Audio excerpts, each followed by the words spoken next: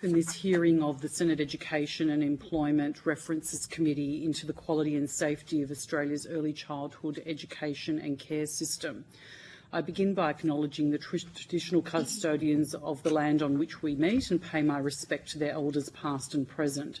I extend that respect to Aboriginal and Torres Strait Islander peoples here today. The committee will be conducting today's hearing both remotely and in person. I'm joined in the room today by Senators Smith, Delaga and Hodgins-May, with Senator Mulholland joining us by teleconference. Senator David Pocock will join us by teleconference for the last two sessions. These are public proceedings being audio streamed live via the Parliament's website, and a Hansard transcript is being made. I remind all witnesses that in giving evidence to the committee, they are protected by parliamentary privilege. It is unlawful for anyone to threaten or disadvantage a witness on account of evidence given to a committee, and such action may be treated by the Senate as a contempt. It is also a contempt to give false or misleading evidence. Witnesses may also have a right to request to be heard in camera. I remind senators of their obligations under the Behaviour Code for Australian parliamentarians to treat witnesses with dignity, courtesy, fairness and respect. I remind committee members and witnesses who are appearing via teleconference and who are not speaking to mute their microphones. I now welcome representatives from the United Workers Union. I understand that information on parliamentary privilege and the protection of witnesses giving evidence to Senate committees has been provided to you. For the Hansard record, will you please state your full name and the capacities in which you appear today? My name is Natalie Labarera, and I'm a research coordinator at the United Workers Union. Hi, I'm Taj Al-Faferi, and I am a member delegate at United Workers Union. Thank you. I now invite you to make a short opening statement, and at the conclusion of any remarks, I'll invite members of the committee to ask questions. Thank you. I also believe we do have on the line... Indeed, we do. Ms. Pallavi Rawat, my apologies.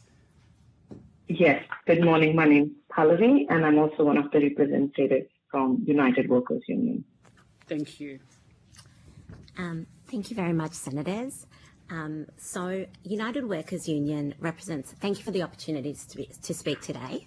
United Workers Union represents thousands of early childhood educators who have been calling for a long time for urgent action to ensure safety and quality across the sector. We welcome the reforms that have been made recently, but there is further reform required. Safe early childhood education cannot be delivered without consistent, stable and well-supported teams of educators. We ran a survey earlier this year in around July to August, which had over 3,000 responses from educators, and it revealed that 77% report that their service is operating below minimum staffing requirements at least weekly, and 42% say it happens daily. The federal government's funding of a 15% wage increase through the worker retention payment has had a significant impact in stabilising the workforce. Yet more needs to be done to ensure educators are supported, because having enough educators on the floor with children and having good experienced educators stay in the sector long term is what matters. When staffing falls short, children miss out on emotional support, they face greater risk of injury, and they lose vital developmental opportunities. We urge the Senate committee to consider the reforms outlined in our submission, including in our safer staffing agenda. Key asks from educators include that ratios must be met in every room, not just across the centre. What's known as the under-the-roof approach to ratios is something that we consider a staffing loophole. It allows services to appear compliant while leaving individual rooms understaffed, and those children in that room aren't getting the support that they need. Pallavi is able to speak to this issue in more depth. Another ask from educators is that children with additional needs must be fully supported. In our survey, 79% of educators said there aren't enough inclusion support educators and that this contributes to more safety incidents. We have serious concerns about the inadequacies in the inclusion support program, including the reliance on a formal diagnosis for ongoing support, long wait times and inadequate support and funding, even when all criteria have been met. And Taj is able to speak in more depth to this issue as well. Finally, educators have called for addressing the issue of providers that put profit before children. Public funding must go to services that prioritise children's wellbeing. UWU educators believe every child in ECEC deserves safe, high-quality early education, which means fully staffed centres, supported educators, and a system built around children's needs. Thank you. Mrs. Rawat, did you have an opening statement? Yes, I do. If you want to go ahead. Chair, Senators, thank you for allowing me to speak today. My name is Pallavi Rawat and I'm an early childhood teacher. I migrated from New Zealand to Melbourne because I believed Victoria was leading in education. What I have experienced since arriving has been professionally and personally shocking for me. I want to be very clear, this is not about isolated incidents. This is an everyday reality. From my very first day, I struggled with minimum staffing, behavioral challenges in my room, and constant pressure to cope up without support. When I raised concerns, I was told, you're within ratio, you don't need extra staff. This is what we pay you for. I am an educator, not a behavioral specialist, yet I am expected to manage high-risk behaviors without extra training, funding, or support. We regularly experience serious incidents including hitting, kicking, biting, scratching, spitting, physical assault, furniture being thrown, children being harmed by other children. My educators have been punched, where when a child enters a behavioral crisis, we are forced to evacuate whole rooms or disrupt other rooms because we don't have additional staff to manage risk safely. This is all happening because of the under the roof ratio thing going on. Middays are manageable, but the mornings and the late afternoons is really hard for educators because we are totally on bare minimum at that time. Educators are left alone in the rooms simply because they have enough children. That's as per their ratio. Babies 1 to 4, the educators are left alone with 4 babies. Toddlers, they've got 8, they're 2. One is always constantly doing routines, nappies, cleaning, and the other one is left with the other 8. In kinder, we've got 11. That's enough. That's what we've been told. Yes, you're within ratio. 1 staff is enough. But the reality is totally different, and that's being ignored because ratios do not change nappies. Ratios do not prepare the meals. Ratios do not clean. They do not supervise the bathrooms. Ratios do not manage transitions. Ratios do not comfort children in distress. While one educator is preparing morning tea, there's nobody supervising the rest of the group. While one is changing nappies, no one's supervising the room. While one educator is cleaning up after lunch, there's nobody to emotionally support other children. We are expected to meet safety supervision, hygiene documentation, emotional support, and curriculum delivery at the same time when we are completely alone. This is not reasonable, and plus this is not fair for the children as well. This is not safe for the educators and for the children. Another truth is that it's not just at the center level. This pressure does come from the upper management, that's the main company. In my experience, what we've recently experienced is my center director generally tried to staff adequately across mornings, middays, and evenings. She understood the risks and the workload and tried to protect both children and educators. But she was overruled by the upper management. She was directed by the head office to reduce staffing and bring it back to the minimum ratios. That's under the roof, not the room ratios. Because the organization operates, it is a for-profit company, and your wage cost is considered, it's going too high. She explained that staff were needed for planning, routines, documentation, cleaning, and children with additional needs, and was still told to cut off to bare minimum. So I do ask this committee, how is that quality care? How is that child-centered? How is that ethical? When profit overrides safety, children lose, educators burn out, and directors are placed in impossible positions. Another example was during our Christmas party for the children, where every year children are provided with just a book gift by the Santa when the Santa Claus comes in the center. This year, the center was told, your budget's gone very high, we cannot provide anything. At the beginning of the year, during our first staff meeting, we were openly told, we are a for-profit organization and our priority is profit. This statement shapes everything: staffing decisions, support decisions, children experiences. This is not a criticism for individual center directors. Many care deeply and try their best. The pressure is systematic and comes from corporate head offices.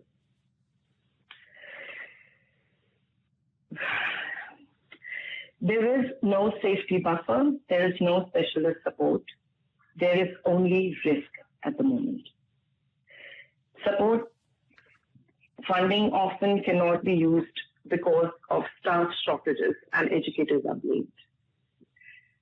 Why is an educator punished? Because management chooses not to hire funded support staff.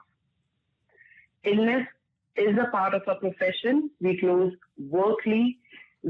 work closely with children every day. Yet, even when educators become sick, they are questioned and warned.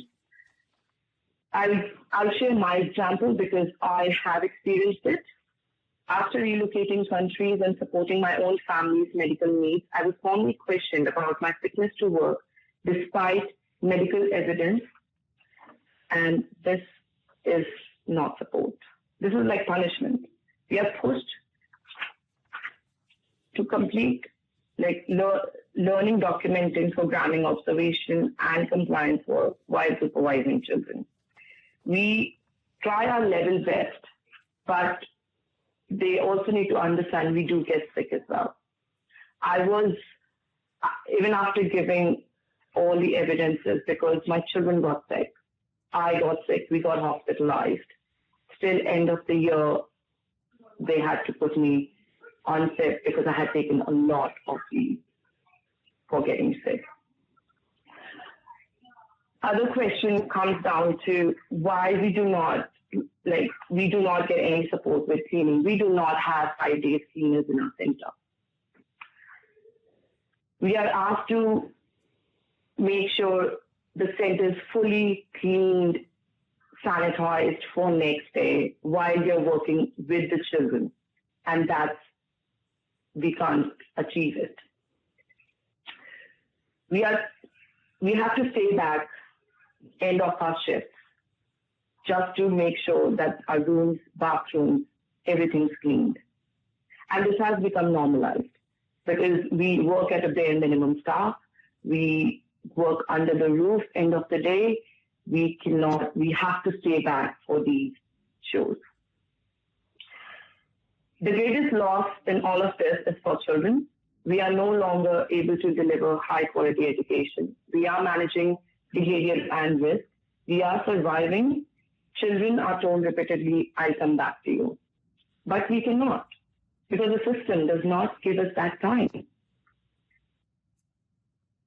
When we do have assessment and rating visits, staffing improves and system works, but that's only temporary.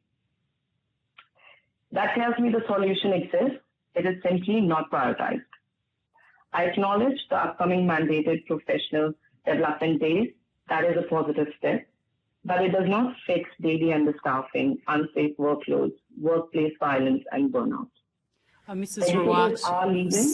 Rawat, sorry to interrupt you. I just wanted to check with your statement if you have a lot to go. I'm just mindful that senators may have questions for all the witnesses. I'm happy for you to table your statement, or if there's not a lot left, I'm happy for you to continue, but I just wanted to check that with you. Okay, thank you. No, don't be sorry. I just yes. wanted to just check so that you were aware that you could table it if you chose to. Yes. So educators are leaving because they have tried to speak and were ignored. I'm not here only for myself, but for every educator who feels silenced, exhausted, and powerless. We do not want applause. We do not want praise. We want safe staffing, real ratios, paid time for professional responsibilities, and dignity in our profession. That's it. Thank you so much for hearing. Thank you. Ms. Al-Tafari, do you have an opening statement?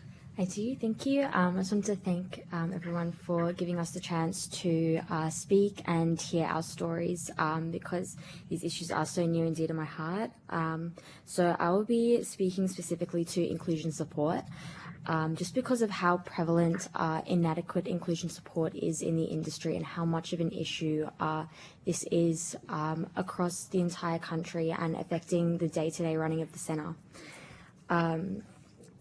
So lack of inclusion support is something that impacts all children and it puts all children at risk, but especially those with additional needs who are the most vulnerable. There are a few major issues that come along with this. So ISS educators are being pulled away to cover other ratios. So the children who should have these educators there with them to support them are not getting that. This severely impacts supervision and therefore the safety and the well-being of children and educators.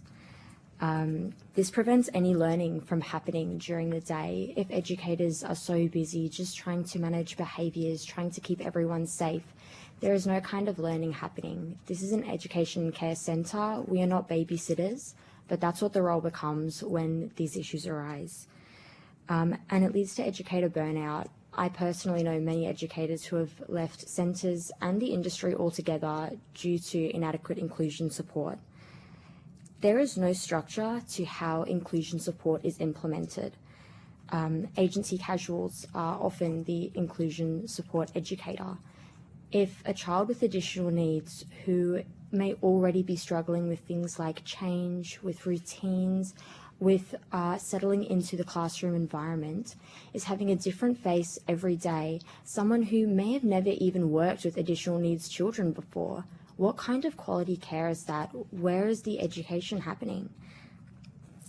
There is no training. If you are an inclusion support educator, there is no required training, there is no formal training, and you'll be very, very lucky to receive any from your company. I was quite lucky to work for a not-for-profit centre who did give me training when I was an inclusion support educator, but even then it was only for a limited time, and I was the only educator to receive that training.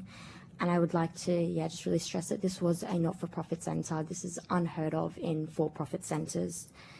And children who do not have a formal diagnosis but still require care, the additional care, are not being provided that. Ideally, we should be able to support children in understanding and working through their emotions. Obviously, with additional needs children, we can sometimes have a lot of big behaviours, but this requires a lot of time and individualised support. So without that, the child will not receive that. So I did, as I mentioned, I did have a positive experience with inclusion support, receiving training to work with additional needs children, and there are tangible benefits, and I can expand on that a little bit later if you guys have questions, but we can see that there are benefits when we have properly implemented inclusion support. If we want to ensure that all children are receiving a fair chance at being able to engage meaningfully within the centre, that their needs are being met, and they're able to build trusting relationships with educators and peers, then change needs to be made. Thank you. Thank you very much. Senator Smith, you have the call. Thank you very much, Chair. I'd like to thank you all for coming before us and sharing your evidence, and also the work your union has done over decades as part of the Big Steps campaign. I've been proud to support it over those years, but it really, truly is commendable for workers in our community who are doing nation-building and life-changing work every day. So I did want to acknowledge that before we kick off. we heard a bit in your opening statement around the government's 15% pay rise through the worker retention payment. I guess I'm interested in going into this a bit further. I mean, that pay rise has been quite significant in the sector and it's been long overdue, but I'm not sure it's necessarily well understood the link between that pay rise, workforce stability, quality and safety. So I was hoping that might be something you're able to talk to a bit more. Yes, thank you, Senator. So one of the issues that United Workers Union educators have raised for a long time is about the workforce crisis, which is that educators were so burnt out and the conditions were poor, the pay was poor, that there was a high turnover. And the impact of that on safety is that, there's a number of impacts. One is that children need to feel secure and supported and have strong attachments to their educators. So that's really impacted when educators are leaving the sector. The other issue is that experienced educators are able to pick up on safety issues. They often have more confidence to raise those issues and make sure that those issues are resolved. So that's another issue in terms of safety. So what we have found as well is that the retention payment has stabilised the workforce. More educators are wanting to stay in the sector because now they're better able to meet their financial obligations. We still think there's further to go in that respect, but it really has made a difference, and I think that will make a difference in the long term in allowing children to build those relationships, in making sure that educators can effectively report and gain experience in the sector as well. I can also personally speak to that. So before the pay rise, I struggled significantly with money. Obviously, this is a somewhat low-paid industry. I could barely afford my rent and bills, so that meant that other necessary life things like food was left behind. And if I wasn't eating properly, I was picking up extra work during the night as well, so I wasn't getting enough sleep. So I was going into work the next day. I hadn't eaten properly. I hadn't slept enough. My mental health was worse than it had ever been. And this was all due to the fact that I did not have enough money just to live.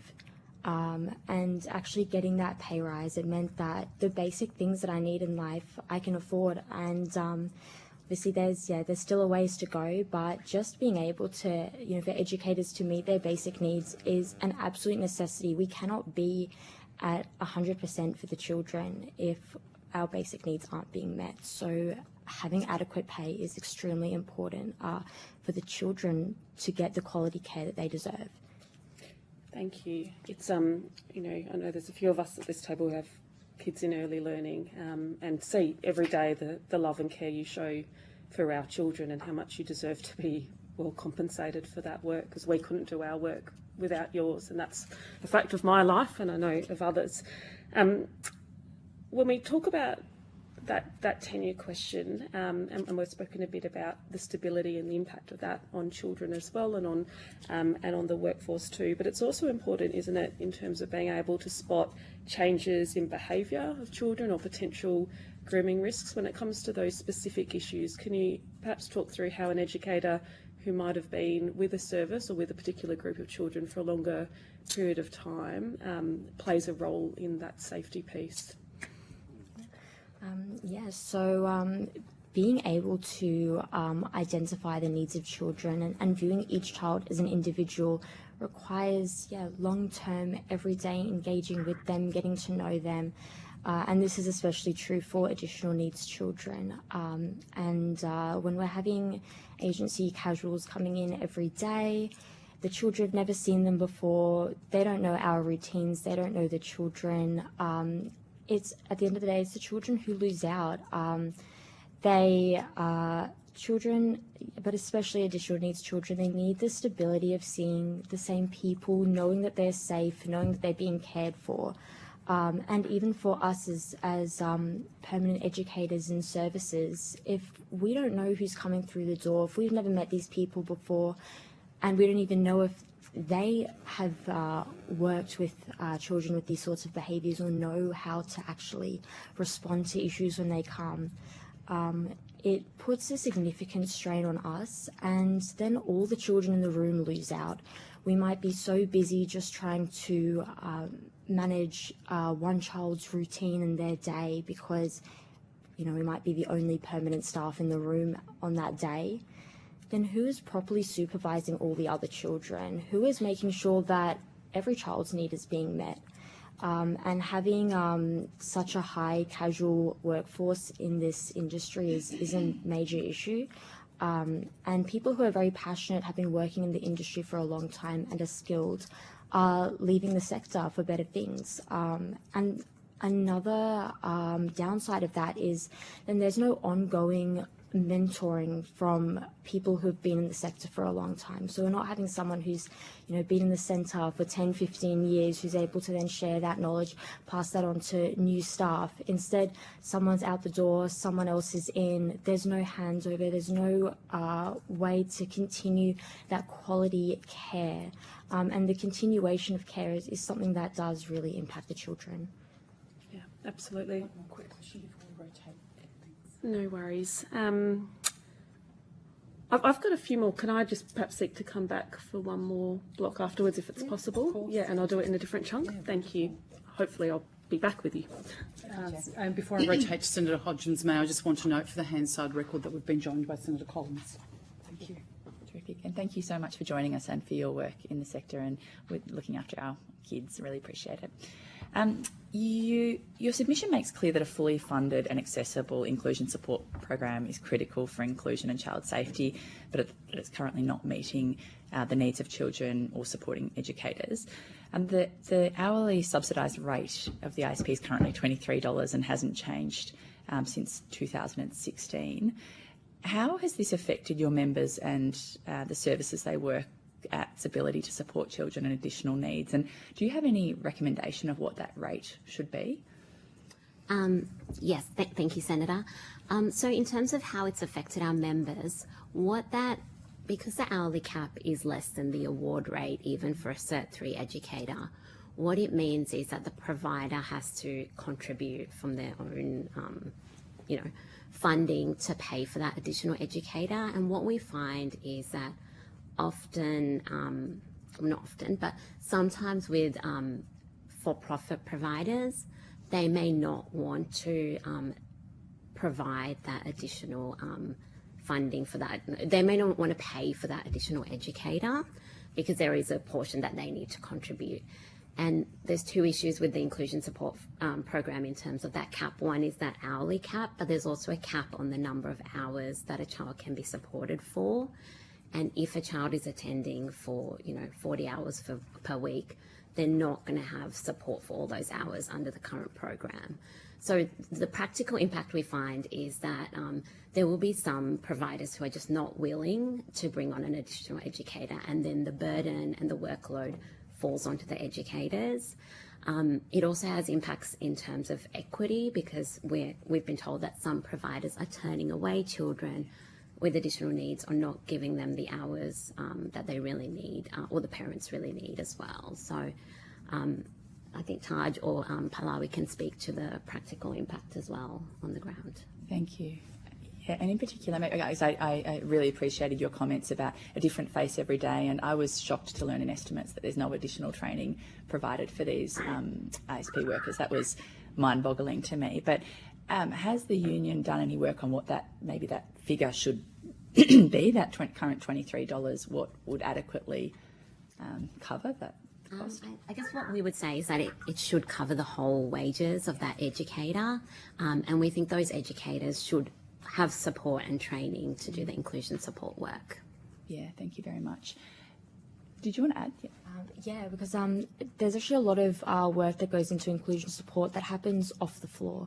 So these are things like liaising with the family and external healthcare providers, creating resources. That would be adding things to the program specifically for that child, engaging the other educators in learning. There's so many parts of it that happens behind the scenes. So even those those few hours that we get with the child, it's already not enough. But on top of that, There is so much work that goes on behind that is impossible to get done if we're not provided the time or the pay. I personally, in my own time, done those things just, for free because, well, if it doesn't happen, the child, they lose out. But that does obviously lead to burnout. That does lead to us missing out on, our own private lives. Actually getting adequate time with the children and off the floor is really beneficial. Thank you very much. And I would like sorry, Ms. add. Rawat. Hello. I would like to add to that if in that scenario, it comes down to bare minimum staffing when we do not have that inclusion support. Again, the other staff member is actually left understaffed because one staff member is being pulled out for the child who needs additional support. Just adding on to what she said. Thank you, Ms. And Rawat. it's high risk because more accidents can happen on the other side as well. Thank you so much for that additional clarity. Just to change subject slightly, your submission highlights that the current funding system allows profit to take precedence over quality and safety, and that private for-profit providers spend disproportionately less on their workforce. That training example that you provided in relation to ISP, and spend less on their workforce than not-for-profit or public services. Do you think that the childcare subsidy can consistently deliver high-quality early learning? Thank you, Senator. What we would say is that there does need to be reform of the current system, whether that's through, using the current childcare subsidy and then making changes, say, to the inclusion support program or another model. I think we're open to that, but we do think that there needs to be significant government investment in public-run ECEC and looking at the long term. That should be a significant part of the picture. And to elaborate on that, why do you think it is so critical, I suppose, to deliver better outcomes when it comes to quality and safety, to have greater provision of public childcare and education? From our perspective, obviously we've seen what happens when the sector is not properly regulated and where there are services who are putting profit before safety for children, and the outcomes are devastating. We think moving towards more public provision is important because we think that's best both for the safety of children and also for the workforce.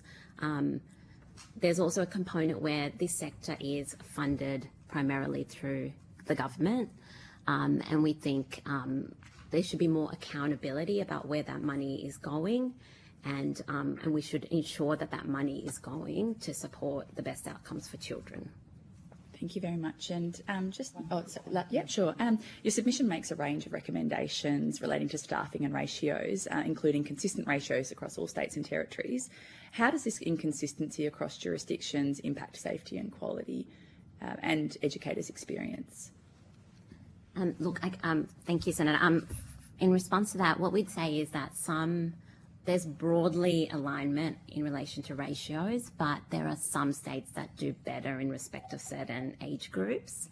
And we think improving the ratios all nationally to match that would be a better step, because when you have more educators per children, they're better able to meet the needs of children. And I think that's a big part of the picture with under the roof ratios and inclusion support as well. Like, they're both things that impact on. You might have the ratio, 1 to 5 in the toddler room, but if 2 of those children have additional needs, or if because of under the roof ratios, one of the educators is actually in a different room and not directly with those, let's say there's 10 children in the toddler room, and let's say there's 11 children in the toddler room, and you've only got 2 educators directly with them, but the service is still compliant using the under the roof loophole because the preschool room has 16 children and 2 educators. that also, I suppose what I'm trying to say is impacts on ratios as well. Like the ratios might look compliant on paper, but actually the educators are under pressure. They're burnt out. They're not getting the support they need, and neither are the children. And perhaps on notice, because I know I'm out of time, but if you could provide recommendations on what you think those staffing ratios would be, that would be much appreciated. Yes, we can. Thank you. Thank you. And I'll ask a quick question and then hand back to the Deputy Chair. But I do have a follow-up that can be on notice in relation to that. Are you able to indicate to us, like, what states are doing this better and with what age groups they're doing it, so that we have an understanding of where the best practice may lie? Yes, we can provide that on notice. Thank you. My question just relates to the safety proposals within your submission. And you speak, is it fair to suggest that most of it is actually directed to the centre-based long day care model rather than alternatives like family daycare, in-home care or close proximity care? That sort of seems to be my sense from reading it, that it is very much centred on that long day care model. Yes, Senator, that's correct. Yes. Wonderful, thank you. And are you also able to provide on notice what proportion of your members work for large multi-site centre-based daycare providers? Yes, I should be able to do that.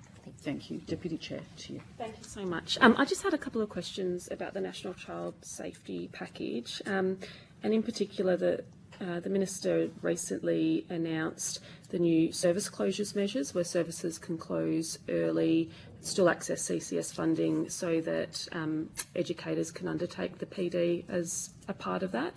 I'm just interested in your perspective on the value of that training and how you see that sort of paid closure and paid opportunity for training working, if you think that's something which is welcome. I can speak briefly to that, and then Taj and Pallavi might have some comments as well. Senator, we think it's a really important step forward. One thing that educators have consistently told us is that they're not getting access to professional development or training that they need. And part of that is because they're often just called to the floor, like they might sign up for a training session and then on the day they're told, we're understaffed, you have to work, you can't do the training. There's a real... educators are really passionate and want more training, and it's, you know, particularly in relation to child safety, that's something that is really welcome. So we do think there needs to be, like, you know, schools have a model where they may have a pupil-free day where there's an opportunity for staff training and development.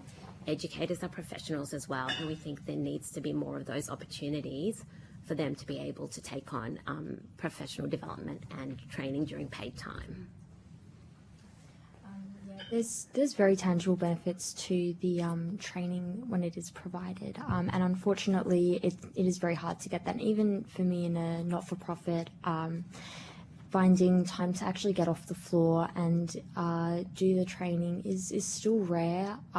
Did not happen at all when I worked for a for-profit centre.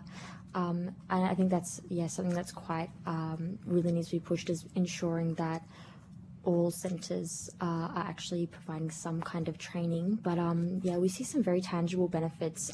So during my training time, this was what we called a 12-week intensive with that child, 12 weeks of one-on-one with that child, and I received training during that time. And during that time, we saw her language and development increased. She was able to engage socially with other children. She gained independence and ability to actually, ask us for things in the room, and it really improved her chances actually engaging with the classroom environment. But that was because of very specific training that I received on strategies to support her, and because every child is an individual, these aren't, blanket things that, you can do it once and it's done. No, it needs to be ongoing learning and development into the best practices in supporting children. And this benefits every child, obviously children with additional needs, but these kinds of practices and strategies do support every child in our care.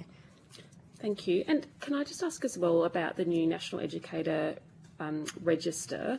Can you talk to how that may strengthen workforce portability across the country and what the impact will be on workforce too? Yes, Senator, thank you.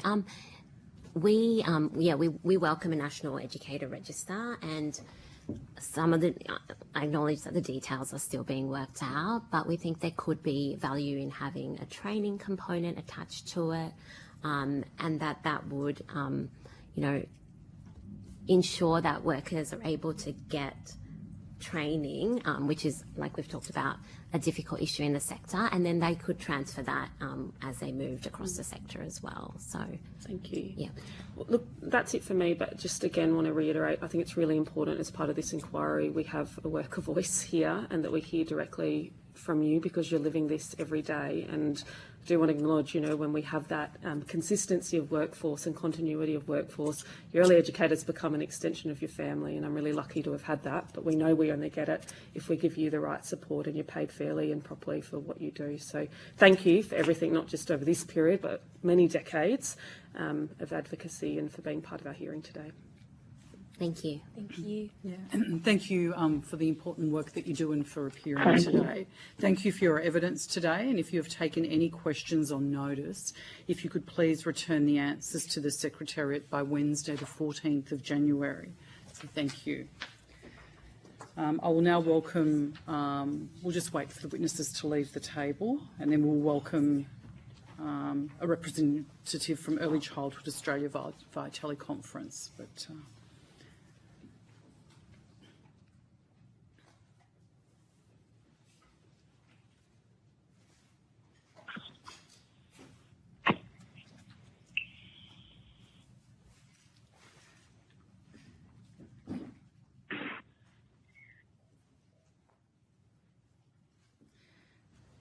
I now welcome Ms. Samantha Page via teleconference, a representative from Early Childhood Australia. I understand that information on parliamentary privilege and the protection of witnesses giving evidence to Senate committees has been provided to you.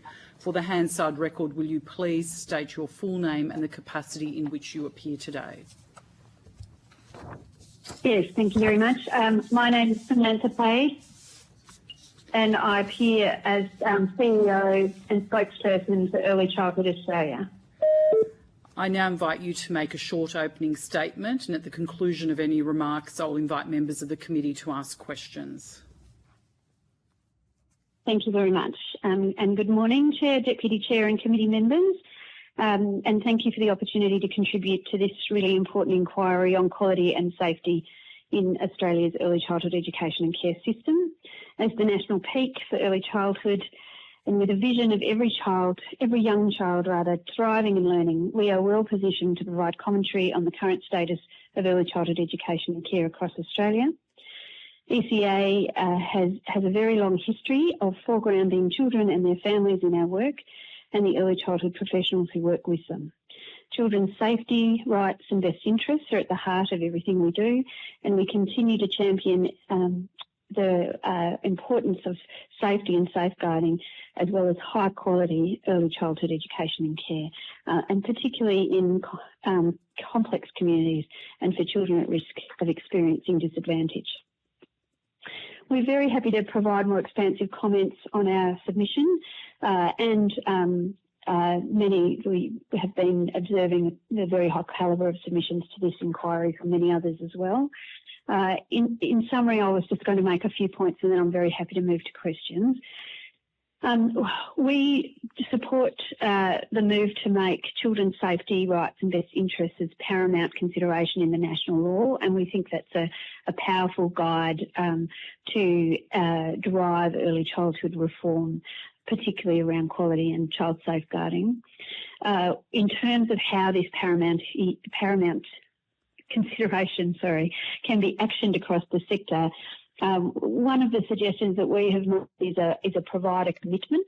We believe that the federal government, particularly, but all Australian governments, are in a position to renegotiate their expectations of providers in the early childhood system, and to be clearer about what it means to provide early childhood education and care in Australia and what we expect of providers. We recognise that some of the commitments we have included would be controversial and would be a negotiation between the sector and the government.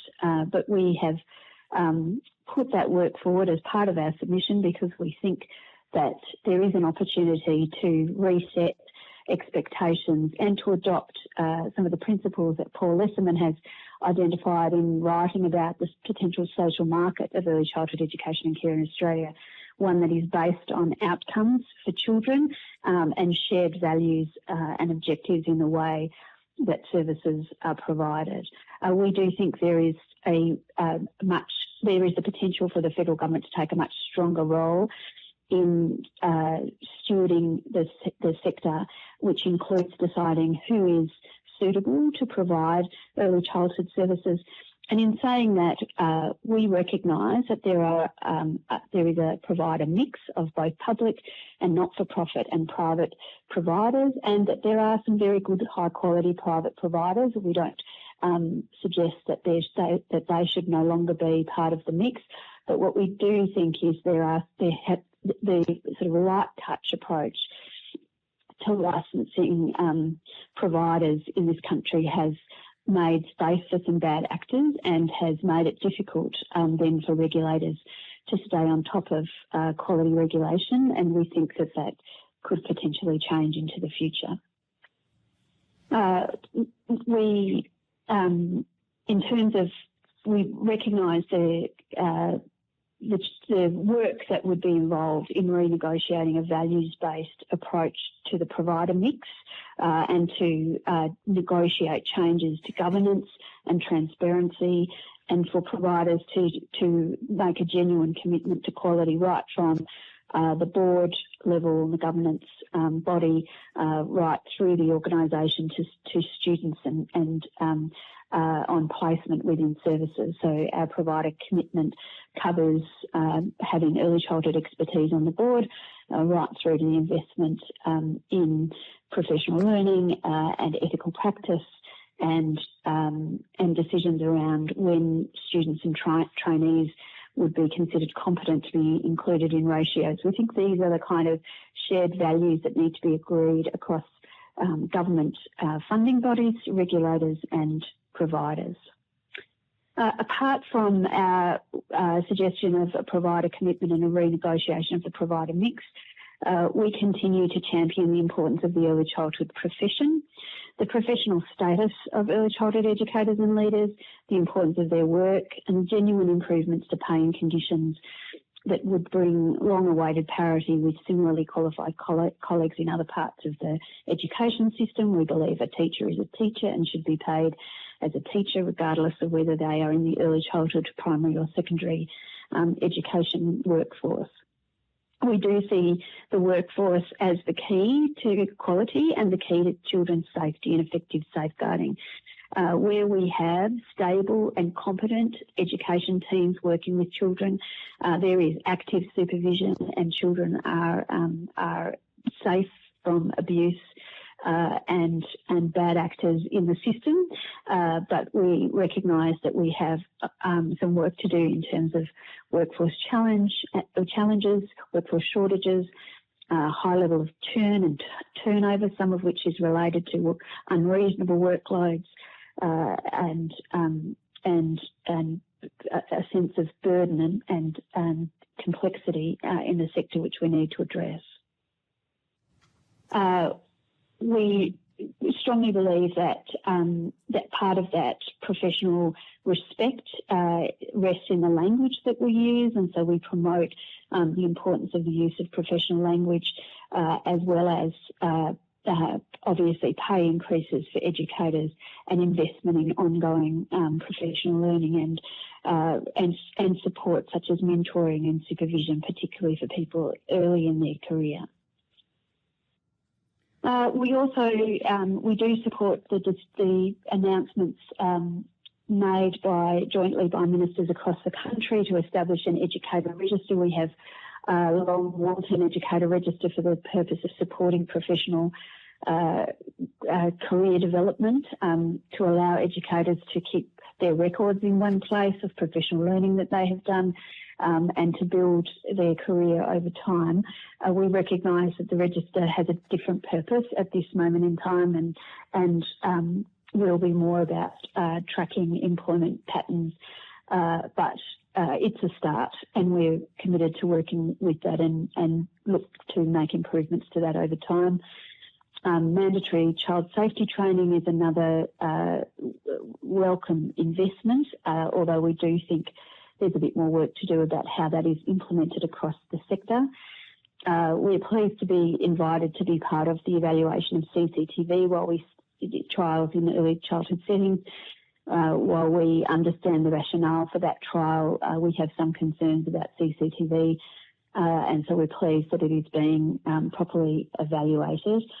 We also welcome increased investment in the regulatory authorities around the country and commitments to performance metrics such as how frequently services are rated and assessed and the number of compliance visits that are undertaken, and transparency for families around any breaches or waivers that might be in place at the individual service level.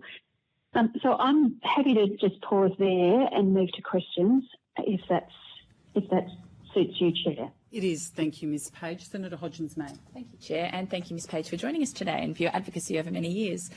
In your submission, you mentioned the need for a system steward in Australia's ECEC system. Can you just speak to why you think this is important for quality and safety, and perhaps whether you support the Productivity Commission's recommendation to establish an ECEC commission to fulfil this role? Yes, I'm happy to speak to that. So we have supported the need for stewardship for some time. The sort of hands-off market approach that we've had historically towards early childhood education and care, which really allows anybody, who has the capital to build a centre or the wherewithal to lease a premise, as long as they don't have a criminal record and they can, meet the basic requirements of an approved provider, they can set up a service and operate that service wherever they choose. And the problem with that is that we have chronic undersupply in many parts of Australia, but equally problematically we have oversupply in other parts of the country, which has a negative and disruptive impact on the workforce in that area. It's confusing for families to navigate, and also means that we often have services operating at relatively low occupancy across a given area. And low occupancy can result in cost cutting and cutting corners on staffing, trying to run, below what is really an appropriate level. What we would like to see is a federal body, and yes, that could be an early childhood commission, that is taking a more active role in determining where services are provided, where there are gaps and how those might be addressed, as well as, preventing oversupply as far as possible, so that we're not cutting the workforce across too many services. Also, I think in our paper on paramount considerations, the provider commitments that we're putting forward, we see that there is room for government to ask more of providers to establish those shared values and to say, well, we expect anyone who is an approved provider in this country to have early childhood expertise at their very senior decision-making level. So whether that is a board of directors or whether that is a community management model or whether that is in the senior leadership team, there needs to be early childhood expertise. And then we need to see decisions being made that put children's safety and well-being at the forefront of decisions being made, or right down through the organisation to the team that's working with children every day. Thank you, Ms Page. And sorry, are you still going? No, I do think there's some complexity around, the current role of a SEQRA and the potential role of a commission, and what the best configuration, I think, needs some further work. But broadly speaking, we do support the proposal for a commission. Thank you, Ms Page. And just to pick up on your comment about the flawed hands-off market approach, do you think that the current childcare subsidy model is driving that marketisation and that sort of hands-off approach? I think that the childcare subsidy has been part of that sort of market approach. The governments, and this is many governments over many years, has relied on the market to respond to demand, and therefore had a hands-off approach to even informing the market, to be honest. If you don't run services, it can be quite difficult to assess where there is unmet need, where there is demand. or whether a service you build is going to be viable. So I think there has been an ideology that the market will respond, and also an ideology, and the Productivity Commission addressed this directly in their report. The idea that market-based approaches in early childhood drive quality has proven not to be correct. That is not the way we get quality, that actually we need stronger governance and system stewardship to drive quality. Yeah, thank you. And you also mentioned the idea of a social market. What regulatory or funding levers would the government need to use to move from the market to the kind of social market you're proposing? I'm interested to hear. And how do we achieve a values-based approach, as you commented on in your opening statement? Yes, so a part of that I think would be requiring much more of approved providers, so only allowing providers that are willing to sign up to a values-based approach into the sector. We do think also, as part of that, a cap on profit making and or surplus making. So I think that the prospect of short-term profit making, both in terms of property speculation but also in terms of service delivery, has created problems for regulators.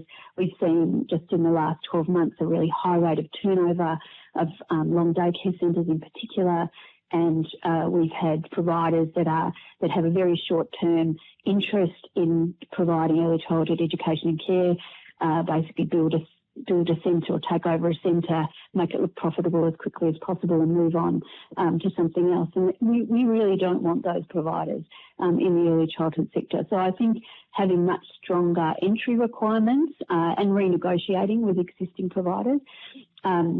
I do think applying a limit on profit taking, and this is something that came out of conversations with colleagues in the UK, where limiting profit taking on services has been one of the most effective ways, as I understand it, of driving out bad actors and people who don't have a commitment to quality and safety in other service types, not necessarily in early childhood education and care.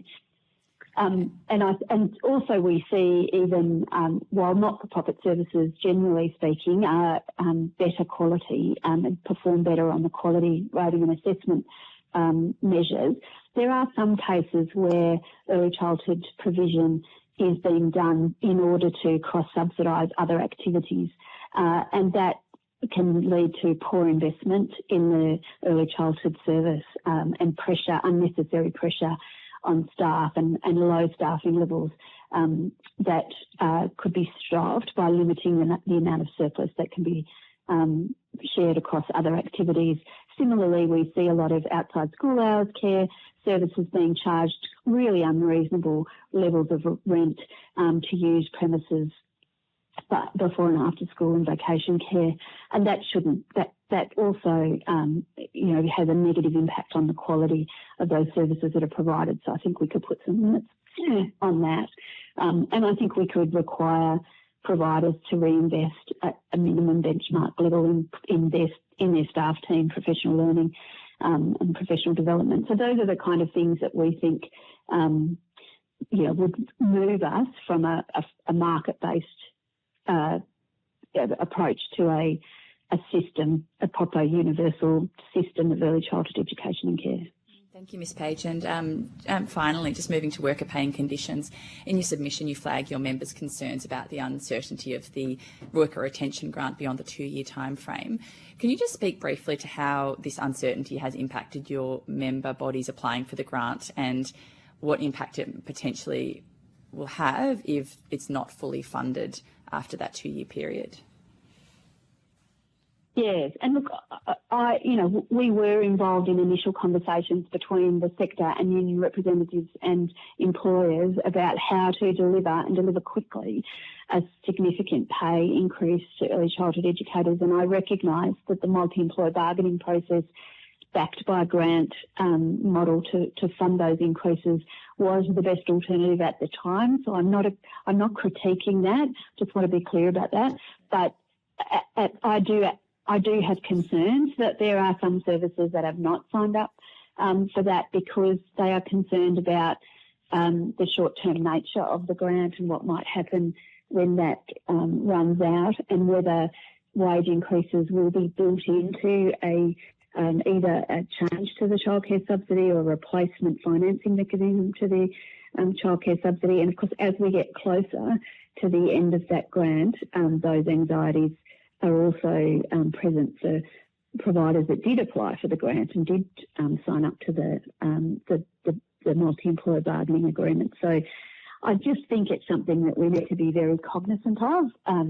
It's unnecessary stress, particularly on managers and leaders in the sector who are already responding to high levels of family anxiety and enrolments for next year, as well as stress and dysregulation in their education teams, often as a result of the terrible examples we've had of quality and safety breaches across the year. So whatever we can do to make it easier for managers and leaders to reassure their teams that wage increases are going to be permanent, I think that would be very welcome.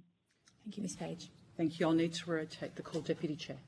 Thank you, Chair. And thanks, Ms Page, for joining us. Can you tell us what benefits do children get from attending early education settings? Yeah, so the evidence is very strong from the age of 3 that children benefit from being in a quality learning environment with teachers and educators and other children. It is the social benefits and the benefits to their development of things like executive functioning, self-regulation, communication skills, that confidence in their own learning and developing curiosity, early curiosity, is really important. So the evidence is strong for children from the age of 3 to have at least a year, but preferably 2 years, of a quality preschool program before they transition to school. Now, the benefits for children under the age of 3 are more about if care is needed, if parents are participating in the workforce or study or running their own business, then children are and children are coming into early childhood education and care. Then what's really important is that early childhood education and care is high quality. So it provides adult competent educators and teachers around the child to provide rich learning experiences, attached relationships with adults, and positive interactions with other children. And of course, the younger the child, the more important those quality elements are. And so it's not that we don't, we're big supporters of paid parental leave. We're big supporters of family support and ensuring that the home learning environment is a really positive place for children. But when children are in early childhood education and care, we want to make sure that they're having, positive experiences there, and that their early brain development is supported. Thank you, Ms Page. Does that answer your question? Well, I think we could probably go for another few months unpacking the research there, but I just think it is important to have it on the record in the context of this inquiry and everything we're talking about, the value of ECEC, why it matters and where different pieces matter. So thank you. Ms Page, from a child rights perspective, how significant does ECA believe it is that every educator in Australia will now be required to undertake that mandatory child safe training? Look, I think mandatory child safety training is a good thing. I think we are operating in a different environment to where we were perhaps 10 years ago. We do need educators to be alert to grooming behaviour and sexual abuse and the red flags that you might want to be alert to. And I think we need to, double down on our safeguarding mechanisms.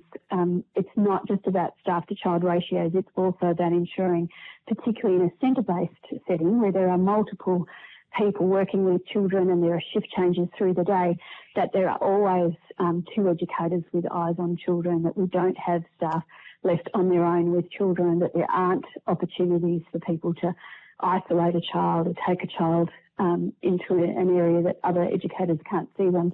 These are practices that many services would already do very well, but perhaps inexperienced educators, inexperienced managers might not be alert to some of these risks. So the child safety training, I think, is important. But I would say it's not enough on its own. Minimum compulsory training is never going to be enough to drive high quality practice and practice change systemically. We need to also support management training and leadership training, and there's a lot of talk about needing child safeguarding experts in centres. Is that a dedicated role that services would invest in? What's the qualification that would underpin that role? What does that look like? And also, I think one of the realisations this year is the variations in the way staff to child ratios are being implemented across the sector, and some practices that I think we were generally unaware of, and now need to clarify that those practices are not acceptable, and that this is what good active supervision of children looks like in practice, and make sure that that is the practice that is being done right across the country. And I'm hearing a lot of, but there's a workforce shortage in this area, and so we just leave one person to open or one person to close, and we have to strengthen our quality system and say, actually, no, we need to fix the workforce challenges, but we actually do need 2 educators with children at all times. Thank you, Ms. Page. And can I ask apologies. Sorry, I was just going to clarify, because people always ask me this. I understand in family daycare and home-based care it is a single educator, but that is a very different environment between and a different relationship where it is one person working with that child or that group of children. The parents have a very direct relationship with them and a very clear line of sight to the practice of that educator. When I say there should be 2 eyes on children, I'm meaning centre-based services where there are multiple educators and as I say, shift changes through the day. Thank you. Yes, no, I think we understood that at the table. Can I ask about the National Educator Register and what benefits you may see come of this, both for child safety but also for parent confidence? Yeah, so, ultimately, I hope that register will be able to identify people with concerning work history, like where we've seen perpetrators with a track record of working, one day at one centre and one day at another centre, and never more than a week in any given centre. That is a red flag straight away. And so identifying those kind of patterns and taking action and I think we need to put children's safety above some of the considerations around fair rights to work, if that makes sense. I do think there are some complexities for us to unpack between the rights of an employee under Fair Work legislation and the rights of children to be safe when someone's behaviour is concerning. We shouldn't be waiting for someone to harm a child to stop them working with children. So we need to be able to put a lower bar there, and I think the register has a role to play. I think it needs to deliver some benefits to educators themselves, and we haven't quite got that as part of the register that's going to come online next year. But ultimately, in time, I would hope that it would allow for micro-credentialing and keeping of training records and demonstrating, good work pattern, good work history, and allow employers also to see where someone has actually worked, because at the moment employers only know what an applicant puts in their application or on their CV. That's not necessarily giving them the full picture of where someone has worked before. So there are a lot of potential benefits to the register. But I do think we need to engage educators in its design and have a longer term view about what it can deliver. Thank you. Some advocates are calling for the CCS to be paid to a range of different carers in our community, so grandparents, trusted employees or other caregivers. Can I ask ECA's perspective on expanding childcare subsidies to carers where there isn't a requirement to hold professional qualifications or where those carers aren't part of the national quality and safety standards? It's that last piece that concerns us, the not being part of the national quality standards. I think, we have flexible models in home care, family daycare. We have models that allow for variations in, the number of children that are receiving the service and how the service is funded. But I can't see how we could regulate, for example, grandparent care. I can't see how we could do that, and I don't know that that's in the public interest to do that. I mean, as I said before, the evidence around the value of high quality early childhood education and care, particularly from children from the age of 3, is very strong. I mean, the Productivity Commission interrogated that and came back saying, yes, the evidence is solid. And that comes from being in a learning environment with a teacher and with other children. And so we shouldn't, we should continue to, I think, prioritise that for young children as the preferred model. I also question, anyone who's tried to hire a nanny will know it's not actually that easy. There aren't a whole lot of people with workforce shortages already in a workforce that is regulated and that pays professional wage and provides employment benefits. I don't think that there is a whole workforce of people who want to work as informal carers or in a nanny kind of model. Now, that said, there is a place for them and there are nannying agencies across Australia, and I recognise that. But if I were making public investment decisions, that wouldn't be the model that I would prioritise. Thank you, Ms Page. Thank you, Chair. Thank you. Thank you, Ms Page. It's the Chair here, Senator Kovacic. I have a couple of questions for you.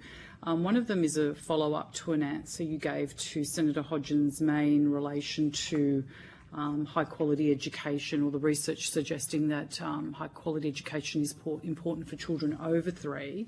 Would you be able to tell me what insights you have as to what the key markers or the key needs for children under 3 are, if you do have that information? I'm happy to take that on notice if you don't have it at hand as well. Yes, I probably need to take that on notice. I mean, broadly speaking, what we know about children, and there is a lot of brain development happening birth to 3. So infants and toddlers do need high quality, expert education and care. It's not something that we should be leaving to chance. It's that I don't want to pit that against good home learning environments, because we know that can also be really good for children from birth to 3. It's really at 3 where the social element and the benefit of being with other children in a play-based learning environment, but with some more interactive group engagement learning is really important. But yes, I mean, I can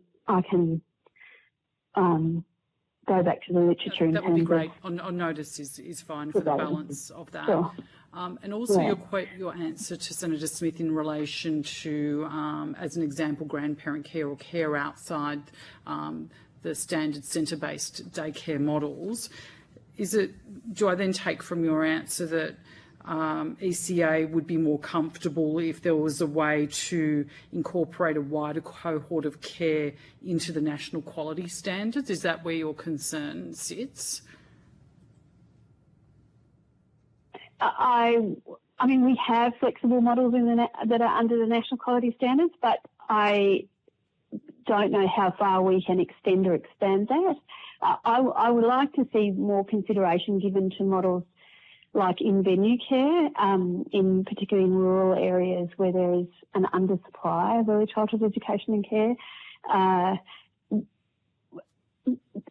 in terms of expanding the national quality framework to include individual carers and grandparent care, I'd probably have to give that some more consideration, but I don't think it's something that we would suggest is a high priority. Thank you. In the submission, there was a suggestion that the Fair Work exemptions, that there should be Fair Work exemptions to allow action on suspicious staff, where there is perhaps a child safety risk. Would you be able to expand on that for me, and what specific aspects of Fair Work protections may currently be impeding timely removal and reporting of risk actors? And thinking about, the Ashley Griffiths case, and I think, there were 18 points at which an intervention could have occurred in relation, to his involvement in childcare centres, but for different reasons that didn't occur. So I'm quite interested if you could sort of give us some more information on that. Yes, and look, I start by saying there are other people with better expertise in this area than me, but if I can put it in layman's terms, I think often managers, particularly centre directors, are concerned about taking action on someone who is who has not actually, there is no evidence that they have harmed a child, but they are engaging in behaviours that are of concern. So, pushing professional boundaries, isolating a child, or engaging in what might would be considered grooming of the family relationships, being overly familiar with families. And those are behaviours that are concerning enough, and in some jurisdictions would meet the threshold of a reportable conduct scheme, but in other jurisdictions where those schemes don't exist or have a higher bar, that wouldn't be the case. And I think we need to empower those managers and directors to take appropriate action when they see those kind of behaviours or see those red flags, to prioritise the safety of children, and to be confident that they can act on that without being in breach of industrial relations law or expectations. Thank you and so some much. of that work is about clarifying the law, and some of that clarifying and articulating practice, and some of it may be looking actually at how those laws interact, because even very large, experienced providers that I've spoken to have had difficulty exiting an employee that they have concerns about, where they don't meet the threshold of a clear breach. It's empowering them to act on those red flags as opposed to having to face an extra regulatory burden of waiting for, perhaps greater evidence or some harm to come to pass. That's right. Yeah. And I'll just try and be quick I've got two quick questions, and I'll try and go to Senator Hodgins-May. Your submission also talks about the fact that the regulatory framework has not been able to keep up with pace with the sector growth and technological change, and that some services haven't been assessed for over 6 years. Based on what your members are actually reporting, how many years without an assessment do you actually think would sort of have us understand that we're actually at a point of systemic failure rather than actually an isolated backlog? We would like the benchmark of a rating and assessment every 3 years to be met. We would like regulatory authorities to be resourced adequately and then held accountable for ensuring that every service is rated and assessed every 3 years, and potentially also after a change of ownership, because one of the things we're hearing from regulatory authorities is, service has turned over 3 times in the last 12 months. But complete change of ownership, complete change of service leadership and members of the team.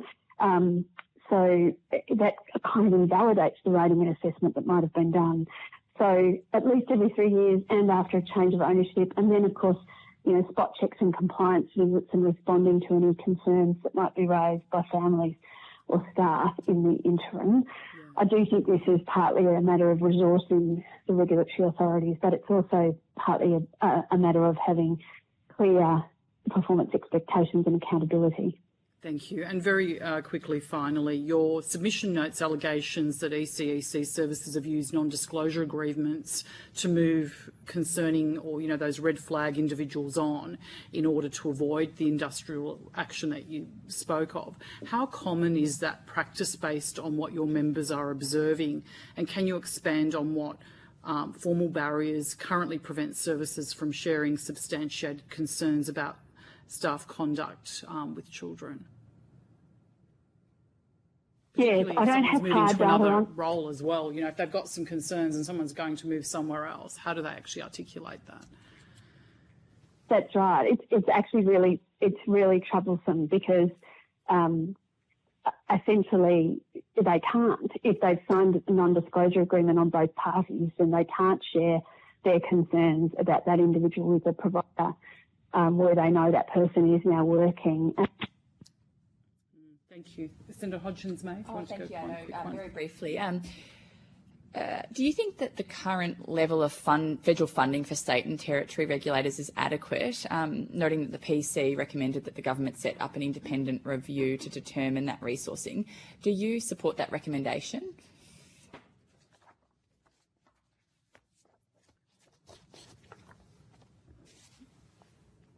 Are you there, Ms Page? Might have lost Ms Page, are you still there? We may have lost her. No, that's okay.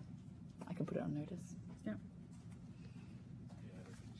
Yeah, we'll pop that on notice. Thank you.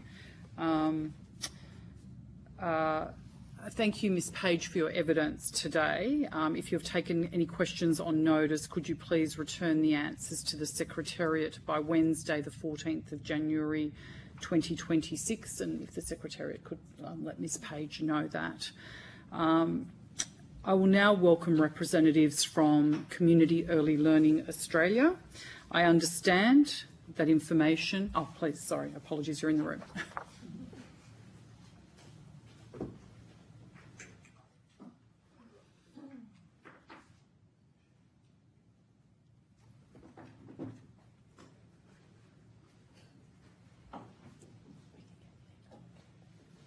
Thank you both. I understand that information on parliamentary privilege and the protection of witnesses giving evidence to Senate committees has been provided to you.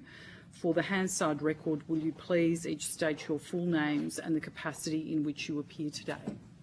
Michelle Carnegie. I'm the CEO of Community Early Learning Australia. Laura Stevens, I'm the Director of Policy and Strategy at Community Early Learning Australia, and It Takes a Village. Thank you.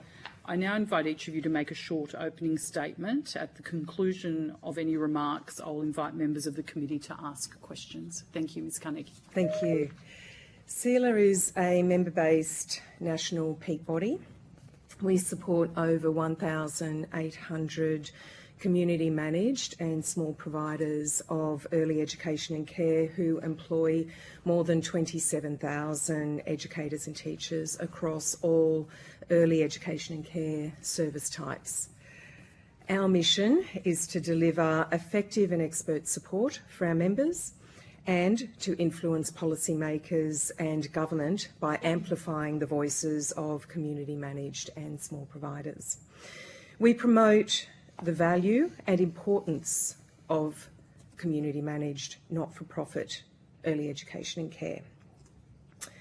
On any measure, the greatest investment we can make in our citizens is by providing high quality early education and care for the first 5 years.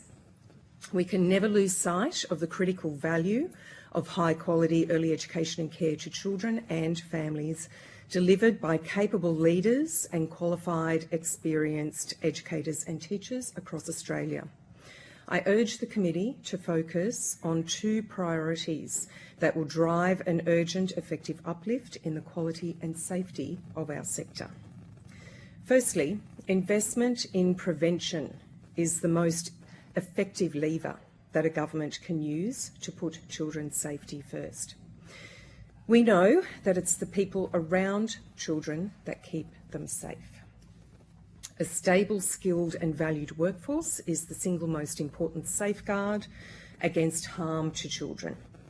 We must attract, grow and retain qualified staff both in the front line and in leadership roles. That's why CELA was one of the employer representatives in the supported bargaining process that has led to the worker retention payment.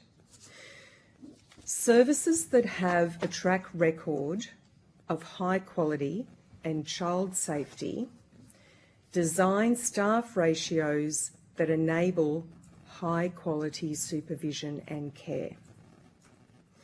They maintain a stable, professionally paid workforce that ensures children can maintain consistent attachments with educators and teachers. They employ and support the development of a highly qualified workforce with paid access to ongoing professional development. They approach much of their training, particularly child safety training, together as a team. So as everyone knows the role that they play in keeping children safe, and they know what to do if they identify risk. They invest in developing leadership capability and embed a child-safe culture from recruitment to induction at every staff meeting and throughout every aspect of service delivery. And importantly, they manage their funding from government to prioritise these key elements. The system only works if every eye and ear on the ground is doing their job to protect children's safety. Secondly, if we want reform to work, the Commonwealth Government must invest in the effective implementation of its major quality and safety reforms. This requires tried and tested successful measures of change management to prepare for and support implementation. As it has in the past, it can be achieved again by services, change management support via early education and care peak bodies on a service-by-service basis, and leadership capability building to ensure quality and safety is deliberately embedded in every part of the service operation. It is critical that there is a focus on suitable implementation of reforms right now. We must fill the known and unknown gaps in knowledge and practice, so as everyone working with children know what they need to do to keep them safe. What we're advocating for now, we've been advocating for years. The cost of incremental reform is too high for children and families. Children's safety and well-being is not negotiable and must be put first before funding and regulatory challenges for government and administrative change management issues for providers. If we are serious about changing outcomes for children, we must put their needs first at every step of the reform journey. Our recommendations, based on what we know works from direct engagement with services and the people living and breathing this work every single day, without investing where it counts and supporting the sector to navigate this necessarily rapid change, the government's reforms will not be as effective as they need to be. How we act right now counts, so let's get it right. I'd be happy to take any questions from the committee. Thank you. Ms Stephens, do you have an opening statement? Thank you. Senator De Lager. Thanks very much, and thanks for your wonderful opening statement and for coming along today. I can definitely see your passion, and we in this committee also share the passion to get this right. Ms Carnegie, I'd like to just ask you about community-run services and being deeply embedded in local neighbourhoods and communities. How does this place-based model support children's safety and well-being? Safety and well-being is intrinsically connected to high quality Yep. And what we see is that our community and small providers consistently deliver high quality early education and care for lower fees, particularly in areas of greatest need. They also go where for-profit services won't. 32% of these providers are rated exceeding or higher under the National Quality Standard, compared to 22% of large not-for-profit providers and 12% of for-profit providers. So there is a really significant uplift in quality around these services, and it's predominantly because they're investing their entire funding envelope under that business model. They're able to pay higher generally, they're able to recruit staff and offer conditions that are more conducive to staff staying, and therefore they grow teams of educational experts. They're investing in professional development, so people know what they need to do to deliver quality and in particular to keep children safe, and they invest in their leadership wherever they possibly can. Of course, there's variation across that, but we are in a very fortunate position to have many members that are able to deliver that really high quality because of that business model. 32% exceeds or higher rated at the moment. That's pretty great, and so obviously we just want to keep building on that. Yeah. How can you tell us about the strong relationships between educators, children's and families in the community settings help to identify early signs of risk and vulnerability? Yeah, and it is. I'm glad you raised that, because it is really important in the environment that we're in to really recognise that all eyes and ears must be looking internally. But for all time, staff have been looking at risk factors that children may be subjected to outside of the service, in their homes and within the community. And I think a lot of the child protection training and child safety training has really focused on that in the past. And I know across our membership we deliver that type of training in service. And we really work with teams to be able to identify children at risk and also to get to know their parents. And I think our community services do that exceptionally well. They're acutely aware of their communities. They're aware of families. They build relationships with families. And I think importantly, they design their services to meet the community needs. And so they bring in additional services to be able to support families before vulnerability, hits, and to be able to help them during difficult times.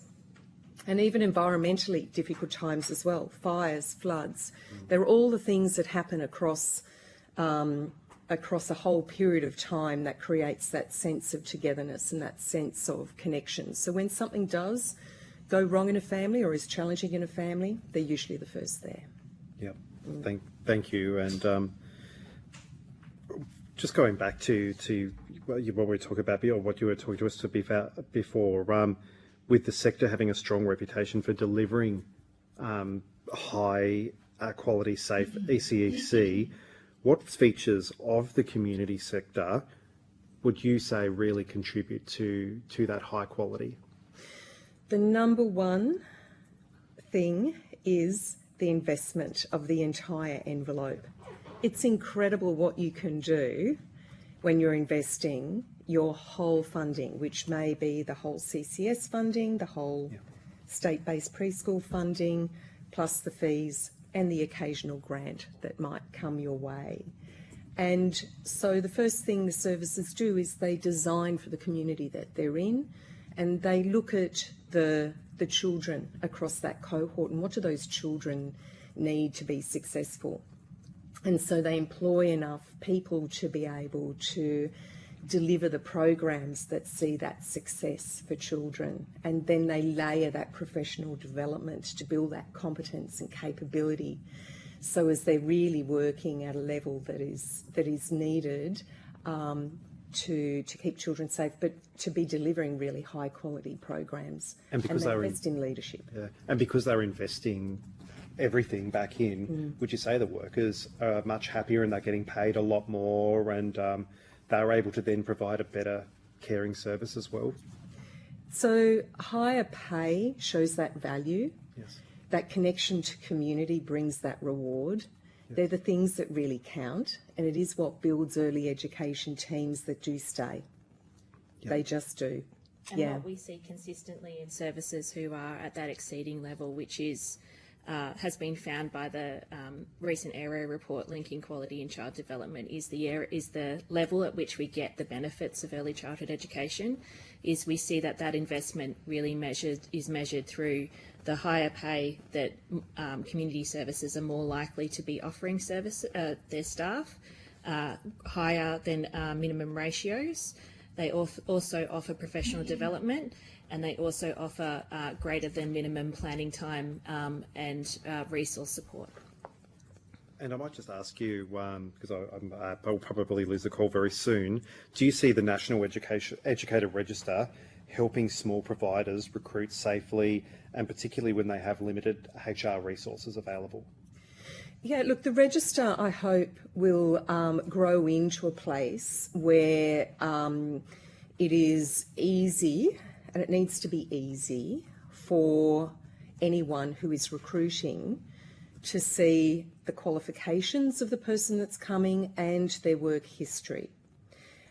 It's not going to be there in February, and it's not going to be there over a period of time, but the goal is for it to arrive at that point, and there's a concerted effort for that to happen. And in particular, the validation of qualifications, the validations of being, of doing the training that is required of people to be working, as well as having their working with children's checks. So it's a one place where you're able to see that person is given, with the information that is on that register, is fit to work in early education. And for your members in particular who are already providing high quality level, where you've got a lot of steps in place to identify risk and protect and protection, this will be just that added layer of protection to enable you to eliminate, hopefully eliminate any other doubt if you to be able to cross check what you may already know. Yes, potentially, but it must also be in addition to their own work that they do. It must also be in addition to suitable induction and bringing new staff into their child-safe culture. That is something that needs to be across the entire service and across all management, across everything they do in staff meetings. So it doesn't stop there. Of course not. It continues throughout the whole service. Yes. Thanks for that. Thanks, Chair. Thank you. Senator Hodgins-May. Thank you, Chair, and thank you so much for joining. As a parent of children who have been and are still going through community-run centres, I'm grateful for your advocacy and your focus on preventing things before they occur, harm before it occurs. There's a quote in your submission that is particularly interesting. Policies and regulations do not in themselves keep children safe, that people do. And you go on to say that the current demand-driven CCS model creates a direct link between wages and parent fees, acting as a disincentive for providers to raise wages. In your opinion, would swapping from demand-side to supply-side funding help to combat this perverse incentive and to keep our children safer? I think when we're thinking about supply-side funding, I think the first thing we have to think about is our Australia's ability to deliver high quality.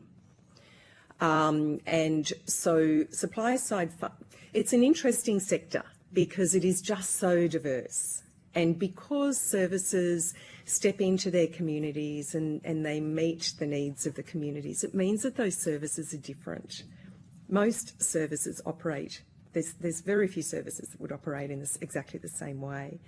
And so that's the exciting challenge for supply-side funding, to be able to deliver a suitable funding model that enables really high quality, because it has to be pitched at a high quality and nothing less, as well as having the flexibility to be able to meet the nuances across different communities. So you're saying sort of if the model is adapted correctly, that it certainly could, supply-side funding, work to improve quality and safety. It could be very successful and very needed in areas where the market can't go under CCS and of low populations. And do you, in terms of who does the work determining what that funding model looks like and where it is and isn't needing it adapting, have you considered, and sorry if it's in your submission, but an Early Childhood Education and Care Commission is fulfilling that role, or some other body?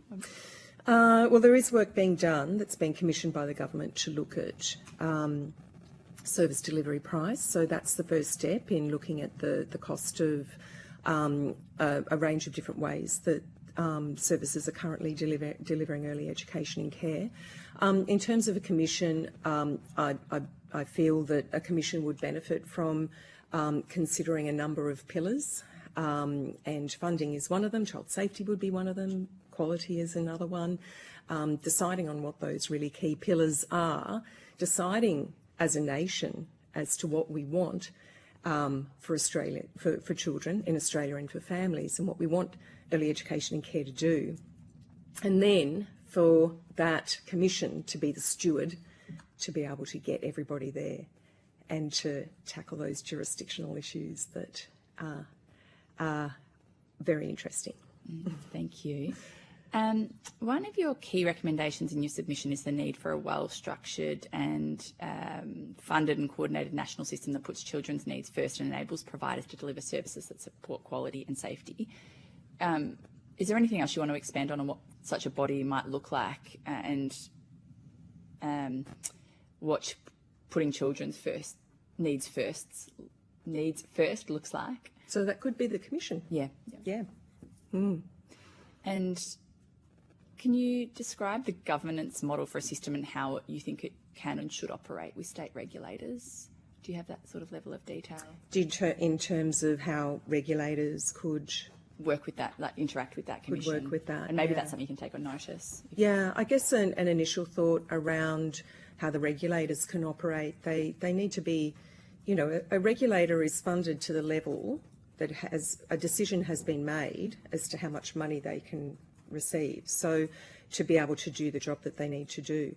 So the regulators need to be very, very clear on what their priorities are in terms of regulating the sector, and then applying enough money to be able to do that. So whether that's, higher levels of assessment and rating, or higher frequency, or whether it's greater spot checks, whether it's higher levels of training, whatever that might be, they need to be funded properly to do that. Thank you. And do you have a bit of a sense of what that funding should look like? And feel free to take it on notice as well, but have you done any calculations on what you think that funding equation needs to be? We haven't done any specific calculations, but Laura, did you have something to add? I just wanted to add in relation to the idea of a commission and how it would interact with the state and federal responsibilities, particularly in terms of the regulators in the states. I think it is appropriate that the regulations stay and the regulator responsibilities stay with the state. However, what the opportunity that a commission provides is that it does allow for where there are those standards agreed to by all of the state, federal and territory governments, that commission can have the oversight to make sure that those standards are actually being met and identify what barriers there are to those standards being met across different jurisdictions, so that action can be taken to get them back on track. So that's it, rather than the commission taking those responsibilities away from the regulators, we do think that transparency and barrier identification is a really important role to make sure that there is a continuation of the commitment to the goals that are set by the federal and state governments. That's really useful, thanks. And just maybe while we're on regulators, you've suggested that we need to empower regulators to remove consistently underperforming service providers. Can you maybe flesh out what empowering looks like in practice? They have in the past experienced challenges in removing services that are constantly working towards. And we are hopefully seeing a change in that now. There's often a feeling that if we stop this service operating, then families won't have the early education and care that they need to enable them to work or for children to participate. So we have put forward a concept around an administrator model where additional expertise can be brought into that service and essentially apply early education expertise, governance expertise, safety, management and leadership expertise to continue the safe operation of the service so as families are still able to attend. Terrific, thank you. And I'm probably going to lose the call soon as well, one more. You also recommended planned provision models to prioritise service approvals based on community supply needs. Do you think that the Independent National Commission could be required to oversee that? And I suppose how would this approach counter for-profit, sort of the domination of for-profits that we're seeing? We do see that could be a very effective role for a national ECEC Commission to have that whole of sector oversight in relation to plan provision. What we have seen through the reports from the ACCC and the Productivity Commission inquiries is that there is an incentive for services to operate in areas where there is high SES, so where there is a high likelihood of services being able to charge maximum fees and the parents have the capacity to pay. And so what that is kind of incentivising is oversupply in some areas and undersupply in other areas. And so we believe with a planned model, we actually would be able to, better, efficiently plan where the new services are going. So then it also efficiently directs the federal government funding to the areas that are needed rather than continuing to kind of empty into areas that are already well supplied. Thank you so much. Thank you. I have a couple of questions that follow on from the questions from Senator Hodgins-May. I'm just trying to get an understanding, what is it in your view that the Commission would actually do that a CEQA isn't already charged with doing? And then sort of stepping into that administrator model, if a centre fails to meet standards, when actually does the administrator step in and how is that, how much time are they given? Because we can see there are a lot of scenarios currently where there are years where centres are not meeting standards and they continue to operate. So how would this all work and why is it different from what we currently have? It's different because there is no next step essentially that sits between the ASEQA Quality Uplift program and going to the extent to closing a service due to a whole range of different regulatory breaches. So that's not something that the Department of Education should be doing under their remit in terms of closing a centre. So taking away the licence. Well, certainly under the regulator, it could be a next step for them to instruct something like that. So it's something that the regulators need to think about, to unpack, to see if that's a suitable next step or if they come up with an alternative as a next step to enable the service to continue operating. And the cost would be incurred by the service. So there is quite a big incentive there for them to be raising their own quality standards. Right. Okay. But at the moment, I'll go back to you in a second, Ms Stevens. So just so I understand, at the moment there is nothing that's directing a CEQA or the department to actually do anything once there is an understanding that the service has failed to deliver quality care. So a CEQA can be brought in, and I believe it's voluntary, to do the quality uplift program with the service. So they have a really robust program that they put services, that they take services but only through. If they choose to. Yes, but I think most do. Yeah. I think there'd be very few services that would choose to not do that. And so that takes them through a program. Now, at the end of that program, if they are not meeting, they continue to be working towards, then there's nothing really that sits in between that and a potential future closure or the continuation of that business practice. Okay, thank you. Your submission also calls for major funding reform and a nationally consistent funding model across different service types. For the purposes of this inquiry, can you just sort of describe for me in practical terms what the core funding mechanisms would actually look like for families? In terms of, so relating back to a supply side funding potentially? Yeah. So there are many places, many locations across Australia where the population just isn't high enough to run viable long daycare services that is currently funded by CCS because it's a per child funding essentially. And we work across Australia in areas of really low supply of early education and care or no supply at all. And what we see is the impact on children's development, but what we really see is an enormous impact on women's ability to continue their jobs and maintain their economic security. We also find that there's an enormous loss, regional loss of potential income in regional areas by having the ability of both parents to work, not just one because one is in a caring arrangement.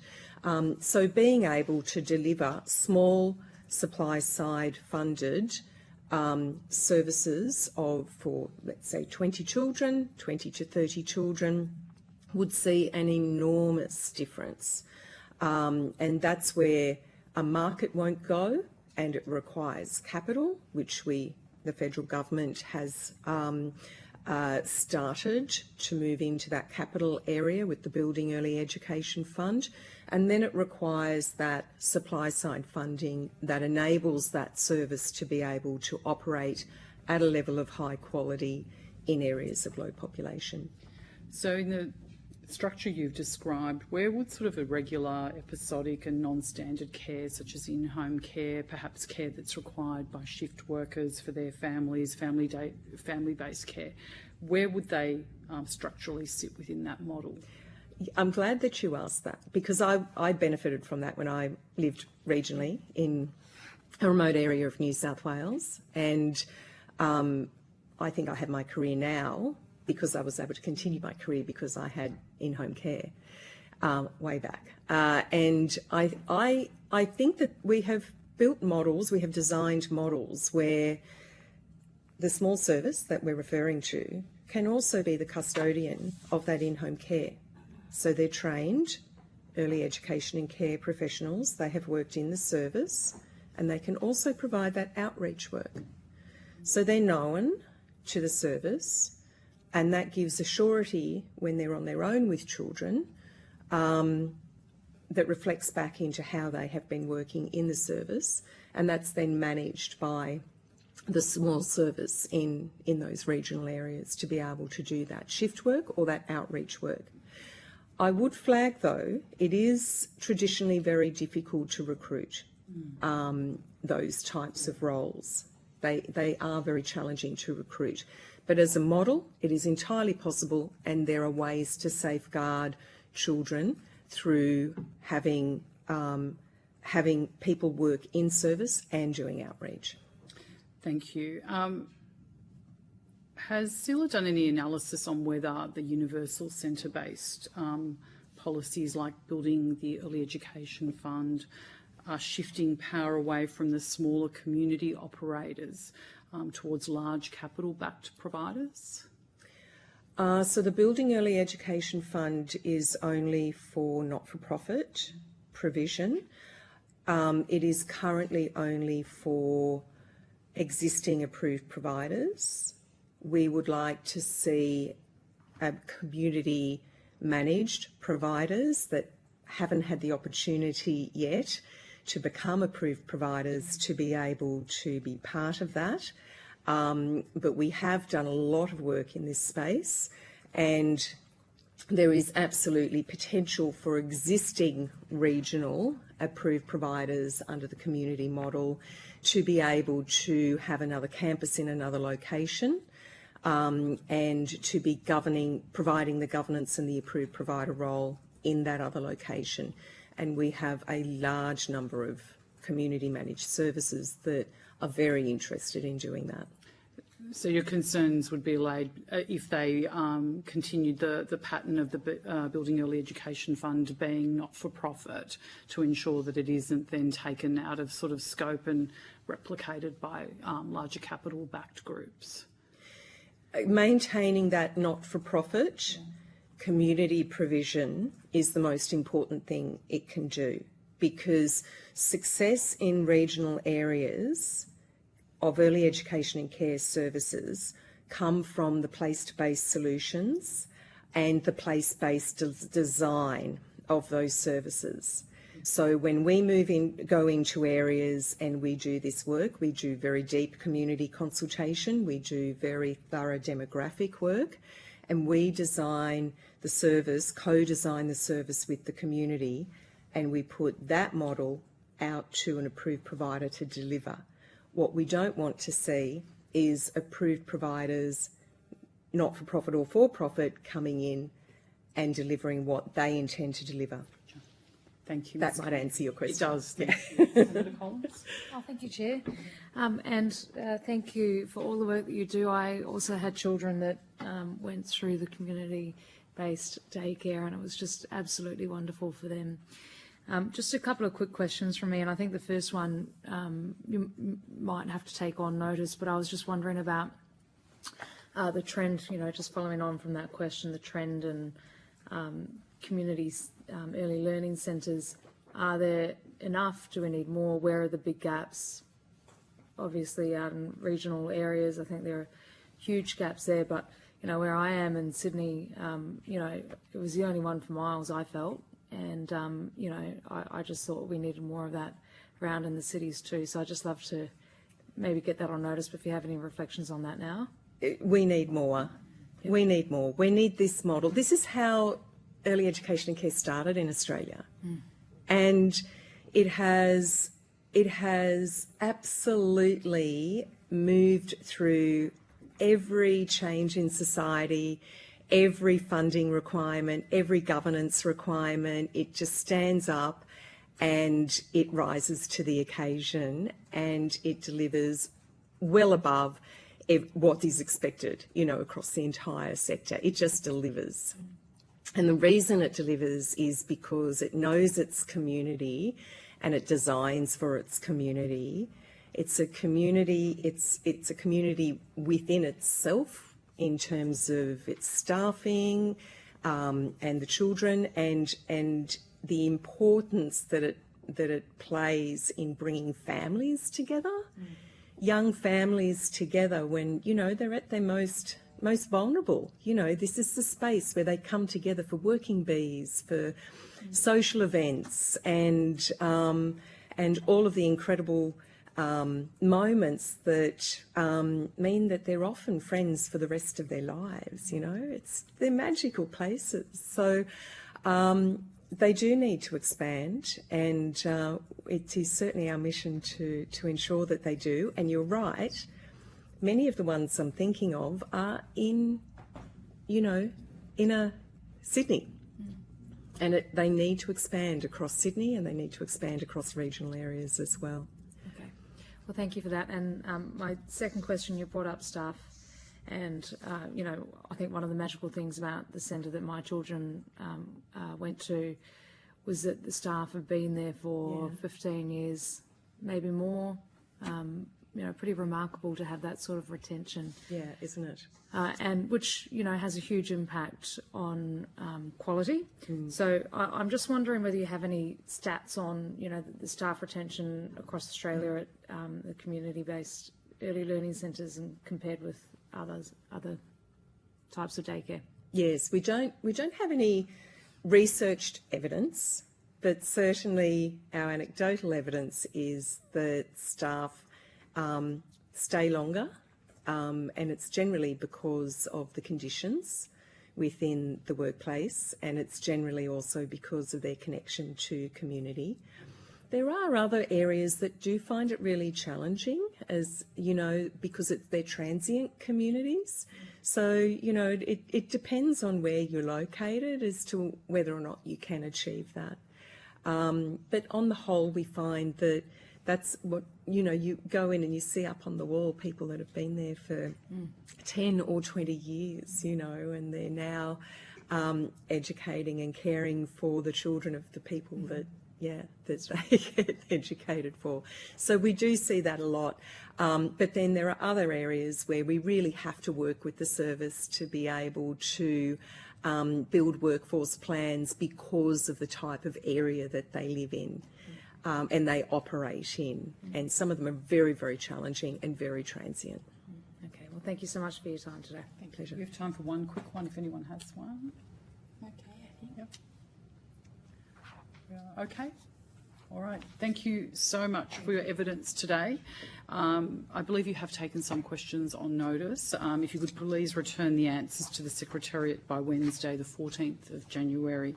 We will now suspend for a short break, returning at 11:25. Thank you.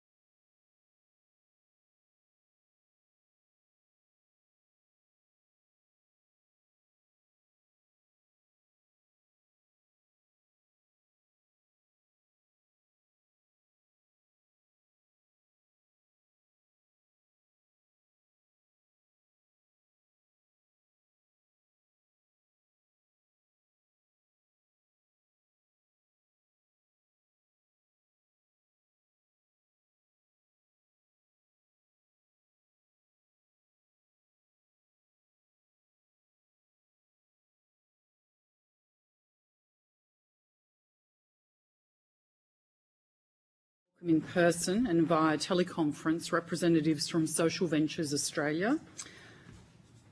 I understand that information on parliamentary privilege and the protection of witnesses giving evidence to Senate committees has been provided to you. For the Hansard record, will you please state your full names and the capacity in which you appear today? Thank you. My name is Rosemary Hodson and I'm attending from Social Ventures Australia as the Director of Policy and Advocacy. Thank you. And via teleconference, I believe we have 2 people. Yes. Yes, Chair. Hello. My name's Emma Sydenham. I'm Director of Early Childhood at Social Ventures Australia. Thank you. And yes, Chair, my name's Olivia Hilton. I'm the General Manager of Restacking the Odds from the Murdoch Children's Research Institute. Thank you both. I now invite you to make a short opening statement, and at the conclusion of any remarks, I'll invite members of the committee to ask questions. Thank you, Chair, and thank you for the opportunity to be here today. So, Social Ventures Australia is a not-for-profit social impact organisation created to solve challenging social problems. SVA uniquely combines impact investing, consulting, public policy and innovation to bring a fresh perspective. Our vision is for an Australia where all people and communities thrive. Our early years work is shaped by evidence that the best way to change lifelong outcomes for children is to change what happens in early childhood. We've been at the forefront of significant initiatives that have influenced the early childhood development system. We are a founding member of the Good Start Syndicate that brought ABC Learning and changed it into Australia's largest not-for-profit early childhood education and care provider, Good Start Early Learning.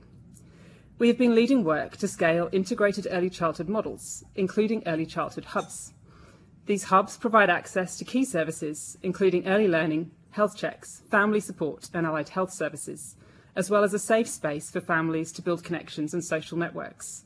And my colleague Emma Sydenham is the lead on that work, so happy to take further questions on it.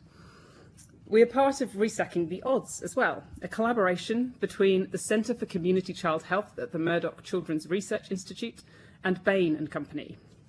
Restacking the Odds aims to ensure all children can and do access high-quality early childhood services. Key to this is putting the right data into the hands of policymakers and services at the right time for decision-making. And Olivia Hilton is the General Manager for Restacking the Odds and can take questions on that. So we commend the committee for undertaking this important inquiry. Early childhood education and care can set children up for life. However, children benefit most from ECEC when they attend safe, high-quality services. These benefits are greatest for those from priority populations: Aboriginal and Torres Strait Islander children, children with disability, culturally and linguistically diverse families, and children from low-income households. Unfortunately, high-quality early childhood education and care isn't evenly available across Australia. That means children and families are missing out, and there's a missed opportunity for the government to realise the potential return on its significant investment in these services. Addressing this requires a shift from a narrow focus on compliance to a sustained, system-wide effort to lift quality for all children. A focus on quality also strengthens safety. Restacking the Odds has found that services that foster high-quality early learning also create conditions that reduce risk to children. So what is needed to embed a focus on quality? Firstly, services and practitioners need the right data, tools and skills to identify and improve quality in their day-to-day practice. Secondly, quality cannot be delivered through a one-size-fits-all model. Universal does not mean uniform. Putting children at the centre means acknowledging very different starting points and needs, requiring tailored approaches. These include integrated models such as early childhood hubs and Aboriginal community-controlled organisations, and enhanced models to increase the capacity of early childhood education and care services in communities with higher need. And thirdly, improvements at the service level must be backed by system-level reforms. That includes strengthened governance, both within ECEC and across the wider early childhood development system, transparent real-time data, including lead indicator data that's in the hands of policymakers and services to support decision-making, and funding models that take account of need, recognising that it costs more to deliver safe and high-quality early childhood education and care in Bourke than Penrith. In summary, SVA believes that achieving both safety and quality in early childhood education and care requires a system-wide commitment to high quality. This means supporting services to build capability for quality improvement, tailoring delivery to community needs, and making system changes, especially in governance and funding. Thank you. Thank you. Ms Sydenham and Ms Hilton, do you have opening statements? No, Chair, we don't. Thank you. Thank you. Senator De Jager. Thanks, Chair. Thanks for coming along this morning. Your work identifies safe, stable and early learning environments as a key protective factor for vulnerable children. How do you see the government's child safety reforms as strengthening those protective factors? Thank you for the question, Senator.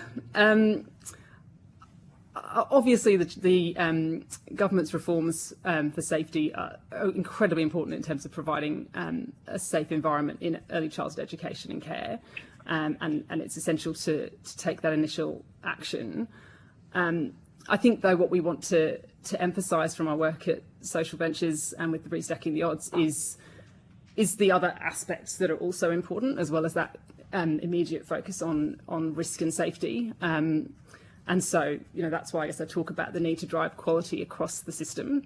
I think Emma might be a good person to also talk a bit more about those wider factors. Emma? Thanks, Rosie. At Social Ventures, I think we're looking at the broader how do we build a more equitable, high quality system. The government's made in signalling the importance of universal early learning and the commitment to moving towards a high quality universal early youth system, we think is the most critical commitment. There's a lot of stepping stones towards that. The current service delivery price project to really unpack what quality costs in very diverse circumstances, we feel is a really important step, but must be really quickly followed by exploring what are the funding models that will support the diverse models of early learning that we need to support children's needs across the country. As Rosie highlighted earlier, universal does not mean uniform, and what quality costs is very different in different contexts across Australia and for different cohorts of children. We know we have many children experiencing really significant disadvantage across the country who are either not accessing early learning, or if they're accessing early learning, it's more likely to be of low quality, and they don't have the wraparound supports that we know are really critical for them to be able to benefit most from early learning and maximise the investment of government in that space. Definitely, I hear what you're saying as far as, and I know through some of the Productivity Commission roundtables, a lot of the feedback we received was that the further away, and particularly from Tasmania, the further away you get from Hobart, the services and the availability and opportunities diminish greatly. So I understand. Just want to ask you about the mandatory child safe training, and how do you see that? And the role to ensure consistent capability and early detection of risk? Thank you. I think, again, it's one of these measures that we see as a helpful step in the right direction, and that commitment to upskilling skilling staff and making sure they have the capabilities to respond to risk is a really important part of what's required. But again, I think it's that context of how do you make sure that doesn't also detract from the need to provide a quality environment to build the relationships with children and with families, and so it's a valuable step, but there's more needed. Olivia, I don't know if you have more you wanted to say on the training and support. Yeah. Thanks, Rosie. Our experience in Restacking the Odds is if you get high quality practice right and embedded, it inherently creates safer environments, including stronger relationships between children and staff and families, more stable staffing relationships and more purposeful programming. And compliance alone cannot embed that continuous focus on both quality and safety.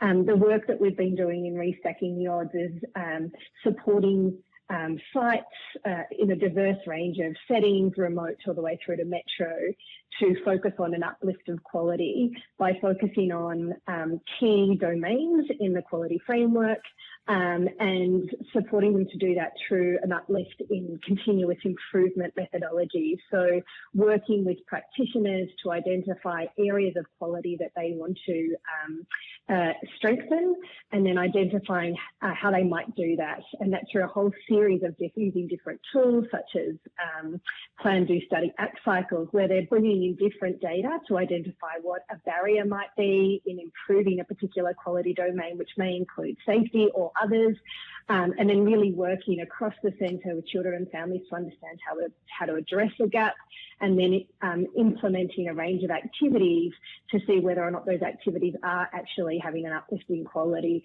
across all domains. So we really think that it's not a kind of one fix. It needs to be, any training needs to be continuous and supported by investment in continuous improvement and reflective practice, guided by what we call lead indicators, which really signal whether or not we're on track to continuously improve in specific quality domains or whether we're slipping. And at the moment, we don't have these in Australia. The NQF is excellent in providing the standards of practice, but they don't offer early signals to those that need it the most on how we need to continuously improve practice across all quality domains.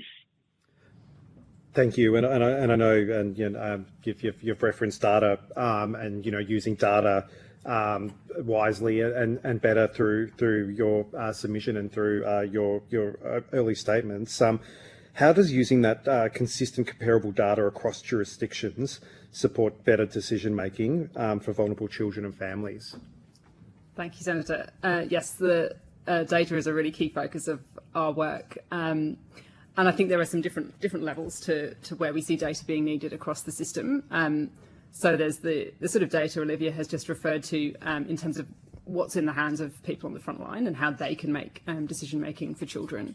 But what we're looking at through Restacking the Odds, which really is focused on what happens on the ground, but part of it is also looking at how we make sure services are delivered at the right, we use the terms quantity, are there enough of them? Quality, so are they high quality, and then are the children or families participating at the right level? And some of those indicators are absolutely best considered from the service provider perspective, so the quality aspects in particular. But I do think there is a value in this system level of what you can see in terms of those patterns of what's happening across the country, and so the ability to make better use of the data, much of which is already available somewhere and collected, but it's not collated or shared or used to best effect to get that full picture. And so we've seen that come through in relation to some of the workforce management worker registration issues. But I think it's also important in terms of understanding, what is the overall picture of quality, which children are missing out on attending a high quality early learning service, particularly where they fall between state-delivered, state-funded preschool services and perhaps long daycare services, and there's not that single data set that will really tell you, are these children getting high-quality care somewhere in the system? And so I think that's where we'd really like to see that joining up at a national level and a single view across the system of how children are engaging with these services and where there are the real gaps. Thank you. And do you see that alignment between your support for service hubs in high-need communities and the government's beef, the infrastructure investment through the beef? Yes, we absolutely do, and we were very pleased to see, as part of the commitment through the beef, some dedicated funding for integrated hub models, and so we've advocated to the government strongly that we'd like to see even more of that funding supporting integration. I might pass to Emma to talk about that in a bit more detail. Thanks, Rosie. The Building Early Education Fund is such a critical opportunity. We've been thrilled with that investment. Infrastructure is so important to address the gaps in early learning across the country. And as Rosie said, to build in a specific component for integrated service delivery. SVA would see that the integration in these areas of high need should be the norm rather than exception. And so we would encourage the government to be looking at building more of an integrated early childhood hub model within all of the services that are built in these areas of high need. We've recently completed some research on which has done some financial modelling of the cost components and financial models of early childhood hubs across the country, which is estimated sort of $1.39 million for infrastructure costs, building loadings within different geographical areas would be really important, of course, but we think that such a low-cost investment for such high return that early childhood hubs provide in these communities. We know why we've got gaps in a lot of these areas of thin markets, and infrastructure alone is not going to see better outcomes, see children participating in quality early learning and getting those outcomes. In order to do that, we need to make sure that we are building the wraparound support. So we're reaching out to families who are not connected with early learning services, who are overwhelmed and who are struggling, many different reasons in their lives.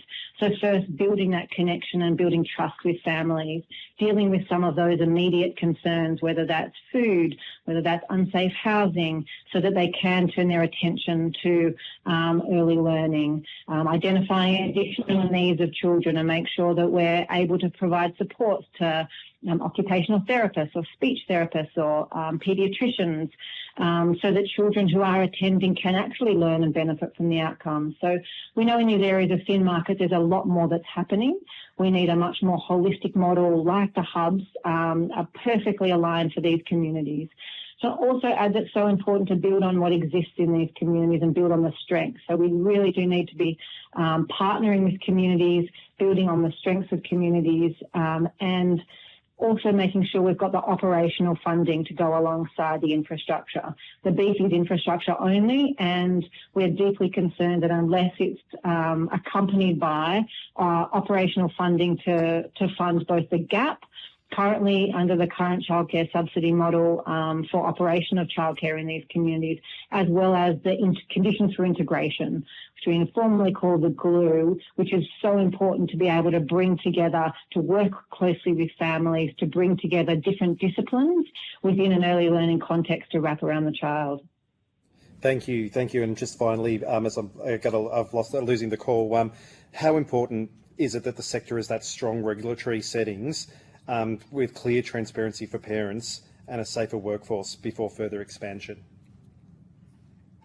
Thank you, and I hope it's not a trade-off completely between safer settings and expansion. I think we know there is significant unmet demand for early childhood education and care, but it is important, and it's a good moment to really make sure we've got the right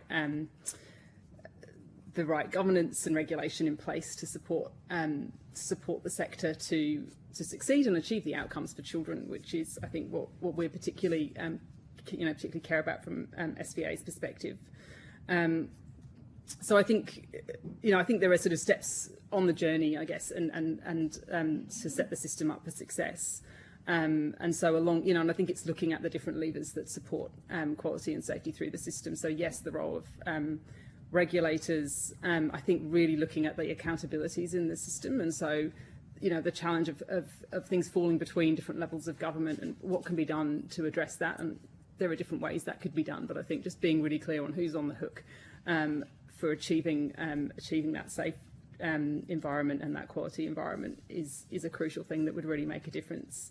Further investment in supporting the regulators to do some of the work, and some of the states have already done this, but to be able to conduct more frequent assessments and provide more support. And I think one thing we really want to see from our Resacking the Odds work is that additional support for services that's not just about basic compliance or kind of moving from the very bottom of the standard, but really about how you can continue to improve and really deliver an excellent service. And so we'd love to see further support and investment in that. And then I think the other piece I just briefly touch on is that role in market stewardship, and the government sets the incentives for the system, and there is I think potential to drill further into the different levers there and look at how some of those levers could be shifted to sort of to get the behaviour we want to see in terms of that quality provision. Thanks very much. Thank you, Chair. Thank you. Senator Hodgins-May. Thank you, Chair, and thank you so much to all of you for joining us today. You note that children from priority subpopulations are less likely to access higher quality aspects of ECEC.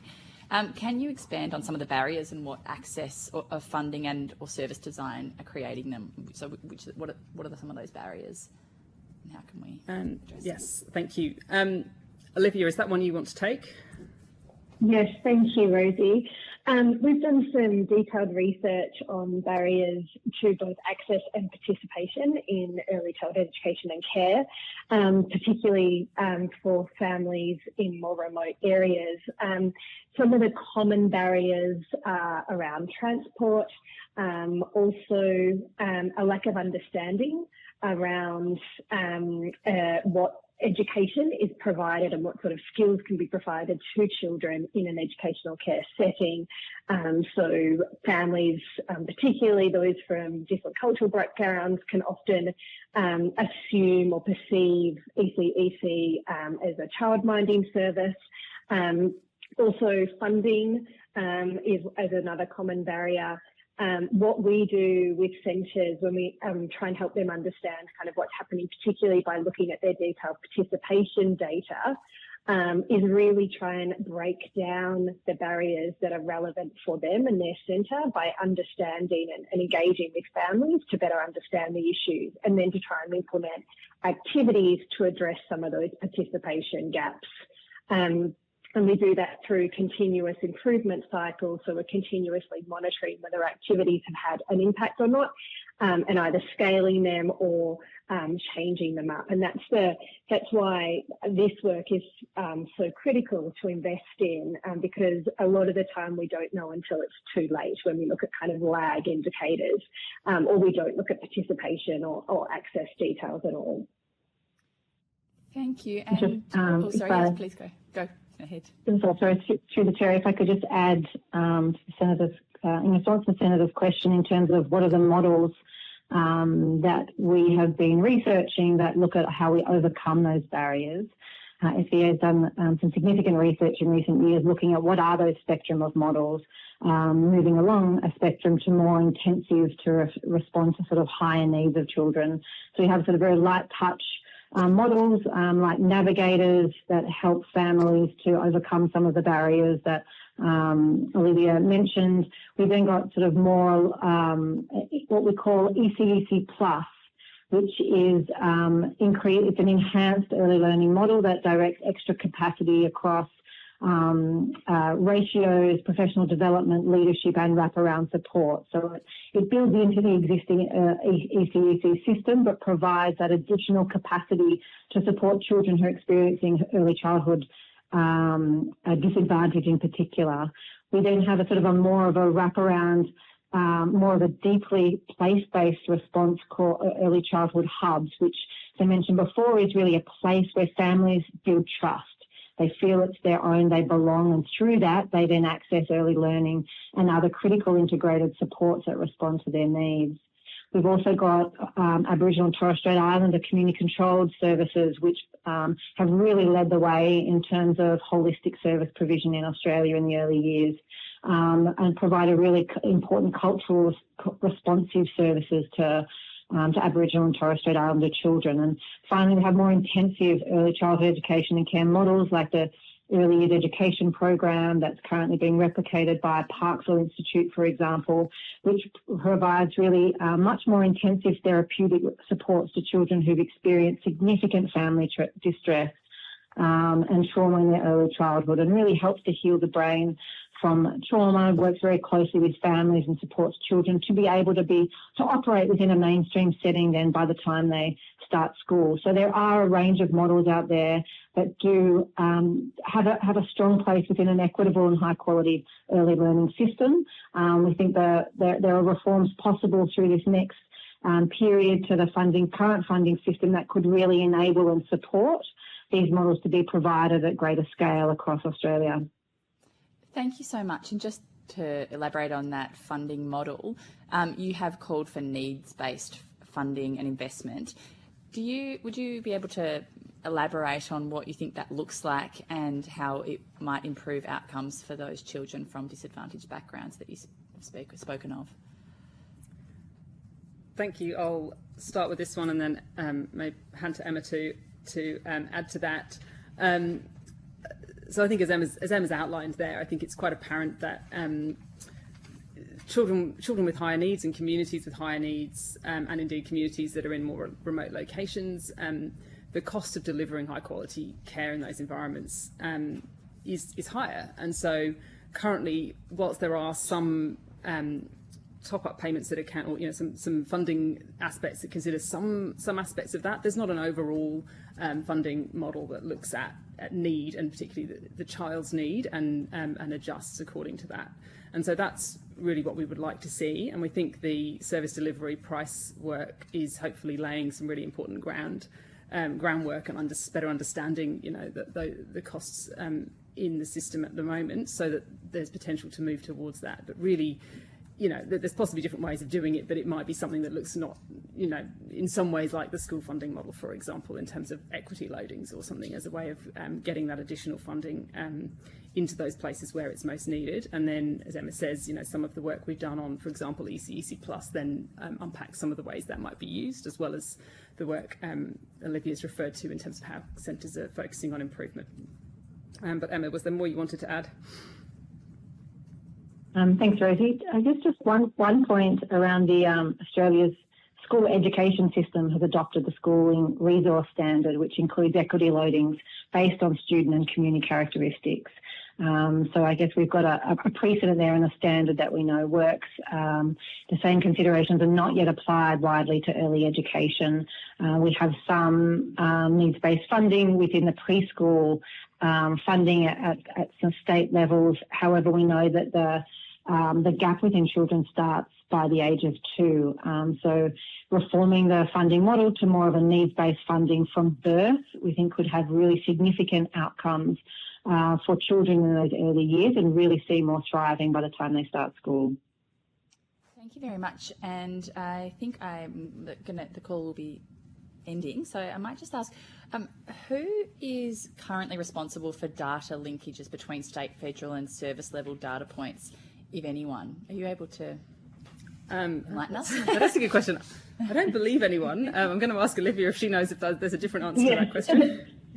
That's right. There is no one responsible, particularly in the ECEC settings, and a real gap and an opportunity, we think, to join up some of the service level data, some of the data that's held by government, and to really look at kind of an early childhood data ecosystem where we can better understand, through outcomes data, what's happening in the community, and be able to prioritise where we invest or reallocate funds, use lead indicators, which could be a mixture of administrative population level data and lead indicator data at the service level, to really understand kind of the drivers of those outcomes, and then use things like context data or experience data, which is really bringing into it child and family voice to better understand how we accelerate improvement in lead indicators, and then bring together kind of cohort data to see how those activities actually have resulted in impacts. So we've been working with our partners to develop a data logic model to really help them understand what data is required for what purposes. And we think that that would be a really important thing to also think about at both the state, the local, state and federal level.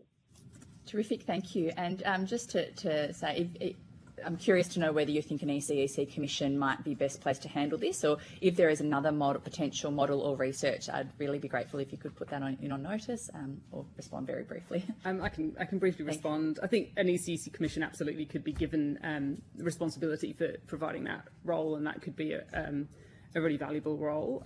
There are some other models it might be worth looking into further. I think New South Wales has made some good progress around understanding data. And also the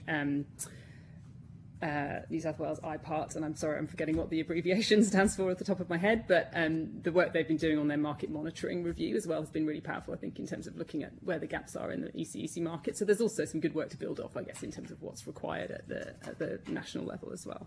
Thank you very much. Thank you. We're at time, but I'll try and squeeze my questions into 5 minutes so we don't go too much over. In your opening statement, you spoke about universal care not meaning uniform. So I'm quite interested in, under a model of universal funding supplemented by needs-based top-ups, do you guys have a view on how many hours of access per child, should be guaranteed as a universal baseline, and would that model only apply to centre-based care, or would other forms of care also be included in that? Thank you. That's a very good question. I think in relation to entitlement to care, and I will pass to Olivia in a moment, who can talk more to some of the research, that there probably is a minimum amount that is valuable for children's outcomes, and so I guess we want. But I think the approach the government has taken, in the sense of that entitlement to the 30 hours, is a really positive one, in the sense of there is an element of parental choice there. It's not that it necessarily needs to be mandatory, but it is that it's there's probably a minimum level that's ideal, and then the opportunity to attend more over and above that to really get benefits. And we know that's particularly important for those priority population groups I referred to. Olivia, did you want to talk more to that? Yeah. So in ECEC, we've developed lead indicators in participation. So that's off the back of a literature review, significant literature review, local and national literature, looking at large-scale randomised control trials, together with longitudinal data. And what we have identified based on all of that evidence is that 15 hours, 2 years before starting school should be the minimum, and then for priority groups, 15 hours, 3 years before starting school. So really thinking about the additional support that some population groups might need, and the earlier integration into educational care setting. Thank you. You've also highlighted in your submission that low SES services face less ability to generate funds through higher fees. Would your model top up all such centres automatically, or would it require a demonstrated link between funding and measurable quality outcomes? And how would we actually make that determination? Another excellent question. Thank you, Chair. I think it's probably fair to say we haven't done some of that detailed analysis of thinking about exactly what some of the detail of the model could work. I think it would be excellent to consider how funding can be part of the incentive that encourages a focus on quality, and so whether that means it's only available for certain centres, and that's what we recommended in relation to our ECEC Plus model, that really that's a model that is best delivered by centres that are already delivering high quality, because they're best equipped to sort of take on more and build their capacity and supporting children with higher needs. So I think that would be excellent. But yes, I appreciate it's challenging to kind of put all that detail into practice. I don't know if, Emma, you had anything to add on that.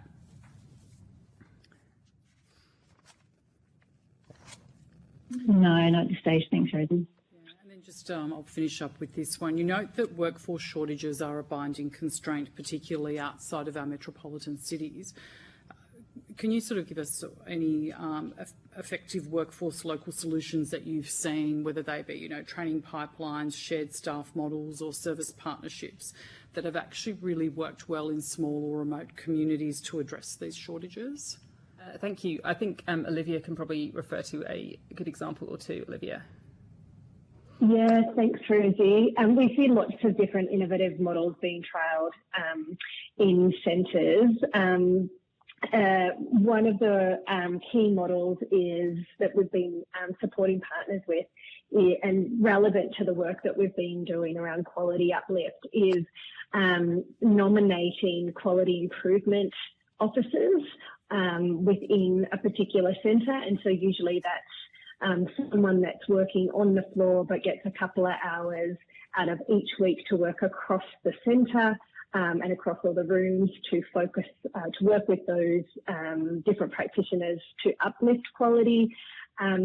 We're also seeing, again, through some of the models that Emma mentioned, really good integration in hubs where different types of allied health services are interacting with ECEC practitioners, again, to really think about what does a particular child need in a centre room environment. So those types of models where we're seeing a lot of really interesting, innovative uplifts. I think the other thing is really trying to think about how through the different resources and programs that are being put into sites, we think about how it is embedded into business as usual. So rather than thinking of things as an add-on, how do we actually integrate it into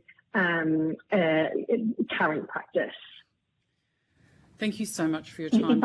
Oh, sorry. If I may just, just Emma Fiddler speaking here. Just to add to that, we're seeing some really fantastic practices within a lot of the Aboriginal and Torres Strait Islander community-controlled organisations, in particular around building the skills and qualifications of local community members. So really thinking long-term, how do we skill up local community to be able to fill these roles. They've got some really innovative partnerships with TAFE, for example. They've got models that build in flexibility around the time and the commitment and the supports to support students to be able to pass. SNAIC has an early year support division, which is a state-based trial at the moment, hoping to expand, that helps build the Aboriginal early year sector. And I've seen that play a really critical role in helping to find these innovative local solutions to trial and to really build a sustainable workforce in some of these communities. Thank you so much. And thank you all for your evidence today. If you've taken any questions on notice, could you please return the answers to the Secretariat by Wednesday, the 14th of January 2026. Thank you so much. Thank you. Thank you.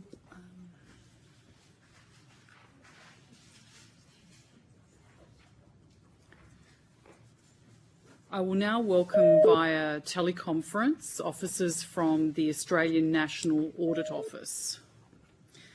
The Senate has resolved that an officer of a department of the Commonwealth or of a state shall not be asked to give opinions on matters of policy and shall be given reasonable opportunity to refer questions asked of the officer to superior officers or to a minister.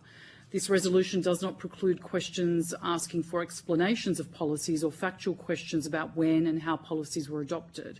If a witness objects to answering the questions, they should state the ground upon which the objection is made, and the committee will determine whether it will insist on an answer having regard to the ground which is claimed. If the committee determines to insist on an answer, a witness may request that the answer be given in camera. Commonwealth officers appearing today are also reminded of the Senate order specifying the process by which a claim of public interest immunity should be raised. A copy of the order is available from the Secretariat. I understand that information on parliamentary privilege and the protection of witnesses giving evidence to Senate committees has been provided to you. For the Hansard record, will each of you please state your full names and the capacity in which you appear today? Thank you, Chair. Peter Lane, Group Executive Director of Performance Audit Services Group at the ANAO. Thank you. David Tellers, Performance Audit Services Group. Angel Ferguson, Senior Director, Performance Audit Services Group. Thank you. I'll now invite you to make a short opening statement, and at the conclusion of any remarks, I'll invite members of the committee to ask questions. Thank you, Chair. We have provided an opening statement in advance, but I will just pull out some of the key points from that statement before we move to questions. And thank you for the opportunity to appear before the committee today.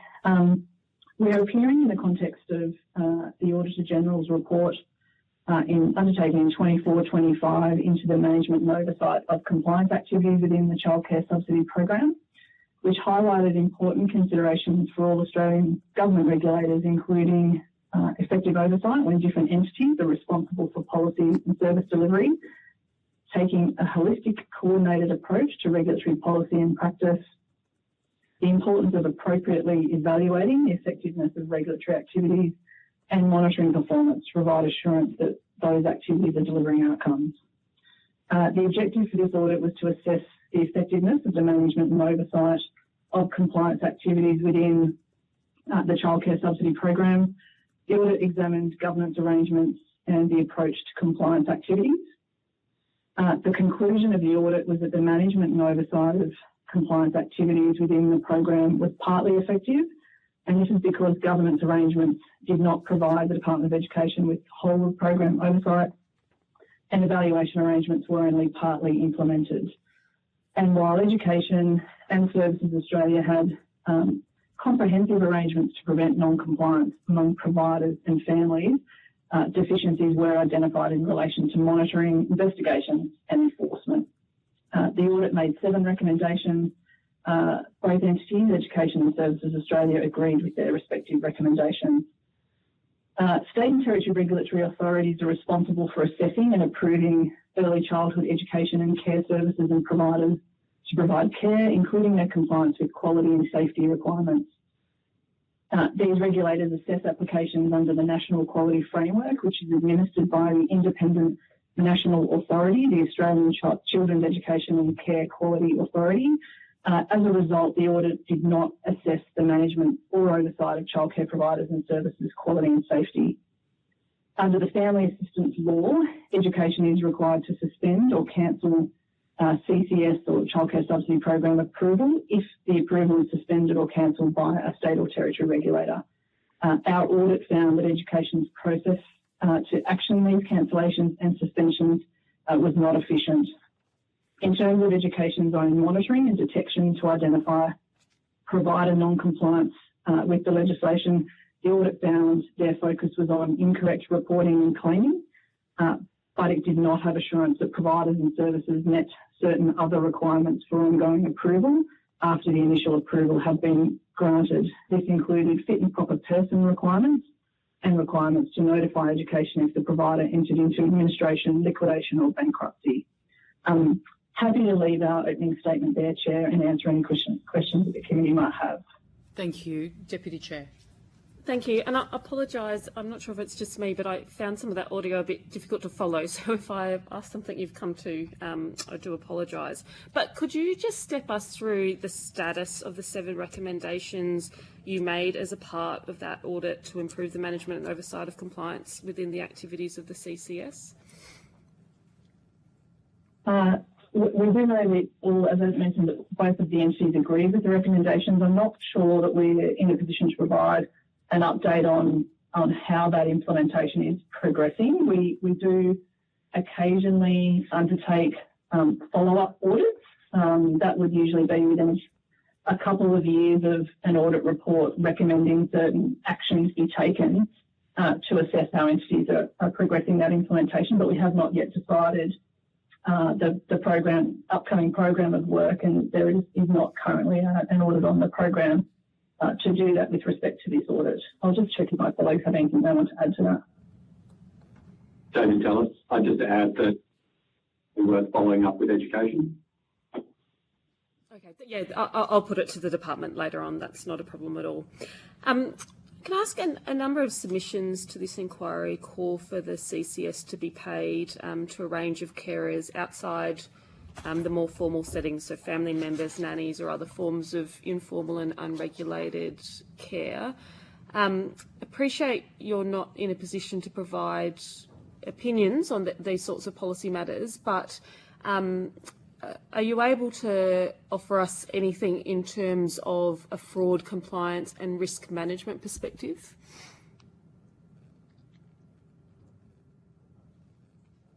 I'm not sure that the audit differentiated its analysis on compliance for that segment, but we'll just check if that's...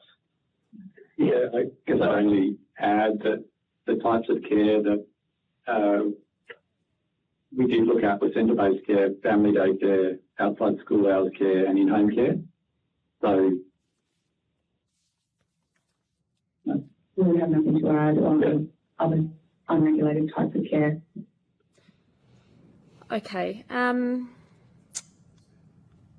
you perhaps talk to some of your previous audit work and perhaps the extent to the importance of consistent and reliable information for regulators to identify risks? And perhaps you can also talk to, from your perspective as auditors, the importance of timely and accurate data in systems. Is that something you can discuss? Yes, we can definitely do that. I might start and others may add. So certainly one of the things that we're looking for when we do audits of regulators is that they are collecting the right information, storing it appropriately, and using that data to inform its regulatory activities, in particular a risk-based approach to how entities might be regulating. The other thing that we're looking for and relevant to this audit is how entities are evaluating the effectiveness of the regulatory activities, and in this case there were some deficiencies with regard to evaluation of compliance interventions, which do then allow the entity to adjust its compliance program accordingly, depending on the outcome of those evaluations. Anything that you'd like to add, Colin? David, tell us, I could add that the Resource Management Guide 128, that's in paragraph 2.36 of our report, that data-driven regulation involves the use of intelligence and data to inform a risk-based approach to compliance and enforcement. There's a range of data sources that education draws on, which we draw out in paragraph 2.37, which includes CCS data, Childcare Intelligence System data, which records all CCS compliance activities. They also draw information from the Australian Business Register and Department of Home Affairs data. Okay, thank you. I think, Chair, one of the... Sorry, please continue. Sorry, go ahead. I was just going to ask my next question, so if you had anything to wrap that off, I'll move to my next question. No, that's okay. You ask Elaine. Thank you. So just my final question, and just so sort of we're clear, and I'm clear on your role. So the ANAO, you're really, you do retrospective assurance rather than policy design, I guess. So when you do these audits, you're not providing policy advice or future policy or regulation setting advice. You're more looking at the past program administration. Is that correct? Just so I can be clear on sort of as we look at your recommendations and the work you do and how it might fit into future work in the sector, we're clear. Yes, I mean, certainly we don't provide advice around the appropriateness of the policy, but we do undertake audits that go to how organisational entities might be implementing arrangements consistent with policies that are being put in place, or how they are preparing implementation in line with particular policy design aspects, but we certainly don't comment on the appropriateness of the policy that has been determined by a government or entity. Yeah, because you're looking at past practice as opposed to proposing policy or regulation design. In this case, certainly we were looking at how the entities were managing their regulatory activities more in a retrospective way. We do try to undertake audits at times when we might be able to provide some recommendations that help entities implement in a way that is achieving outcomes that are intended by the policy design put in place. So we do audit at various stages in the cycle, I guess. Sometimes it's looking back, sometimes it's looking at how an entity is positioning to implement against a particular policy, how it's whether it's ready, if you like, to implement a particular policy or regulating line with a policy. So we do sometimes go in early, and sometimes we take a more retrospective look at how they have implemented something. Okay, thank you very much. Thanks, Jeff. Thank you. Senator Hodgins-May. Thank you, Chair, and thanks for joining us. Your report and most recent audit concludes that the management and oversight of CCS compliance is only partly effective. Can you clarify what this means in practice and potentially which aspects are falling through the cracks?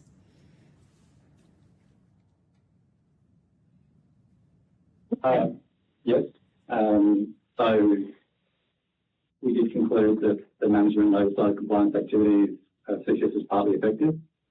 So the gaps we were seeing were in governance arrangements, which do not provide education with a whole of program oversight, including compliance activities of Services Australia, and evaluation arrangements are only partly implemented.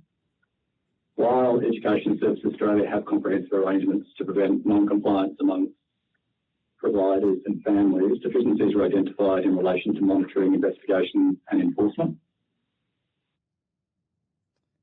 Thank you. Sorry, I'm also struggling a little bit with the audio, but I'll proceed. So if I could interrupt, Mr. Tollis, are you perhaps on speaker? Perhaps if the phone goes on your ear, it might be easier. Sometimes the speaker reverberates. Or the microphone, perhaps. Yeah. We'll try again. Yeah. We'll hear and see if that helps. Thank you. I'm just curious to understand to what extent you think that these blind spots pose a risk to the integrity of CCS in terms of provision of high quality and safe early childhood education. Apologies, we didn't hear the start of that question. Would you mind repeating that? Yeah. To what extent do you think that these blind spots that we've just discussed pose a risk to the integrity of CCS in terms of the provision of high quality and safe early childhood education and care? I mean, as I mentioned in the opening statement, the primary focus of the audit was not specifically around safety and care, although, I mean, as Mr. Tellis has outlined, what we did was we looked at effectively the best practice principles for regulating, and these were aspects. This is how the entity is engaging with the relevant stakeholders and community, how the entity is using information and data to inform the best possible regulatory approach it can take, and how it's using information to sort of accurately assess and manage risk. So those aspects are set out in the Commonwealth framework, best practice regulation, if you like, and we found deficiencies across most of those aspects. So I think that is contributing, or that contributed to the assessment that we made that the management of the program was partly effective. The question about how to what extent do those deficiencies present risk for other aspects of the system? Well, we didn't comment specifically on those things, but where there's a deficiency, there is always some risk. So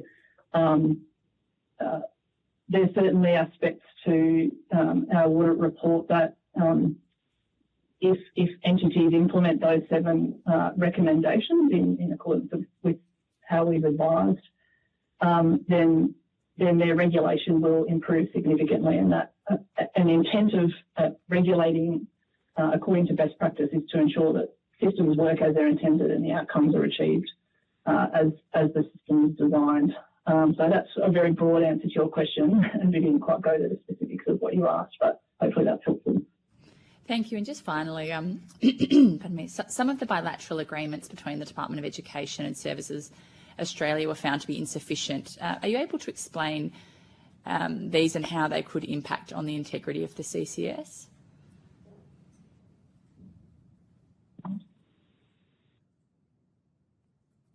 I think I'll start and my colleagues might add. I think certainly one of the observations we made in the report was we have an arrangement here where we've got 2 Commonwealth entities working together, and of course there's also a range of state and territory regulators in the space as well. With respect to the bilateral arrangements between Services Australia and Education, I guess one of the key observations we made was that there was not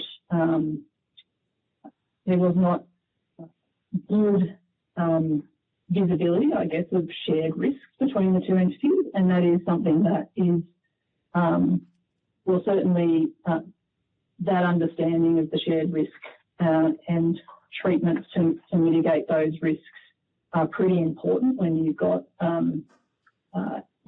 entities working together to deliver an outcome. So that's certainly an observation we made. There's also some information in the report which goes to how the entities are sharing information in order for each of them to equip their obligations. And so there certainly has been some challenges and deficiencies observed in that space where education is relying on data to be extracted from Services Australia systems in order to make assessments on things like cancellations of approvals and the like. So those things need to work well for each of the entities to be able to equip their obligations appropriately.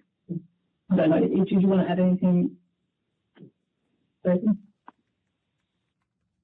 I think the point Ms. Lane made around shared risk was probably the key thing that we were, management of shared risks was one of the key things we were calling out.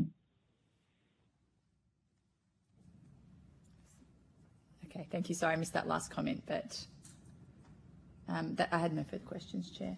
Okay, thank you. Did you want, Senator Hodgins-May, did you want me to ask Mr. Tellis to repeat that last bit of his answer? Yes, please.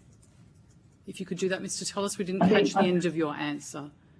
Sorry, I was really just affirming Ms. Lane's comments around what shared risk being one of the key areas where we were looking to see, I guess, more management of shared risk, and I guess the oversight of shared risk by the Department of Education with Services Australia. Thank you. Thank you. It's Senator Kovacic, the chair here now. Your audit found that in most provider approvals, documentation like working with children's checks and police checks were only cited and not actually validated or scrutinised with issuing authorities. In the course of the audit, how did education justify accepting having cited rather than validated checks for individuals in management or in control?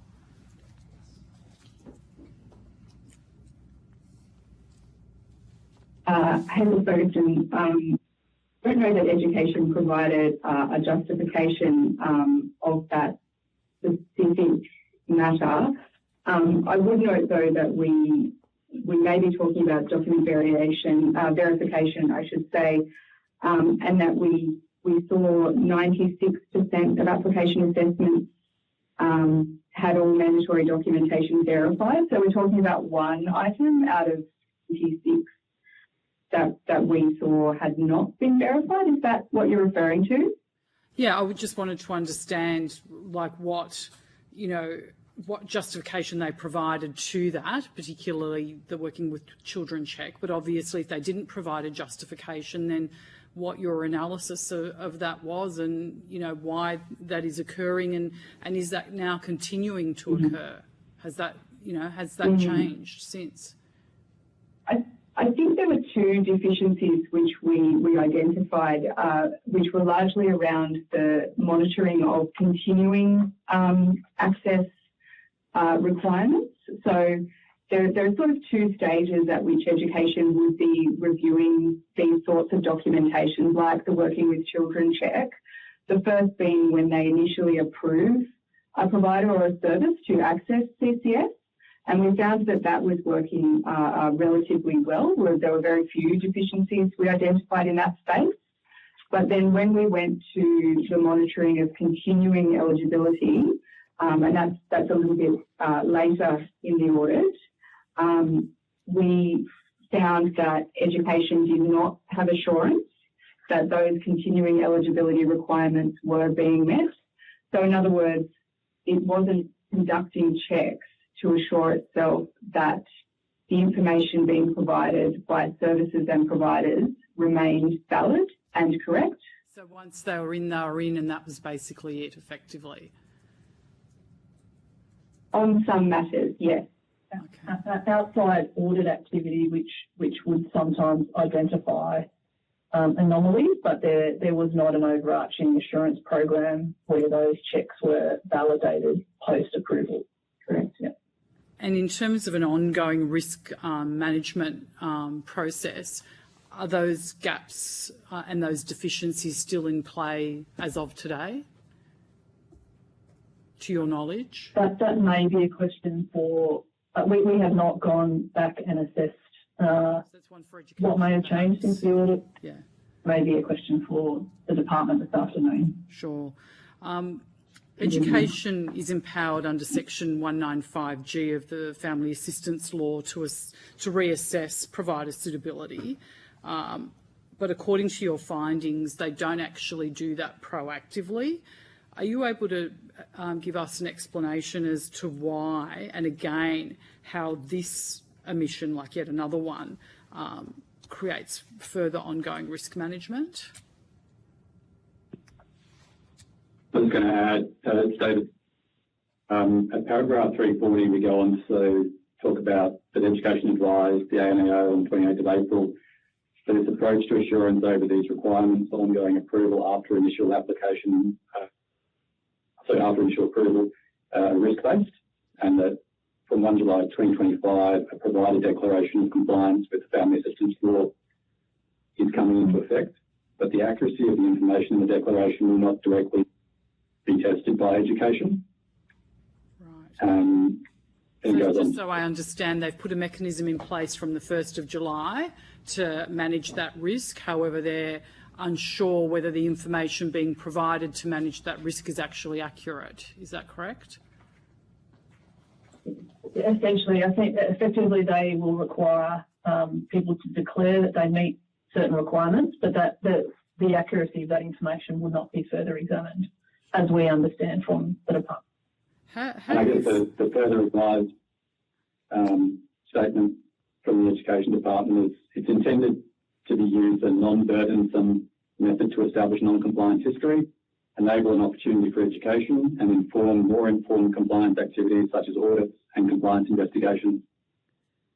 How do we understand that what are our concerns, I guess, and our governance thinking around reliance on provider self-reporting, and whether or not that's consistent with our contemporary best practices, particularly for a high-risk sector like childcare and early child education?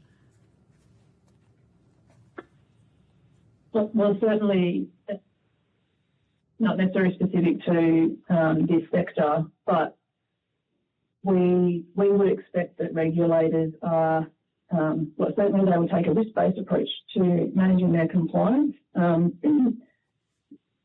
When regulators are asking for or collecting certain information, then there is an expectation that information is used for the purposes of informing how it's regulating the sector or what the compliance activities it might undertake, or to inform the scope or scale of non-compliance. And I think the observation that we made in regard to that particular intervention is that it's not clear how that information will be used, or if it will be used to inform its regulatory activity.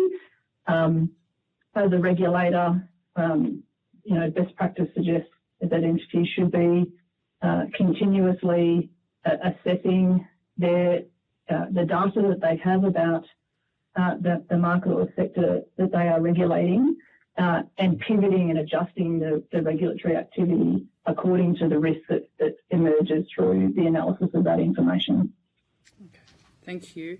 You also note that poor data in the childcare intelligence system undermines the department's ability to regulate. What specific data deficiencies did you observe, and how do these affect identification of high-risk providers?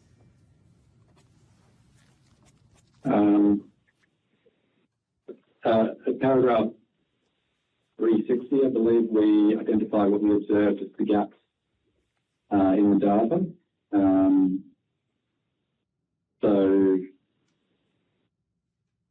Investigations in, I guess, could you link those specific data deficiencies to how they can impact the ability to affect identification of high-risk providers?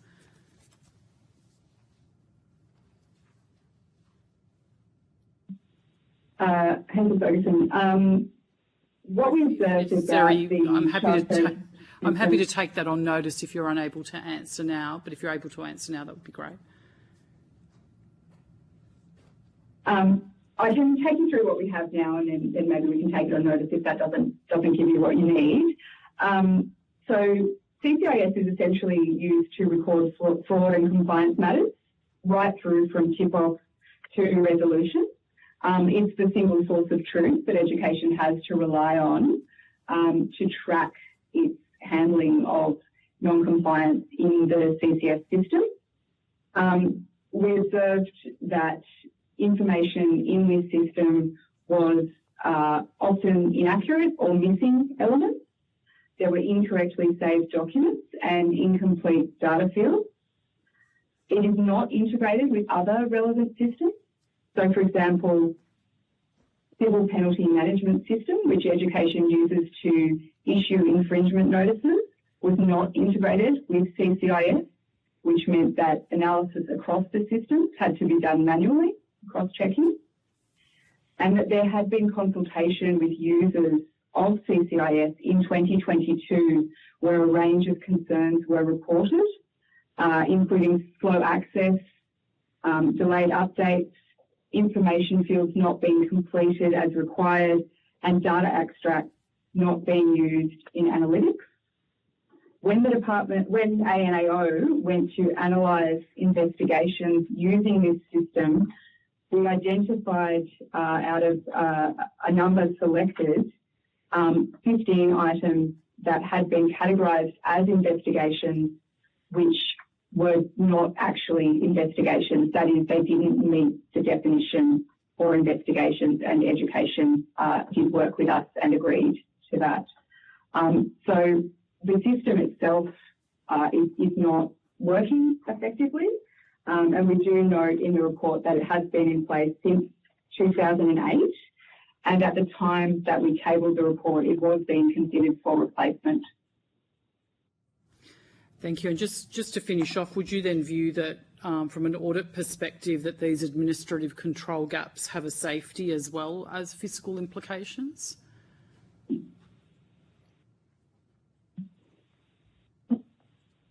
Hard to answer that directly, but certainly if the entity or any regulator, in this case education, has gaps in the competence of the data that it holds, and particularly the data that's informing how it responds to non-compliance or how it identifies non-compliance, then that's certainly it is an area which inhibits the regulator's ability to regulate effectively. Thank you so much.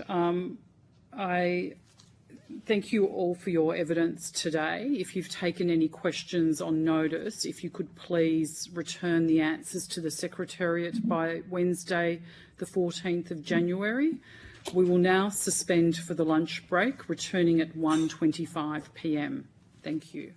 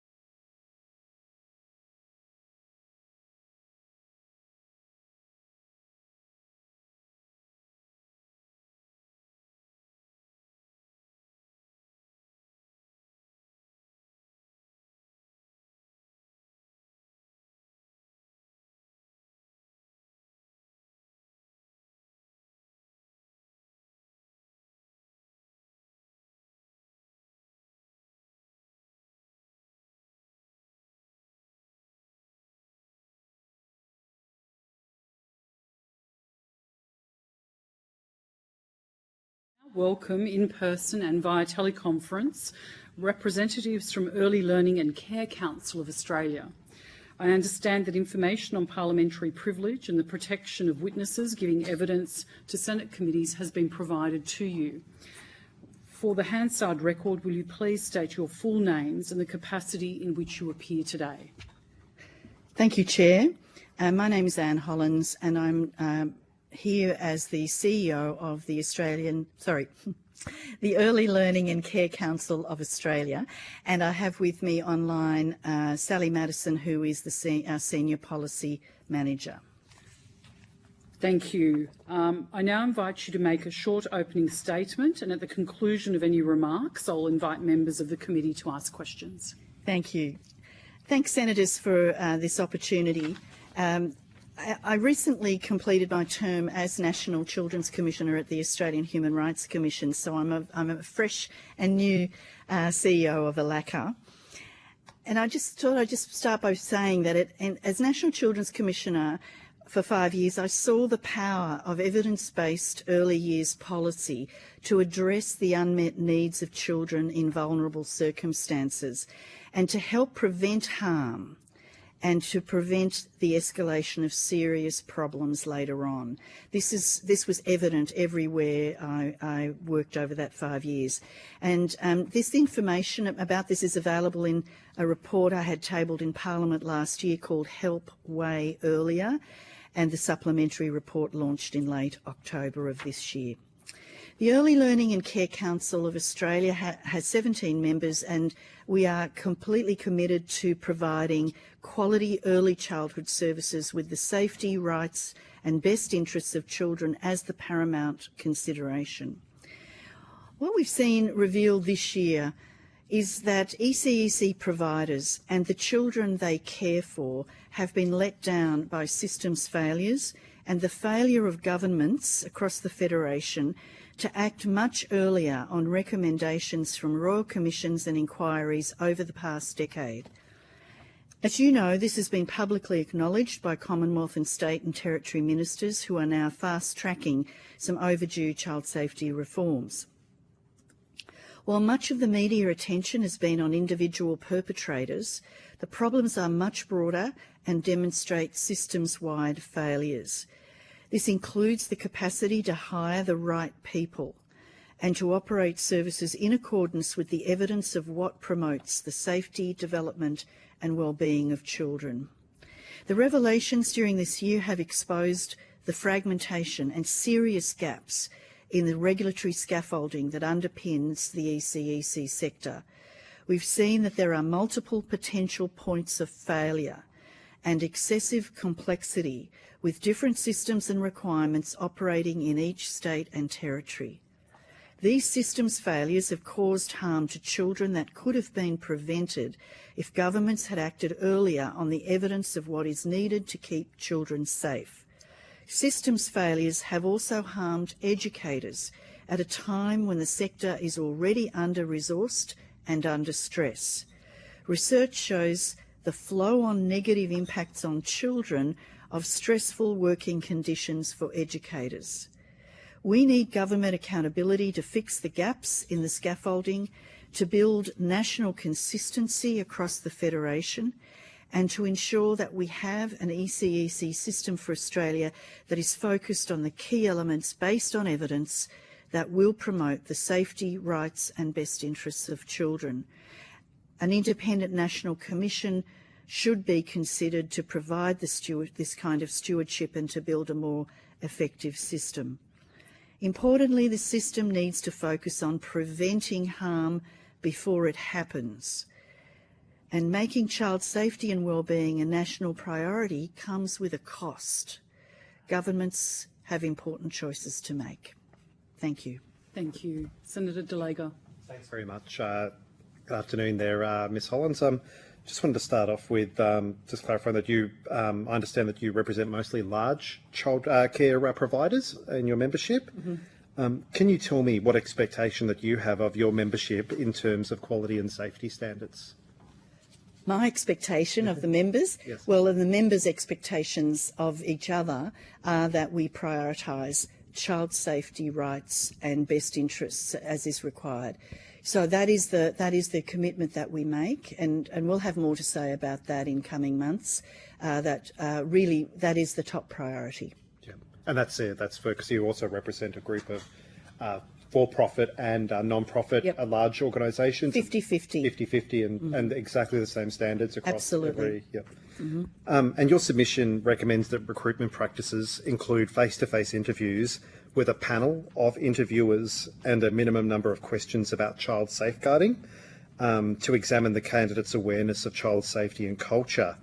Do you know if this is something that all of your members are already committed to? I don't know that. I've only just started in the role. So this is something that I'm investigating, is what are some of the practices and policies and procedures. But I think what the submission goes to is the fact that I think across the sector more generally, there's been very variable recruitment practices, perhaps an over-reliance on the Working with Children's check, and we know that that's not a very solid measure, even if it becomes more nationally consistent, which is what we're hoping. It still doesn't actually assess your suitability to care for children. That's not what that Working with Children's check does. So the expectation would be that we need all providers to do much more rigorous recruitment. That is the point at which we can really kind of make the best decisions. Of course, it's hard when centres are struggling to get staff. You know, we all understand the pressures with the workforce shortages and the need to have staff on the floor. Somehow we've got to move to a position where that issue does not trump making children safe and doing the things that we know we must be doing to keep children safe. Thank you. And yeah, we have had some good evidence about that today. And do you know within your membership how many of your members are receiving the worker retention payment at all? No, I can't answer that. I could come back to you on that if you like. That would be helpful. Yeah. Please, yes. Sorry, can I just check? My colleague Sally Madison might know. Do you know Sally?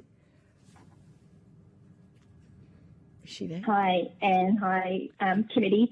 I don't have current information on that in front of me either. Happy to follow up and take that one on notice. Thank you. Thanks. And Sally or Anne, if I could ask, if you could also let us know if for the members that are or may be receiving that, what the impact that's had on the members' workforce, and if any members believe that has going to have a benefit of impact on safety in their centres.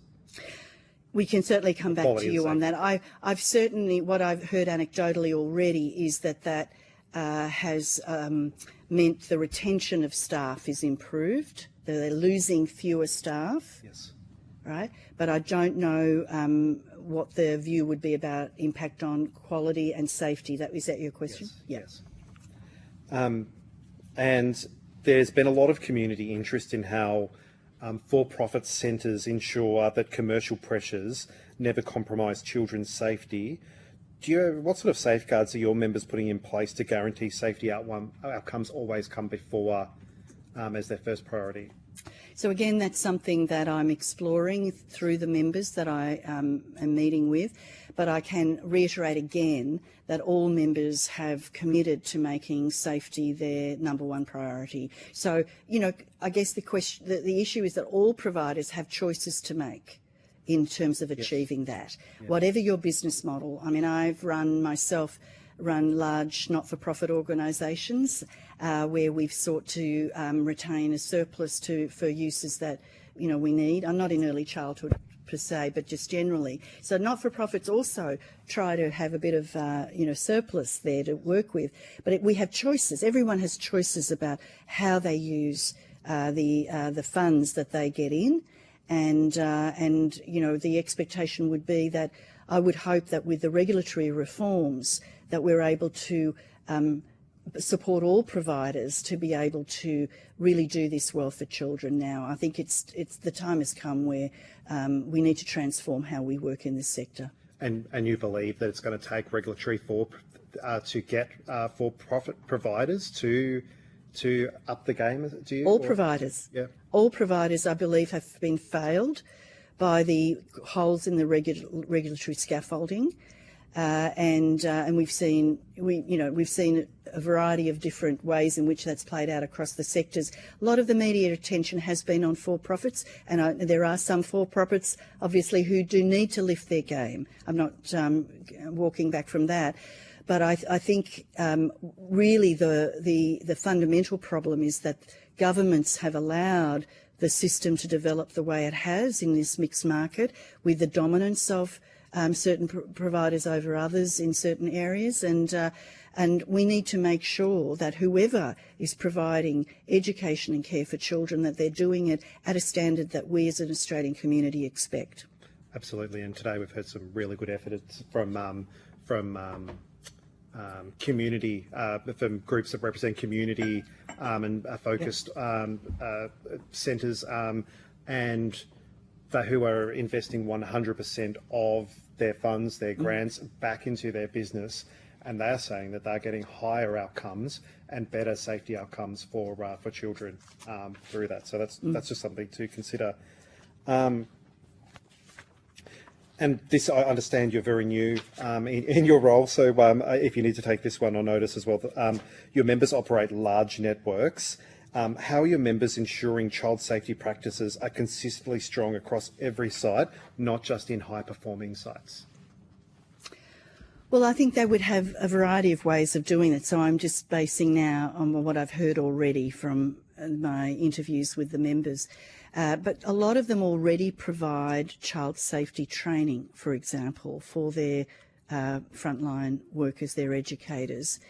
And some of them would have the very rigorous recruitment practices. They would have, line of sight in terms of the physical environments. I've heard a number of for-profits talk about the buildings, ensuring that that they only operate out of buildings where you can get that visibility. A number of them already use CCTV. So there's a number of ways that providers are doing it, and it has been an absolutely top topic of conversation for all of the members of ALACA. Thanks. I've lost the call, so I wish you well in your new role. Thanks very much. Thank you, Senator Hodgins-May. Thank you, Chair, and thank you so much for joining us today. You mentioned the need for an ECEC commission in your opening. I'm just curious to know from you why you think a system steward like this is important, and what role you think it could play in the current system, for example, with regulators, ASIQA and so on. And you're welcome to take it on notice too. So, look, I think we've seen, and I know some of the witnesses this morning that I heard as well had this view that the market system has failed, that allowing it to grow in an unregulated fashion has not served children well. And so we've got to take a long, hard look at, well, where are we at and where do we want to be in 10 years' time?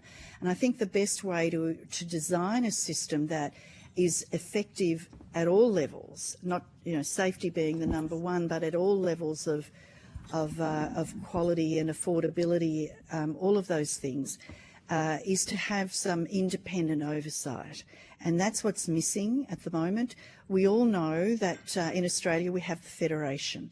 The Federation of Governments has in many ways, and I saw this in my role as National Children's Commissioner, all areas of children's policy suffer because of the Federation, with each state and territory doing their own thing and the Commonwealth often not being involved enough, not leaning in on the issues. So, really what we need is that a body, I think, that's independent, can provide that monitoring and oversight. I would like to see all states and territories be involved in that body, so it's not a new body that duplicates or kind of sits beside what states and territories are already doing. It's already too complex.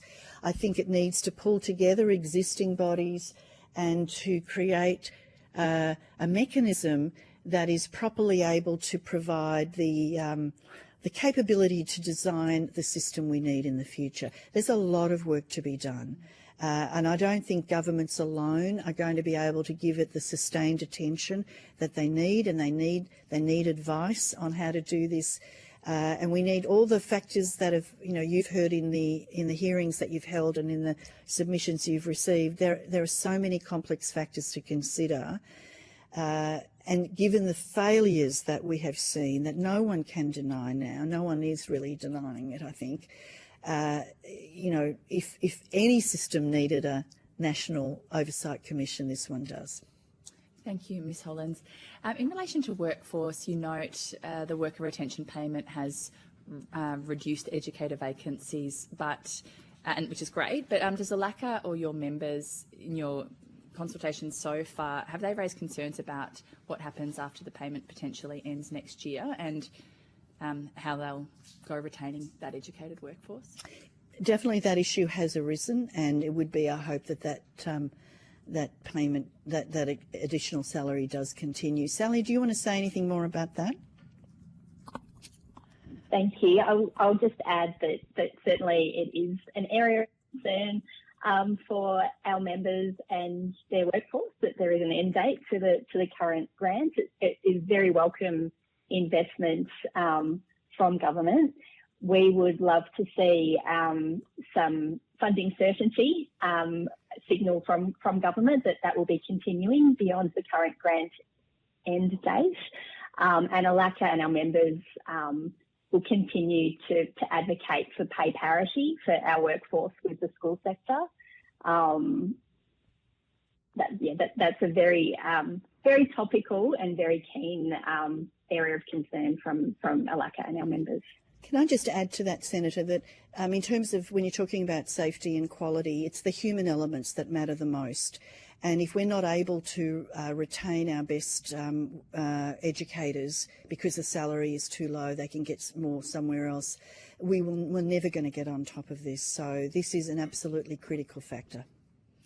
Thank you. And look, ALACA has advocated for non-contact time for staff development. What are the practical and financial implications for providers to provide this for workers, particularly smaller providers? And do you think that the government, should the government incentivise or mandate these sorts of measures? So I understand smaller providers are getting, are you talking about the mandatory child safety training now? In particular, as an example. So the government is subsidising that, I understand, for smaller providers, but not for large providers. So there is a cost, quite a significant cost when given if you're looking at large providers with thousands of staff, that they are having to fund themselves that time away from children to do the training, but they have committed to doing that because we see this as a priority. Thank you. And on safety, you've stated that government should be equipped with the funding and quality compliance levers to oversee the current market environment. Thinking beyond the current market approach for a moment, do you see any aspects of the current system, such as reliance on the childcare subsidy or competition between providers, that make it harder to achieve some of the goals that you've called for, like consistent child safety standards, workforce stability, or fully funded inclusion support? Sally might have more to say about this, but I'll just start by saying that I think that there are limitations with the current model, and that it only works to some degree, and particularly when you start to talk about disadvantaged areas and children with complex needs. We're not talking just about minimum ratio level staffing here. We're talking about a whole lot of extras that are needed in those settings, and that there may be an argument for looking at some type of needs-based funding in certain areas, but it's not something that I'm an expert in. But Sally, would you like to say anything about the CCS and funding? Thank you. Just to add that as per our submission, ALACA endorsed the PC's recommendations for funding reform, which looked at making some reforms to the CCS and also expanding some supply-side funding to support accessibility and inclusion. The inclusion support program and the need for reforms to that continue to be a significant issue across our membership and across the sector. And I can talk more to that if you would like to, but I think the question's more about funding.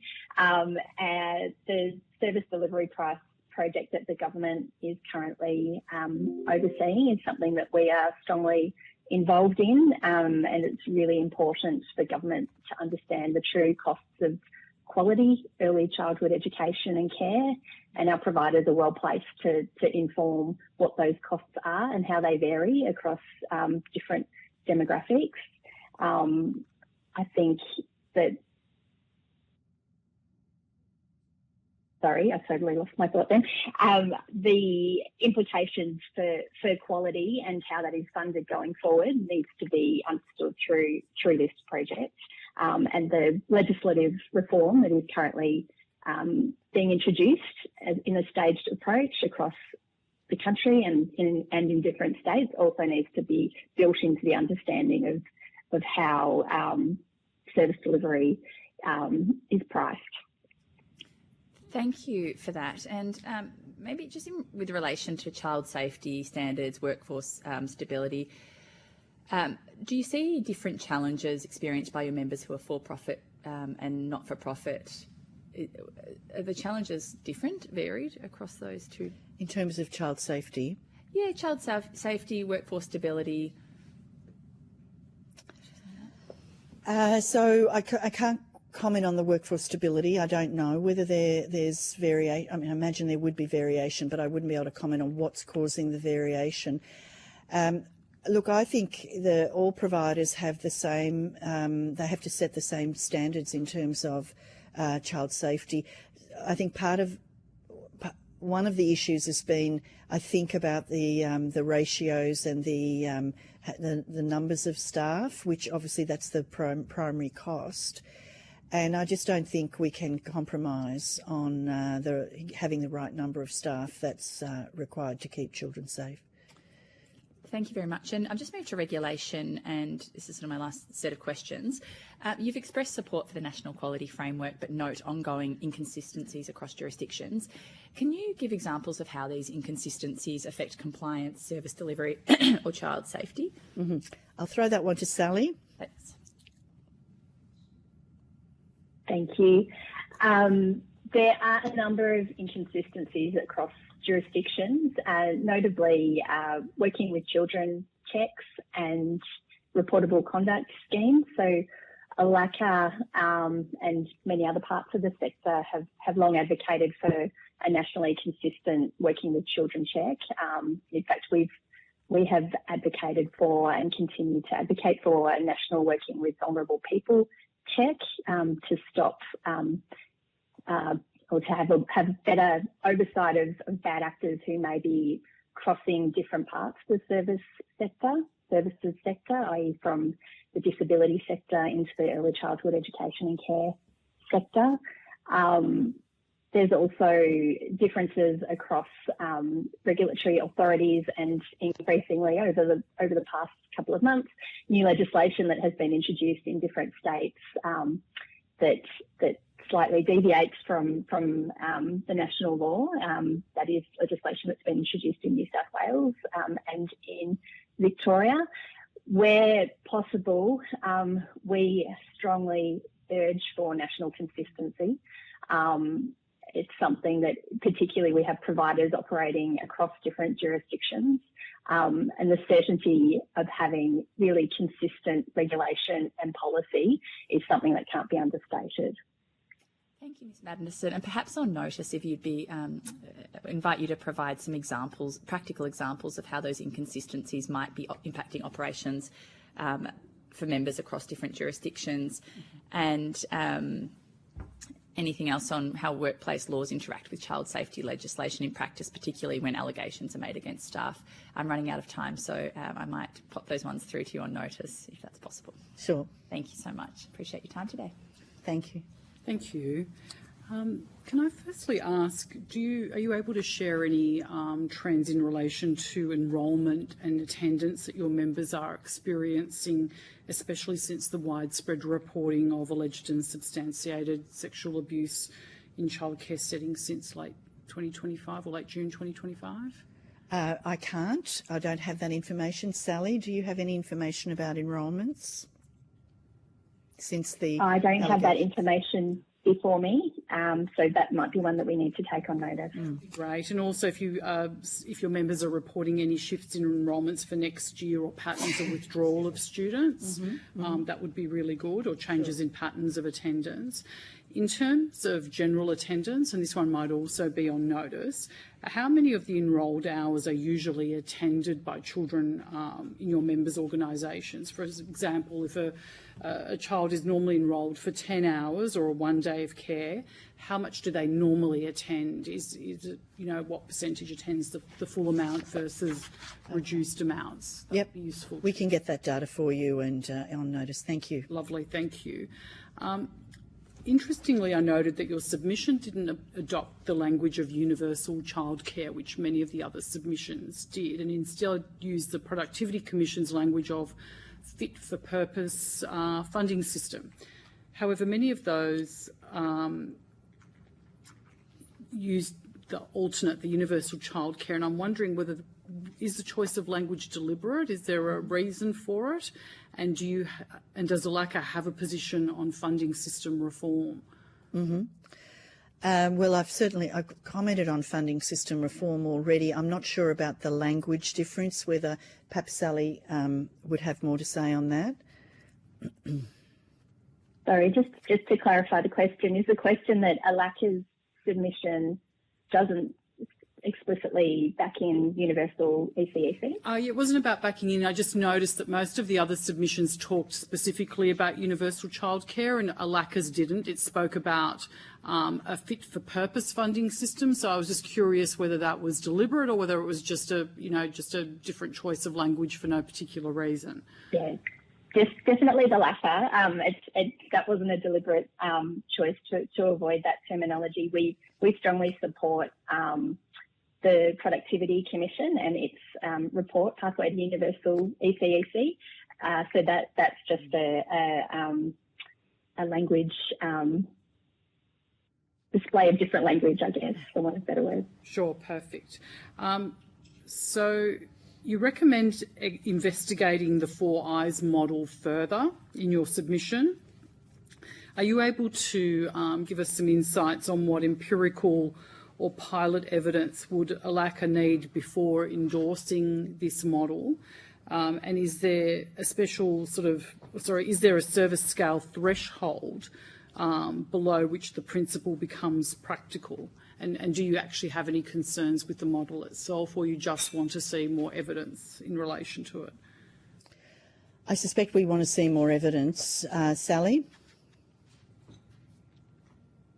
Yeah, we're keen to see the outcomes of the review that ASEQA has recently conducted on ratios.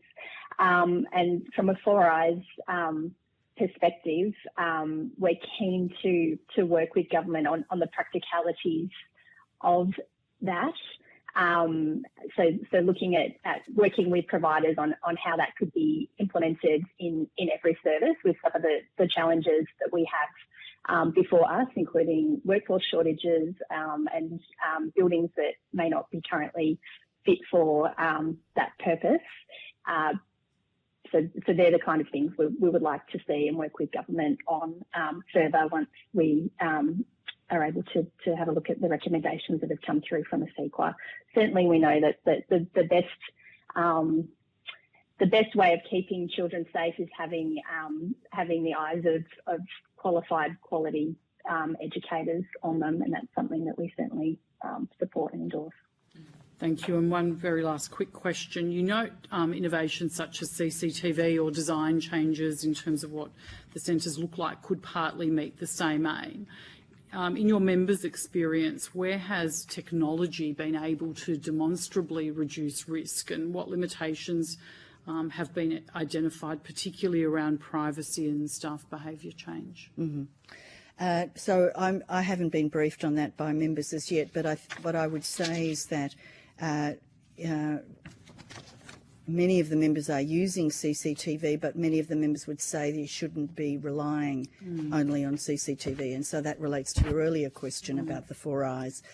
That I would argue that the human elements, properly trained, properly recruited, that's the best way to keep children safe. It's paramount. Absolutely. The relationship between the child and the educator, we know from research, is a critical component that no technology can ever replace. So I think it may well have a role, and we welcome the trial that's being undertaken by the government. But I don't have any evidence to present from the members about how it's being used and the outcomes of that. Thank you so much, and thank you both for your evidence today. If you have taken any questions on notice, if you could please return the answers to the Secretariat by Wednesday the 14th of January 2026, and we thank you for your time. I now welcome representatives from Bubba Desk.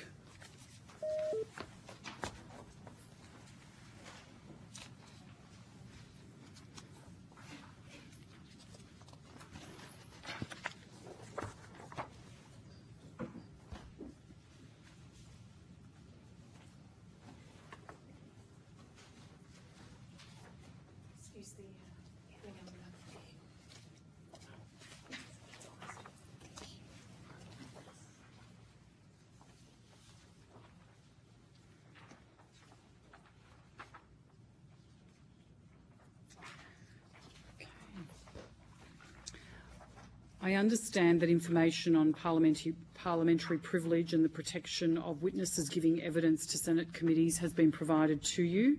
For the Hansard record, will you please state your full name and the capacity in which you appear today? Mrs. Lauren Perrott, the founder and CEO of Bubba Desk. Thank you. I now invite you to make a short opening statement. At the conclusion of any remarks, I'll invite members of the committee to ask questions. Thank you. Thank you, Chair and committee members, for the opportunity to speak.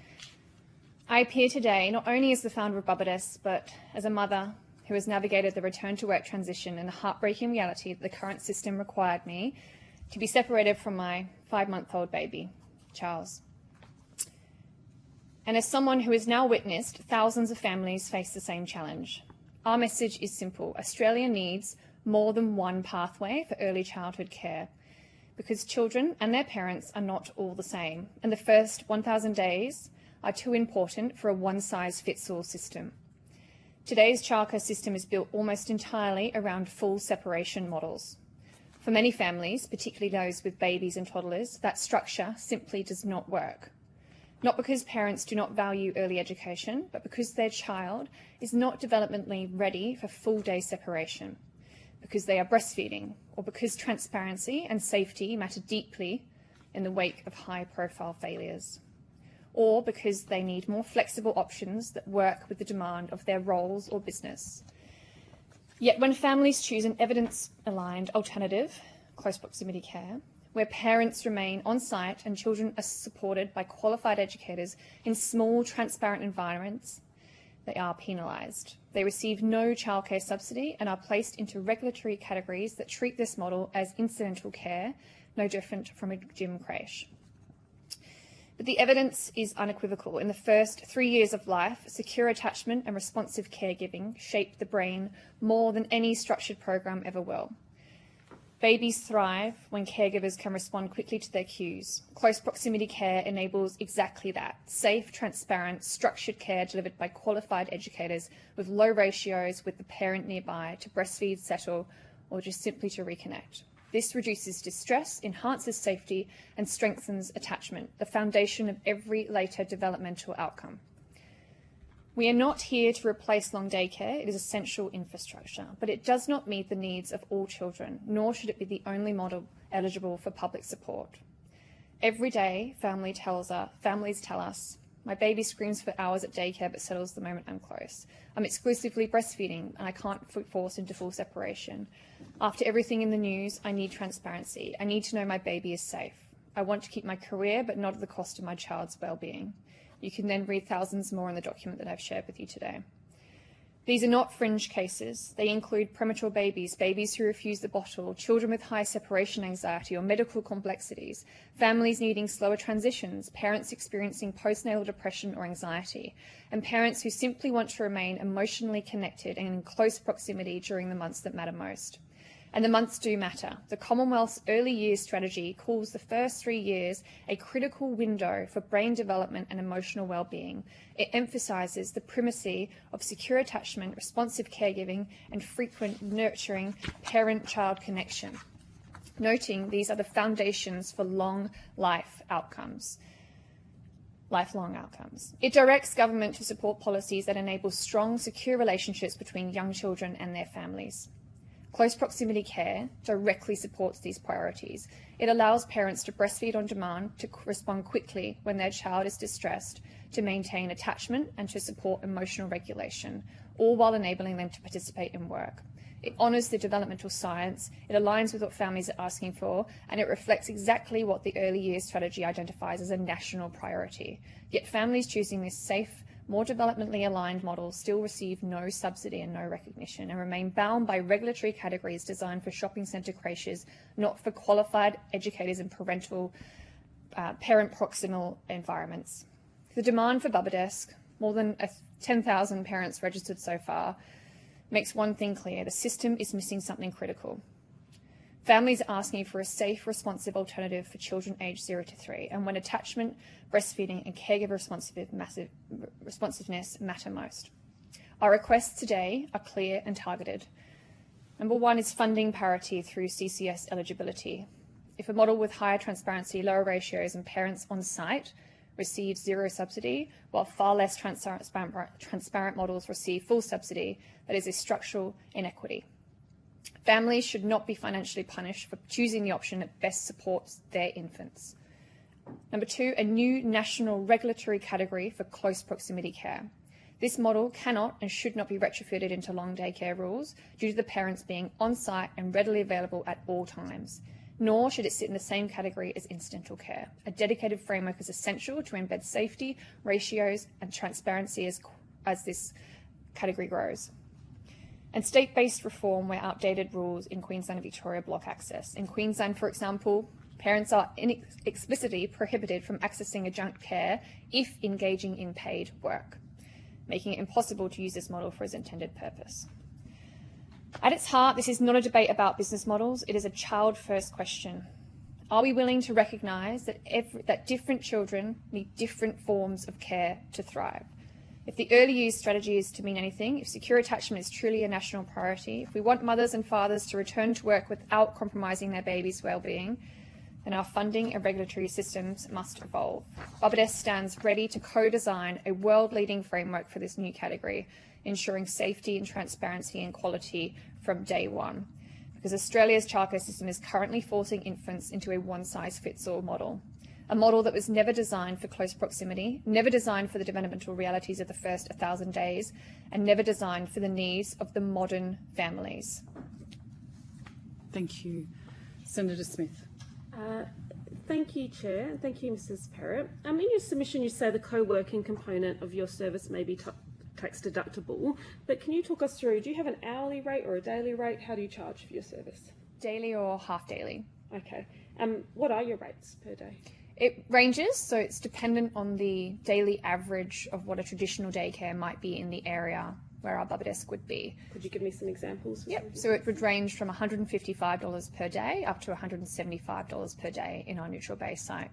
And what's the co-working component compared to the childcare component of that? 60% of the fees. Is which? Co-working. Co-working. So 60% of that is the co-working space and 40% of that is the childcare space. And is that the case across all of your sites? Yes. Okay. Can you outline for us how you manage child-safe training and the qualifications required for staff at your services? What do you require of So at minimum it's a Cert 3, but over and above that we also aim to hire only those over the age of 24. And we prioritise those that are mothers and have lived experience. And in terms of child safety, we enforce the child safety, I can't remember what it's called. There's a course that you can take, the child safety course. We enforce that on all of our team members to take that.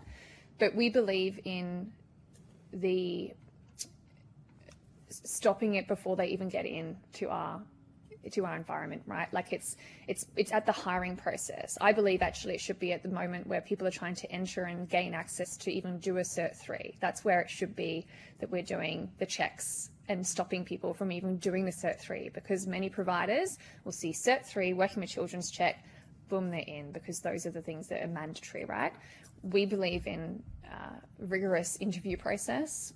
Each individual has to talk to 3 of us to get in, and then they'll also do a day on the floor that is supervised to ensure that we're picking up on any nuances that don't fit what we believe to be suitable for being in an environment. And we have incredibly high expectations because parents are on site. They're also seeing and witnessing how these caregivers are operating day to day. So do you have risk management frameworks in place to identify, document or escalate safety concerns? Yeah, we have frameworks in place.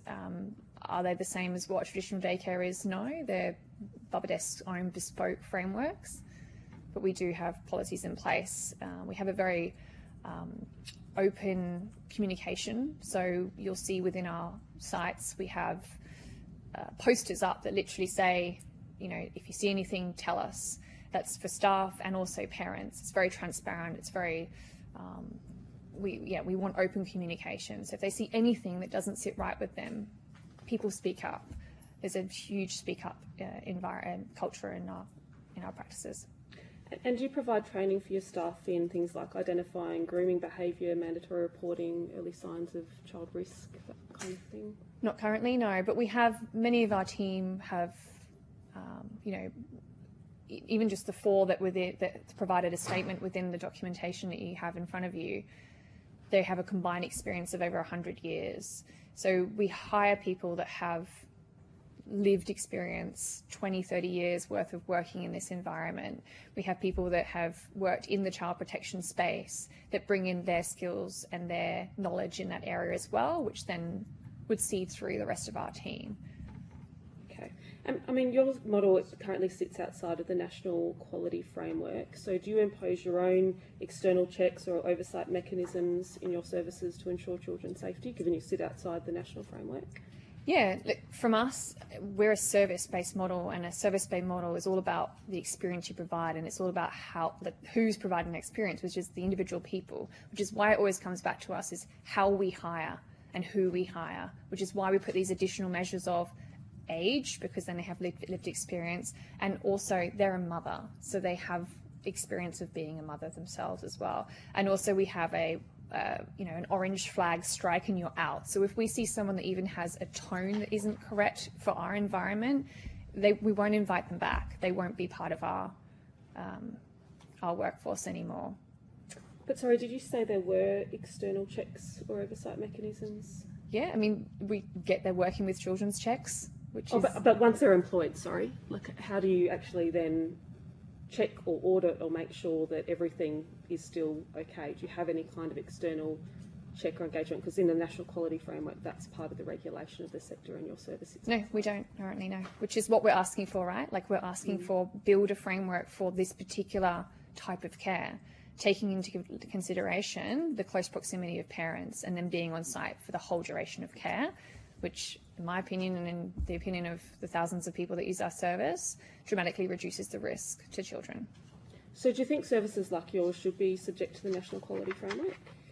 I think that they should be subject to a bespoke framework, taking into consideration parents being on site. I think that to protect the future of this concept, because there's already been copycats of Barbadesk and there will be more because of the popularity of the concept, we need to think about what the framework is that we should be working within and build that out collaboratively with those that have the power to, so that we future-proof this type of concept. It's not going away. There's a demand from not only parents but also corporates to have this type of childcare arrangement. So now is the time to build out a specific framework for this type of care. It shouldn't be treated the same as an at-home nanny service. Equally, it shouldn't be treated the same as a a traditional daycare or family daycare. Do you have views on what specific parts of the National Quality Framework should not apply? Obviously, all the safety components should apply where necessary, with the consideration that parents remain on site and are available, and the small numbers of children, and the environment, the layout. You know, it's not a 100-person service. It's a small, intimate environment with one room that's open. So it's a very different environment. Okay, that's enough for me, Chair. Thanks. Oh, thank you. Thank you for your time today. There's been a national focus on trust in childcare.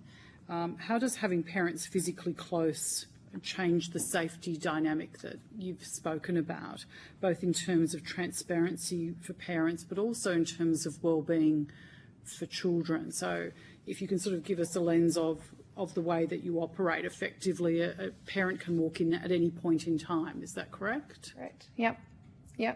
Well, I mean, you saw during the visit at Neutral Bay, right? So parents are literally a floor away. They can come in and connect at any point, whether that's to drop in and do the sleep because potentially their child is particularly hard at putting to sleep, or maybe they want to drop in and breastfeed because they're still breastfeeding, or maybe they just want to drop in because they've got 10 minutes in the day and they want to reconnect with their child.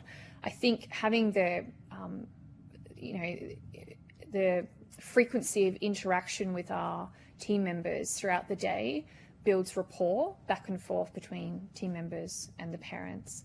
And that then also builds trust because they genuinely know each other. And with the small numbers of only up to 17 per day, it means that they're not just a number, and they're always going to have consistency of care, and they're going to get to know them on a deeper level versus just a passing hello, goodbye on drop off and pick up. You've described Bubba Desk as responding to families who fall between home care and long day care.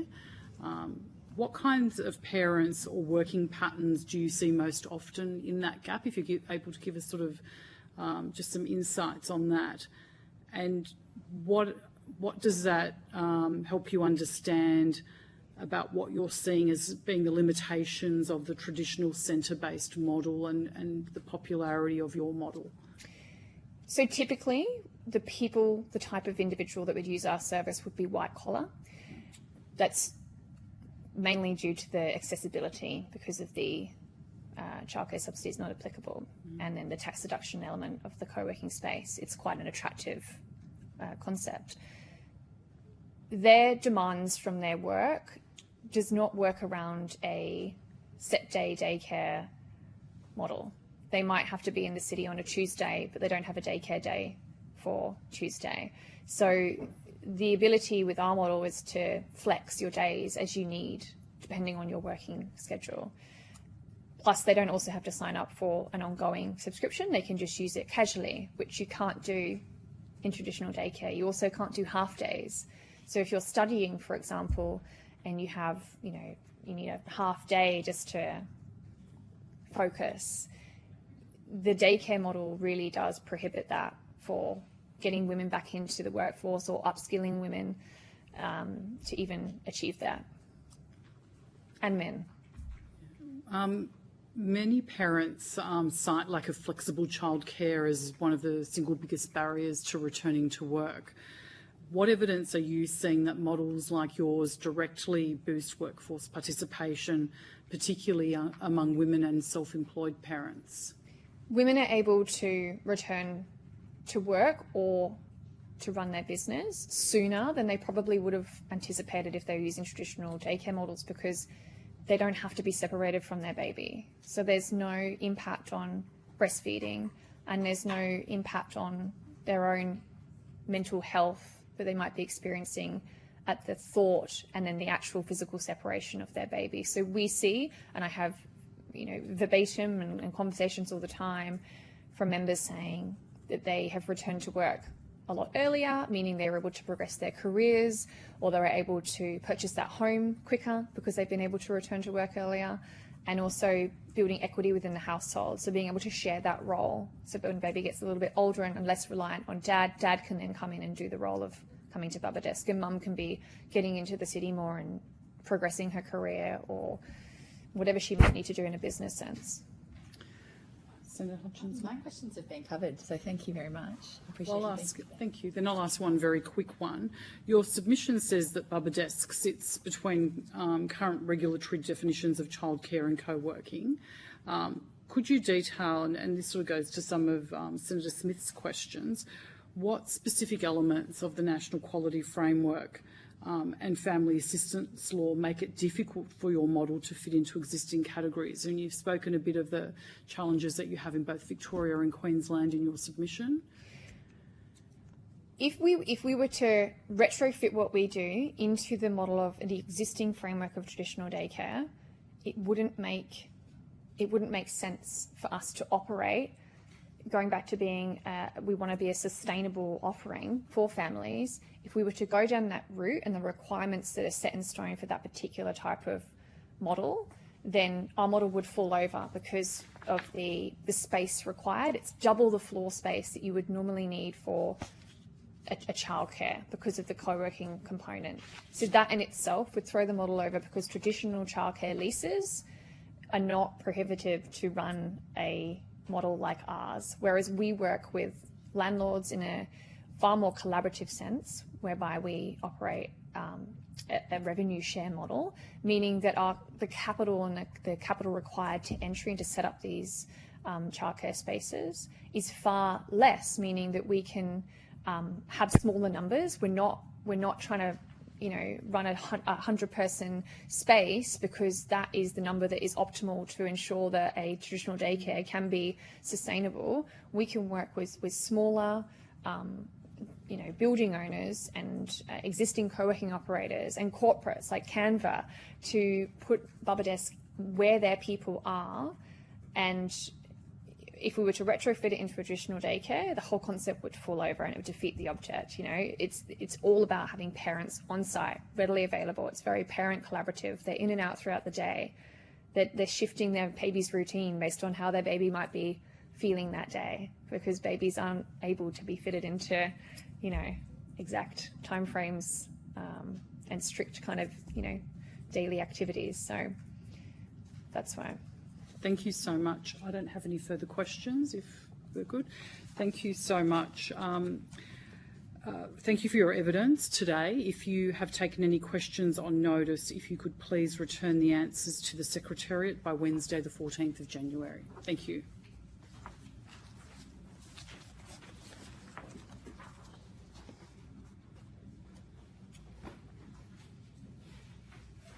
I now welcome officers from the Australian Human Rights Commission.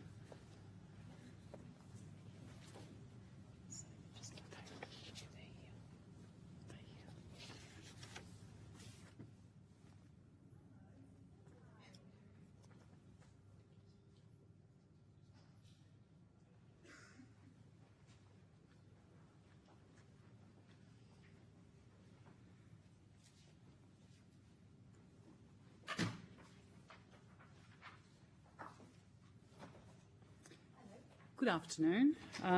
So I now welcome officers from the Australian Human Rights Commission. The Senate has resolved that an officer of a department of the Commonwealth or of a state shall not be asked to give opinions on matters of policy and shall be given reasonable opportunity to refer questions asked of the officer to superior officers or to a minister. This resolution does not preclude questions asking for explanations of policies or factual questions about when and how policies were developed. If a witness objects to answering a question, they should state the ground upon which the objection is made, and the committee will determine whether it will insist on an answer having regard to the ground which is claimed.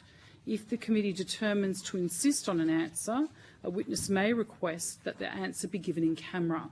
Commonwealth officers appearing today are also reminded of the Senate order specifying the process by which a claim of public interest immunity should be raised. A copy of the order is available from the Secretariat. I understand that information on parliamentary privilege and the protection of witnesses giving evidence to Senate committees has been provided to you. For the Hansard record, will you please state your full name and the capacity in which you appear today? So my name is Deborah Sabaris and I'm the National Children's Commissioner. Thank you. Susan Nicholson, I'm the Director of Children's Rights at the Australian Human Rights Commission. Thank you. I now invite you to make a short opening statement, and at the conclusion of any remarks, I will invite members of the committee to ask questions.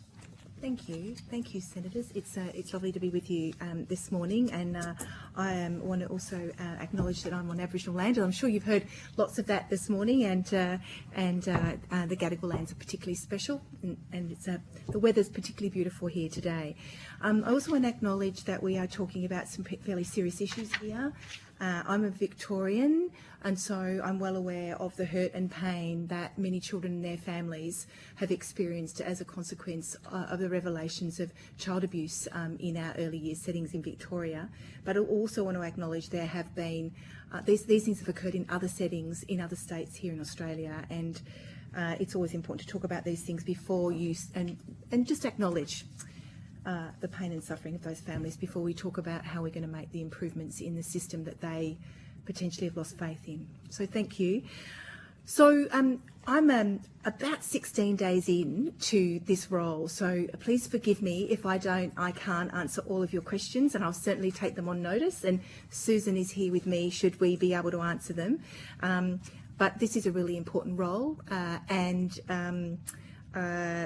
I feel incredibly privileged to be able to spend my days talking about children and their families. So I look forward to the next nearly 5 years, and I'm sure that I'll be appearing in front of you many times talking about issues about children. Hopefully not just about the things that are going wrong, but about some of the things that are actually going right here in this country. So children's safety, rights and wellbeing cannot be compromised in the provision of early childhood education and care. And I know we're particularly talking about this today, but in the future I may well have comments about other things like the National Disability Insurance Scheme. The Australian Government has a responsibility to protect rights and wellbeing of children in early childhood education, including their right to be kept safe from violence, abuse and maltreatment. The Australian Human Rights Commission welcomes recent commitments by all governments to make child safety and wellbeing a priority in our early years settings. The Commission strongly supports universal and affordable early childhood education and care, and certainly I'm sure you know the research in Australia demonstrates that quality early learning is beneficial for healthy early childhood development as well as enabling increased workforce participation. Each day in Australia, about 1.4 million children between 0 and 12 years attend some form of ECEC setting at across 19,000 services across the country, and there are 919,563 children aged 0 to 5 years attending early care subsidy approved childcare services. Children experiencing disadvantage stand to benefit most from attending high quality early education services. However, this benefit is predicated on the quality and safety of that provision. Recent media reports of harms to infants and young children in childcare have exposed significant gaps in our systems designed to protect children from maltreatment and our failure to put the safety and best interests of children first. A qualified workforce can deliver high quality early years education, and this is the foundation of reform. And each step along the reform pathway hinges on a fantastic workforce that can do this work, which is really, really important work. So while addressing affordability and availability barriers should be a priority for any reforms of the Australian Government and the states in its plans for universal access to early education care, children's rights for me equals safety. Wellbeing and safety cannot be compromised in favour of reducing costs or other regulatory burdens on providers or government. So that's my opening remarks. Thank you so much. Thank you, Senator Smith. Oh, Senator Delaga, apologies. Thanks, Chair, and welcome to the role, Ms. Sabaris. 16 days in, you're straight in the hot seat, but welcome, and I wish you all the best in your new role. I also just want to note, because I understand that the National Children's Commissioner's submission was made before you you took on the role as well, so I do appreciate that as well. So you might be able to help as well, Dr. Nicholson. The first recommendation in your submission was to make safety, rights and best interests of the child the paramount consideration under our national law, and obviously we've seen some recent improvements in our laws. Can you please tell me why you think it's so significant and what sort of impact you see it having on the sector? Take that one, given that you're sure. I guess in terms of what has been reported in the media, we have lost sight of what are the best interests of children, and I think that we have welcomed the fact that it's come back into the national law, and people are saying that they're not going to be that perhaps the focus has gone to profit, to how many children you can fit into your centres. And the focus has not been on what is best in the best interests of the children in terms of their learning development, in terms of their well-being, in terms of their safety. That has been lost, and we need to refocus on that, and we need to look at ways that children can develop in the best way possible. That's the best. Yeah.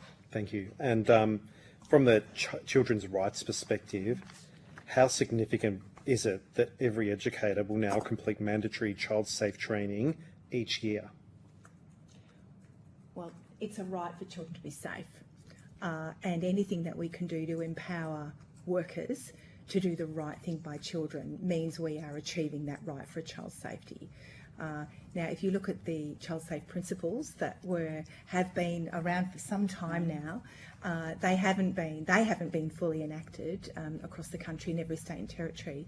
So anything that we can do that's about culture change as well as regulation actually achieves that right for safety for children.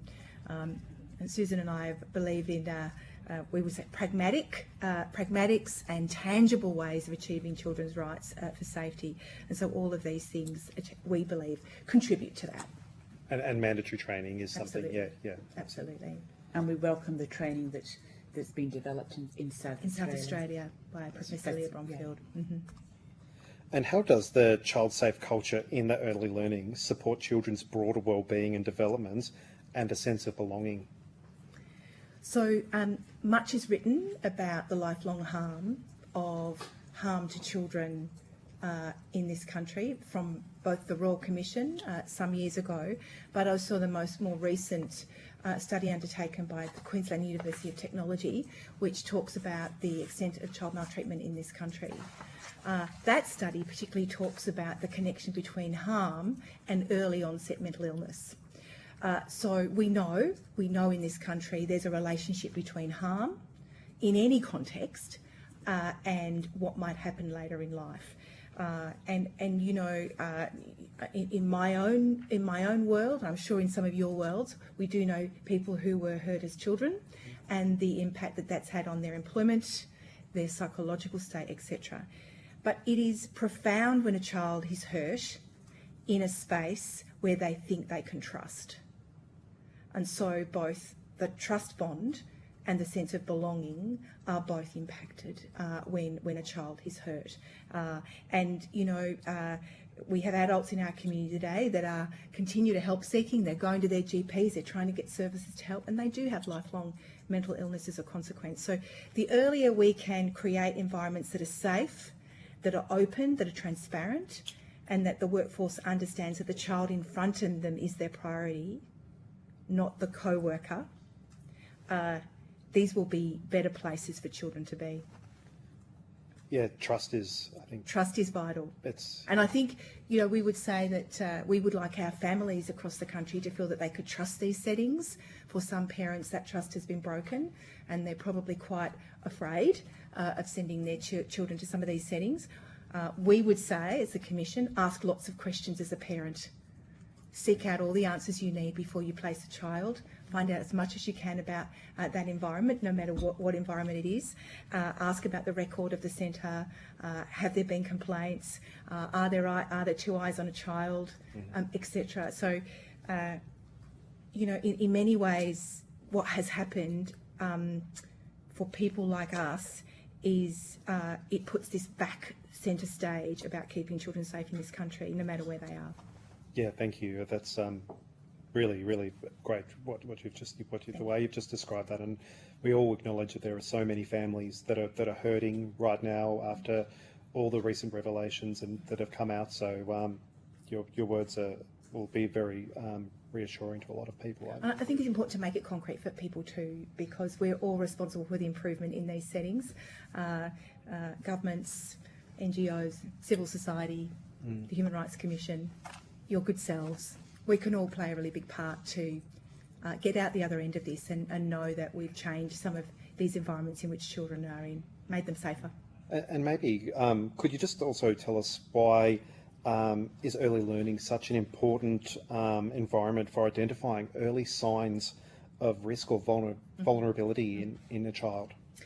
So the evidence that's available to all of us indicates that institutional abuse of children is on the decline, even though the revelations of the early education settings have been frightening for all of us.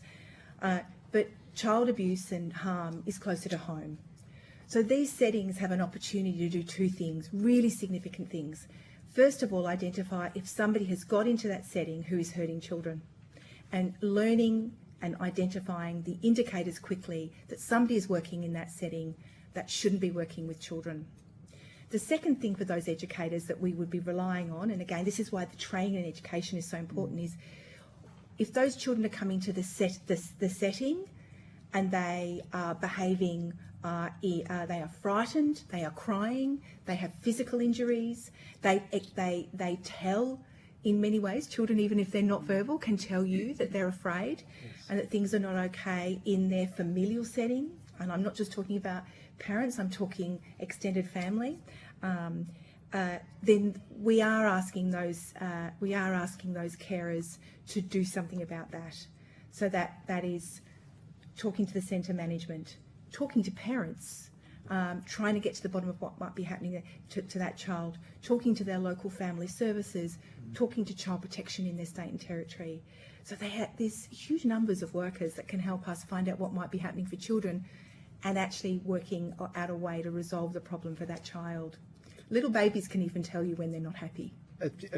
We heard evidence in the last round of hearings that we did was as part of how people are now and professionals are able to assist such young children to be able to communicate that things are not right. You know, it's Exactly. And finally, just if I may, how will a national educator register strength and protections for children, particularly by preventing unsafe individuals moving between services? Look, some of the harms that children have experienced in some settings have been because workers have moved around from setting to setting without any oversight or awareness of where they might be working and why are they moving around so much. So for some that's legitimate, and for others it is about covering up behaviour that is harming children. So in many ways, if we can have a register that gives some idea of the workforce, its patterns, how they're moving around, it does mean that you're not going to have this situation where people are moving around and we don't really know why. I would say that actually it's important that providers are good to their staff and staff don't move around as much as they do. Now that's me being very idealistic, and I don't mean to be. But the less I'm a union organiser, mate. I absolutely am a the less union movement, organiser. the less movement of our staff. Yes, thank you. Senator Hodgins may. Thank you, Chair, and thank you and congratulations on your appointment as well. Your submission cites evidence from the Victorian Rapid Review, which highlights that some providers can prioritise profit over children's safety and quality of care. From your experience, how does the current system allow this to happen, and to what extent? Look, I'm not going to speak to the Rapid Review because it's in the public. It's in the public domain, and a number of big systems now are mixed market systems, so they have a combination of public and private elements to them. I referenced the National Disability Insurance Scheme as well as the early years settings. Irrespective of those settings, children should be safe. Now, you know, and I think government ministers have said this as late as 3 months ago, that no matter the setting, the government is going to prioritise safety over other imperatives. And I would hope that all providers, whether they are not-for-profit providers or for-profit, have got that message, because I, like many of us, would like to see that any funding levers that the Commonwealth have or the state have are used to ensure that children are safe, and that these settings are the best they can be for every child that attends. There's no doubt there's been an explosion in the need for early years settings for parents to be able to send their children. We now need to take some corrective action to make sure those settings are safe. Many providers, the for-profit providers, want to improve, and we need to make sure that that happens. So that's my answer. Dr. Nicholson, did you have anything you wanted to add? I don't think that I have anything to add on that. I think that Deb has covered it, but I think that perhaps we just need to be conscious. We said that we were very supportive of the training that goes in, and I think the training is an extremely important part in terms of educating those that are working in those centres. And often, if it's for profit, then the profit it's driven down a path where that becomes a bonus, an extra that staff do, whereas we have to keep that level of education of staff, that protection of children in that context. I mean, I would say I would encourage all providers, if they have funds that are left sitting there languishing, to use them on the children that are in those settings, whether they're a for-profit provider or a not-for-profit provider. I think we just don't see that necessarily, though. Well, I mean, we don't, and we should, and I think that we need to keep reminding people, and I was reminded on the day I found out what had happened in Victoria, that that community is still reeling from those harms, and that it should be a wake-up call for every provider, but definitely the providers in this situation, for the most part, were private providers. And as a Children's Commissioner, I would say, if you want to look after children, you need to keep them safe.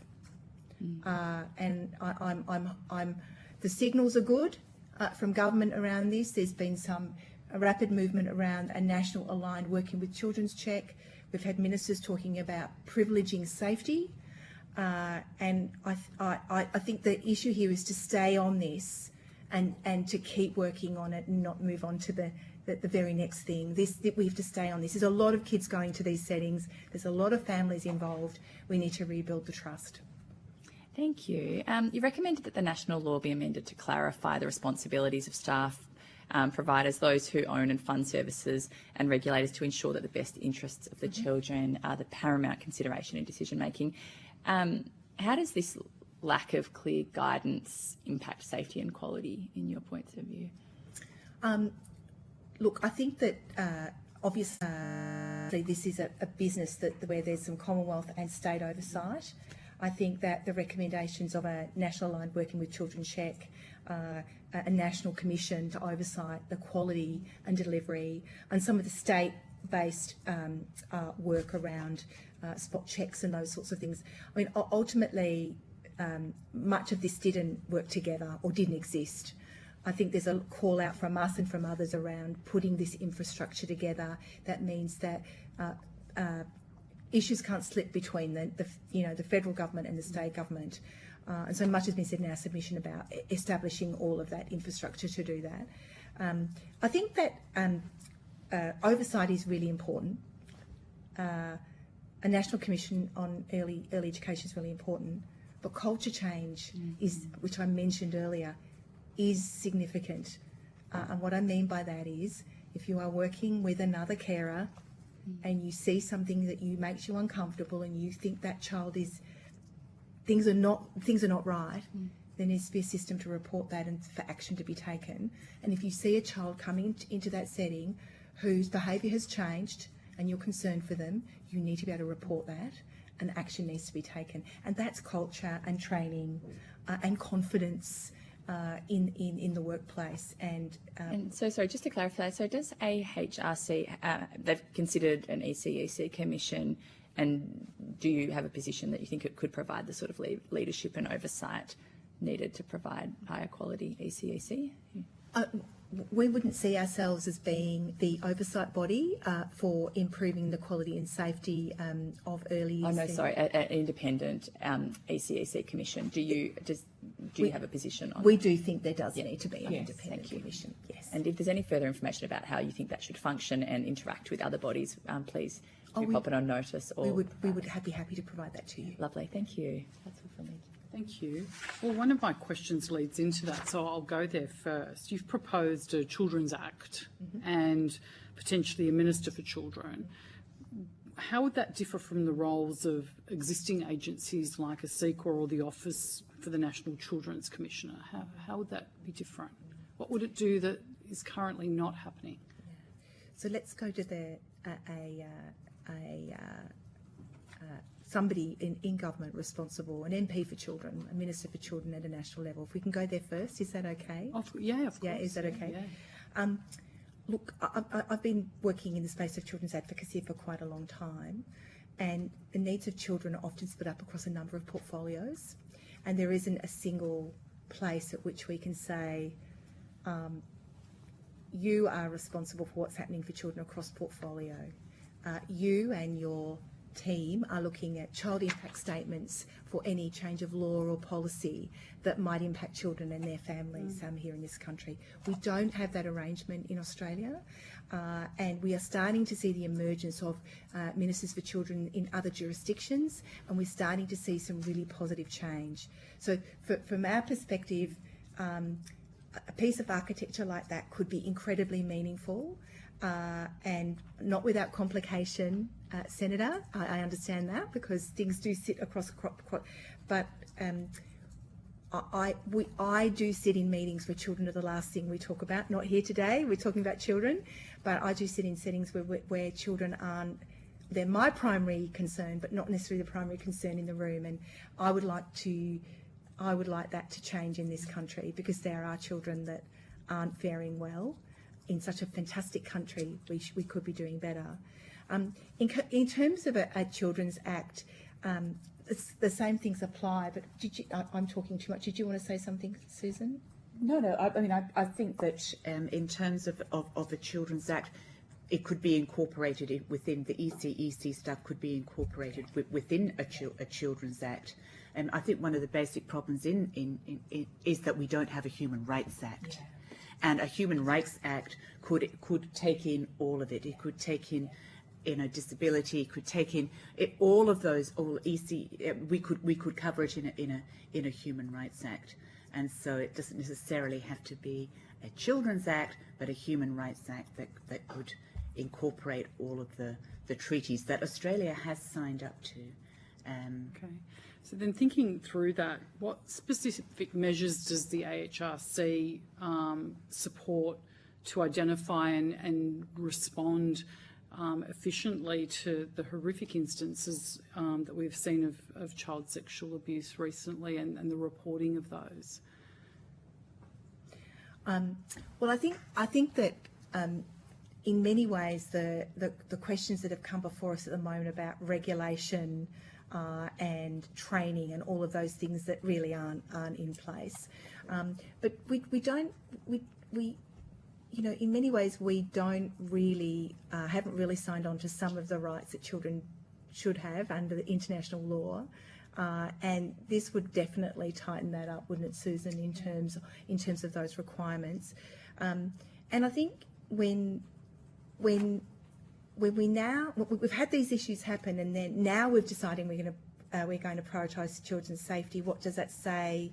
What does that tell us all about the fact that we haven't prioritised it before? Well, it's my view that child safety should be the priority in any care setting. Yeah. And what concerns me is that, we have elements like, the Working with Children check that should protect children, where we're finding out that they're actually not being even being scrutinised. They're just being accepted as, oh, that's tick a box, it's completed. So what I'm trying to work through and think about is how do we actually ensure that all of these layers of regulation that we're putting in to keep children safe are actually keeping children safe. I think the report from Queensland the other day said, there were 18 instances at which Ashley Griffiths could have been stopped, or where, he could have been disrupted from doing what he was doing. And I note in your opening statement, you actually talked about you need to stop these things before they happen.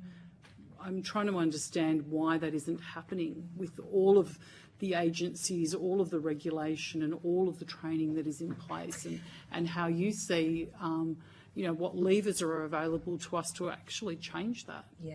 I mean, I think it's a much longer conversation, and I think that if you take somewhere like Victoria, where they would have felt that they had a fairly good regulatory surveillance system, they've now decided to move some of those things closer together to try and mitigate the things that you mentioned, Senator, where things have not been connected up. I mean, I think, from a child's rights point of view, we would say we need a regulatory system that's going to protect all of their rights, and this isn't going to happen. And that means investing in regulation and a system that is joined up. And that will require investment, and also people who are able to look at the data and work out what's going on. Because I think that the report that you're referencing does indicate that where you don't have those things, terrible things can happen. I mean, I think, in many ways we still haven't gone that next step, which is to join the dots in many of these situations and make sure that we haven't lost sight of what might be happening for a particular child and intervened early enough. What do you think is the reason, or do you have any guidance or insight for us as to what the reason is why those dots are not being connected? Because that does seem to be a big part of the problem. Look, I think in my working life, some of these big systems, like the early years settings, have grown exponentially in the last 5 years.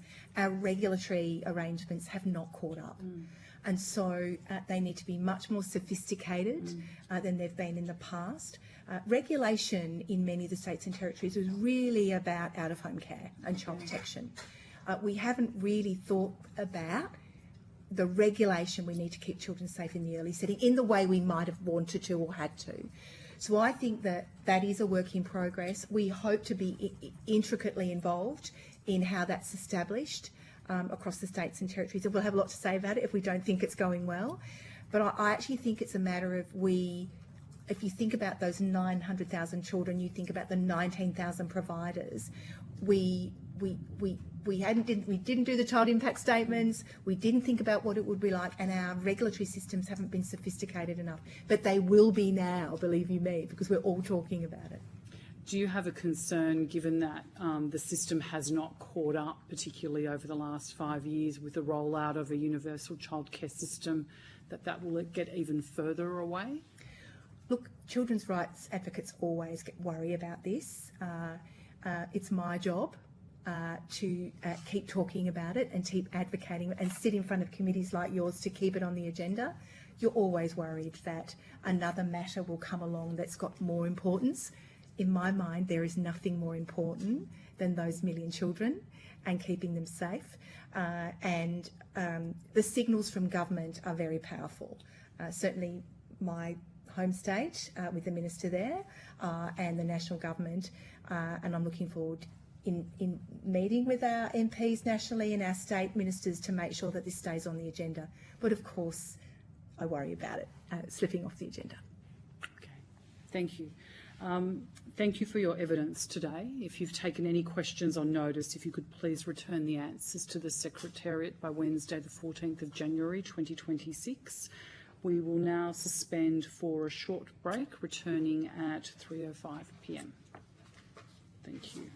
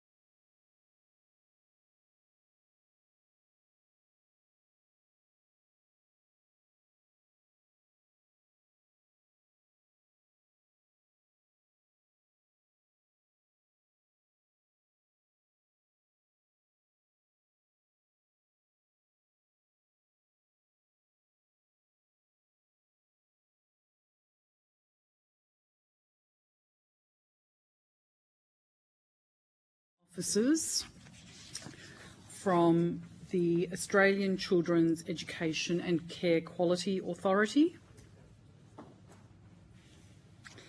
The Senate has resolved that an officer of a department of the Commonwealth or of a state shall not be asked to give opinions on matters of policy and shall be given reasonable opportunity to refer questions asked of the officer to superior officers or to a minister. The resolution does not preclude asking questions for explanations of policies or factual questions about when and how policies were adopted. If a witness objects to answering a question, they should state the ground upon which the objection is made, and the committee will determine whether it will insist on an answer having regard to the ground which is claimed. If the committee determines to insist on an answer, a witness may request that the answer be given in camera. Commonwealth officers appearing today are also reminded of the Senate order specifying the process by which a claim of public interest and immunity should be raised. A copy of the order is available from the Secretariat. I understand that information on parliamentary privilege and the protection of witnesses giving evidence to Senate committees has been provided for you. For the Hansard record, will you please state your full names and the capacity in which you appear today? Thank you, Chair. My name is Gabrielle Sinclair and I'm the CEO of ASEQA. And thank you, Chair. My name is Craig Bennett. I'm the General Manager of Policy and Regulatory Systems at ASEQA. Thank you. I now invite you to make a short opening statement, and at the conclusion of any remarks, I'll invite members of the committee to ask questions. Thank you very much, Chair. We have provided an opening statement. However, looking at it again this morning, it's not very brief. And I think for the interests of the committee's time, I'm more than happy just to do a quick overview of it rather than read the whole statement. I think that we have, with the benefit of appearing before the committee, we have really understood that explaining what ASEQA does and how the National Quality Framework operates, we've got a long way to go. There's still a lot of misunderstanding about how the National Quality Framework operates, and particularly ASEQA in our role, because we're a state body in each state and territory. We're not a Commonwealth entity. The role that, or the relationship that we have with the Commonwealth is that they provide us grant funding, and that grant funding has been provided since the National Partnership Agreement ceased in 2018. So in summary, we are, all of our functions are articulated in the national law. We report to the 9 education ministers in the EMM, and we continue to ensure that we respond to anything that ministers have asked us to do, and we continue to do that, including, as many of your witnesses have mentioned today, a workforce register, the review that we did in child safety back in 2023, and also we have just completed a rapid assessment of how ratios are operationalised in services. We have also, over the years, taken on more functions, as ministers have asked us to do, including skilled migration functions to enable the workforce, overseas trained workforce, to be recognised, to enable them to work in Australia. Thank you, Chair. I think that's a very quick overview.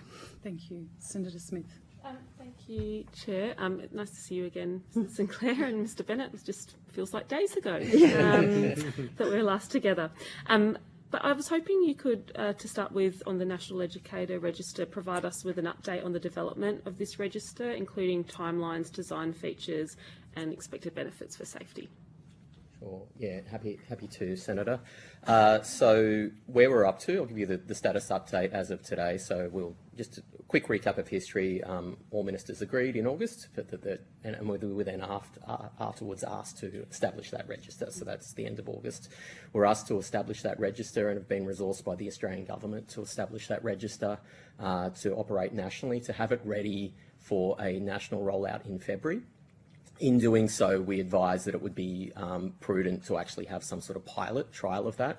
So we actually deployed the system last week, the register, ready for pilot from this week. So we have literally, even as yesterday, had a showcase with a number of, we put a call out through national peaks and so forth to try and get a bit of diversity of the sector, different service types, care types, to actually trial the register. Literally, what is it like for them? What is their experience of using it to put the information in? So the very base product has been developed. It will be tested with those providers in putting that information into the system. And we will refine that based on the feedback we get, that ready to go for February. In terms of the features of it and its benefits for child safety, just quickly to the features, we were asked to develop something in phases, and it sound very bureaucratic, but this is phase 1A, which is literally the establishment of a register for providers to put the workforce information. So all centres across the country already have requirements to maintain records on every member of staff. That's early childhood teachers, educators, anyone, and it could be the cook, the cleaner. But their qualifications, their training, is that first aid training or anaphylaxis management, working with children checks, all of that information needs to be maintained. That information will now be put by them into the register. That then becomes visible to regulators nationally. So it becomes another piece of intelligence for them to use. That is in summary where 1A will get you to, but what we've also been asked is to work quickly on advice about how you can enhance that register to do much more for child safety. So yes, it starts with giving regulators visibility, an extra tool in their toolbox when they can put together information about individuals. They can, if they're going out to a service, they'll be able to see how many educators might be working towards a qualification, or the status of their working with children checks. So they'll have more proactive information that they could have previously asked for on site. That's what you get to begin with, but we know it needs to be a lot more, and hearing even this morning from people speaking to you about it needs to evolve to be a lot more, to integrate, for example, with working children checks agencies, so you can actually have verification that working with children check is valid. How can it be used as a screening tool for providers to, for example, check their bona fides of working history and so forth? So it won't do that in the first stage, but we've been asked to provide advice to go back to all ministers in the first half of next year about, yes, you've delivered this first initial phase, but what can the future of this register be? So that's, hopefully I've answered you have. Aspect of your question. Because my other question was going to be, going to the practical ways this will help prevent individuals with these serious safety concerns from moving between services and jurisdictions. You've covered that as well, I think, but unless there was something more you wanted to add on that question. There's something else that I might specific to that I might also add. I mean, we already have, yes, it builds up the intelligence, particularly for regulators. Something that we've also, which can link with this, that we've already developed, and actually it was mentioned in the recent report in Queensland, the in plain sight report that's just been mentioned. Something that we've done recently was this is again for regulators, is to link up intelligence records. The thing that report talks about time and time again is about allegations that never met a certain threshold, a threshold that would actually be police actually taking some action. Now, information like that is also not made public, but we have a system in which intelligence records can be made about those allegations that may not be able to meet that threshold, and be able to help regulators join the dots. So we've deployed that, and we'll be able to link that with the register as well. So there are things that are happening that will help join those dots quite quickly. Okay. Thank you. And in terms of the safeguards which will be built into the system regarding accuracy, privacy, user security, can you talk to some of those? Yeah, absolutely. Privacy is a big one. We have just completed an independent privacy impact assessment. One thing I would say, Senator, is I think one of the reasons we were asked to establish the system is because we already established the register, is because we own and manage the National Quality Agenda IT system. So that is already the secure platform. So we have a secure platform already that has been used since 2012 that has sensitive information, regulatory information about children, all sorts of things coming in and out of that system. So we obviously take that very seriously. We have all the appropriate, Australian government cybersecurity controls. We're undertaking an independent assessment as we speak, just finishing that, of updating our cybersecurity, just checking that that's all in order. Privacy impact assessment. And then, because the way that system operates is we control who has access to it. So there's limited roles for regulators, the approved provider have their limited roles. So the information is already stored securely, but yeah, that is something we're getting those extra independent assessments of to make sure that we are completely aware that we're about to house a very large database of personal information. And so we take that responsibility very seriously. But I guess in that as well, I mean, this new register will improve information sharing too. Like, how will that help the regulator, in your view, identify risks better? So I guess to begin with, being able to see if they have information, some sort of allegation that comes to their attention, for example, about an individual, they're going to have much more information about that individual, where they've worked straight away, status of working with children checks, those sorts of things. So it's an extra piece of intelligence for the regulator. Yeah, that they can then use in amongst their tools. It's not going to be, I'm not here to suggest that it's going to be the tool that addresses child safety and early childhood. I don't think anyone's suggesting that. But it has been noted in many in many reports now, and certainly even back as part of a workforce strategy, which you'll find on our website. We've been long talking about, the need for some sort of national database. Also for all the other benefits that you can get from that as well, to really understand the workforce in a way that we're not able to understand at the moment. Yeah. I've got a bunch more questions, but Chair, how much more time do I have? About 5 more minutes. Okay. I'll take this opportunity to just note for Hansard as well that Senator Pocock has joined us, David Pocock, by teleconference. Thank you. Great. I want to turn to the National Quality Framework now. Can you, for the benefit of the committee and for our report, can you explain how and why consistency across jurisdictions is so important, and the fundamental pieces of the National Quality Framework are so important in keeping children safe? Thank you, Senator. So the design of the National Quality Framework, and I absolutely acknowledge the committee will know this, but in 2007, when the 9 governments decided that there needed to be a spotlight on early childhood, and there was agreement that there should be a national quality framework, the whole purpose of that was to,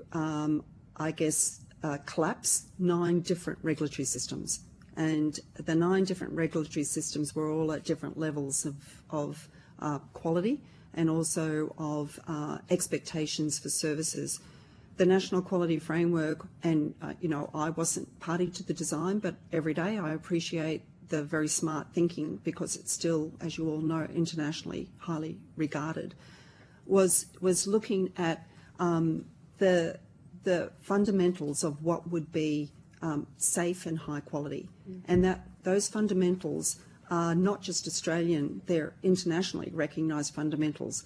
One is ratios, the ratios of children to educators, the qualifications required, and not every country in the world, as you know, has qualifications for mandatory qualifications.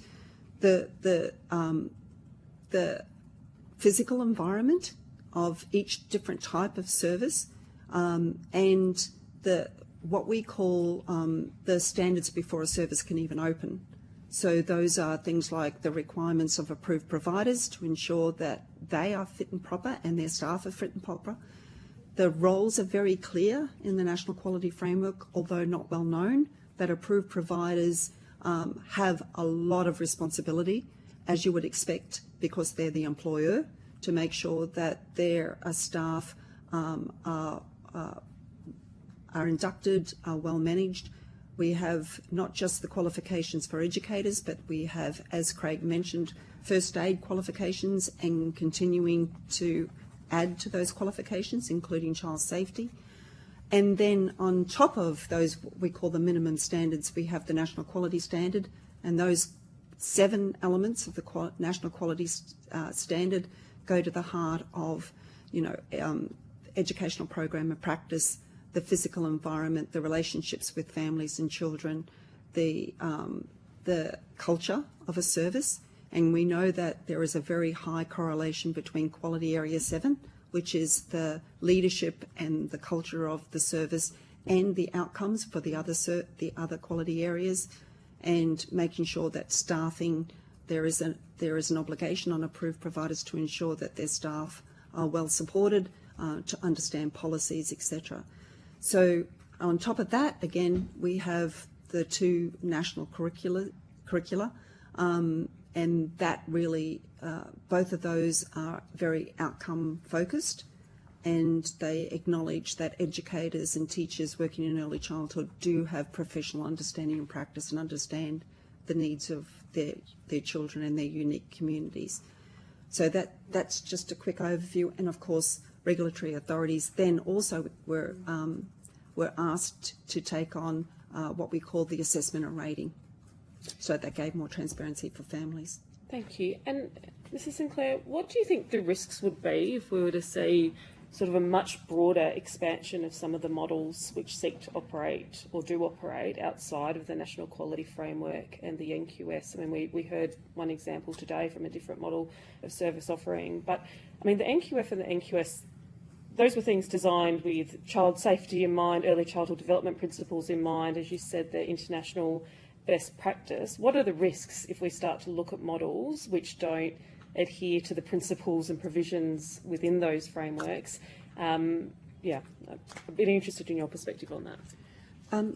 So there are a couple of responses to that. One is that we are, and the committee have asked us to think about going forward, are there other types of services that should be recognised in Australia? We already have services operating outside of the National Quality Framework, including in-home care, some community-based services, occasional care, mobile services. We have been working with the 9 governments for a number of years now to help them to create their own frameworks to keep children safe. And, that in-home care and the work we're doing with the CCCFR services, really bringing them up to understand what are the risks in each service type and how they should be mitigating that risks.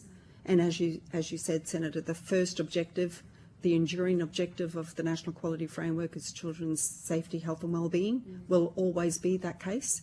And we have been working with, as I mentioned, the 9 governments to try and move those different service types into the National Quality Framework, which gives more transparency and accountability, and also will enable us at ASIQA to give them more information to families about what sort of choices they have. But notwithstanding that, I think, as we head into 2026, the challenge the committee has given us is to think what other service types should be considered, and we will be doing lots of research on that to give those sorts of options to government.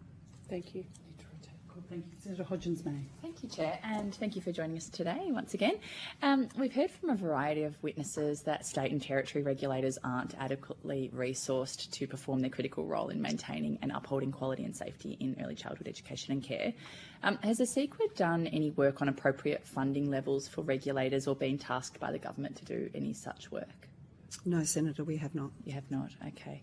Thank you. In relation to the review of child safety arrangements under the National Quality Framework, in your 2023 review of child safety arrangements under the National Quality Framework, ASIQA emphasised the importance of embedding a child-safe culture across the early childhood sector, something that depends on strong governance, well-supported staff and a clear focus on children's wellbeing.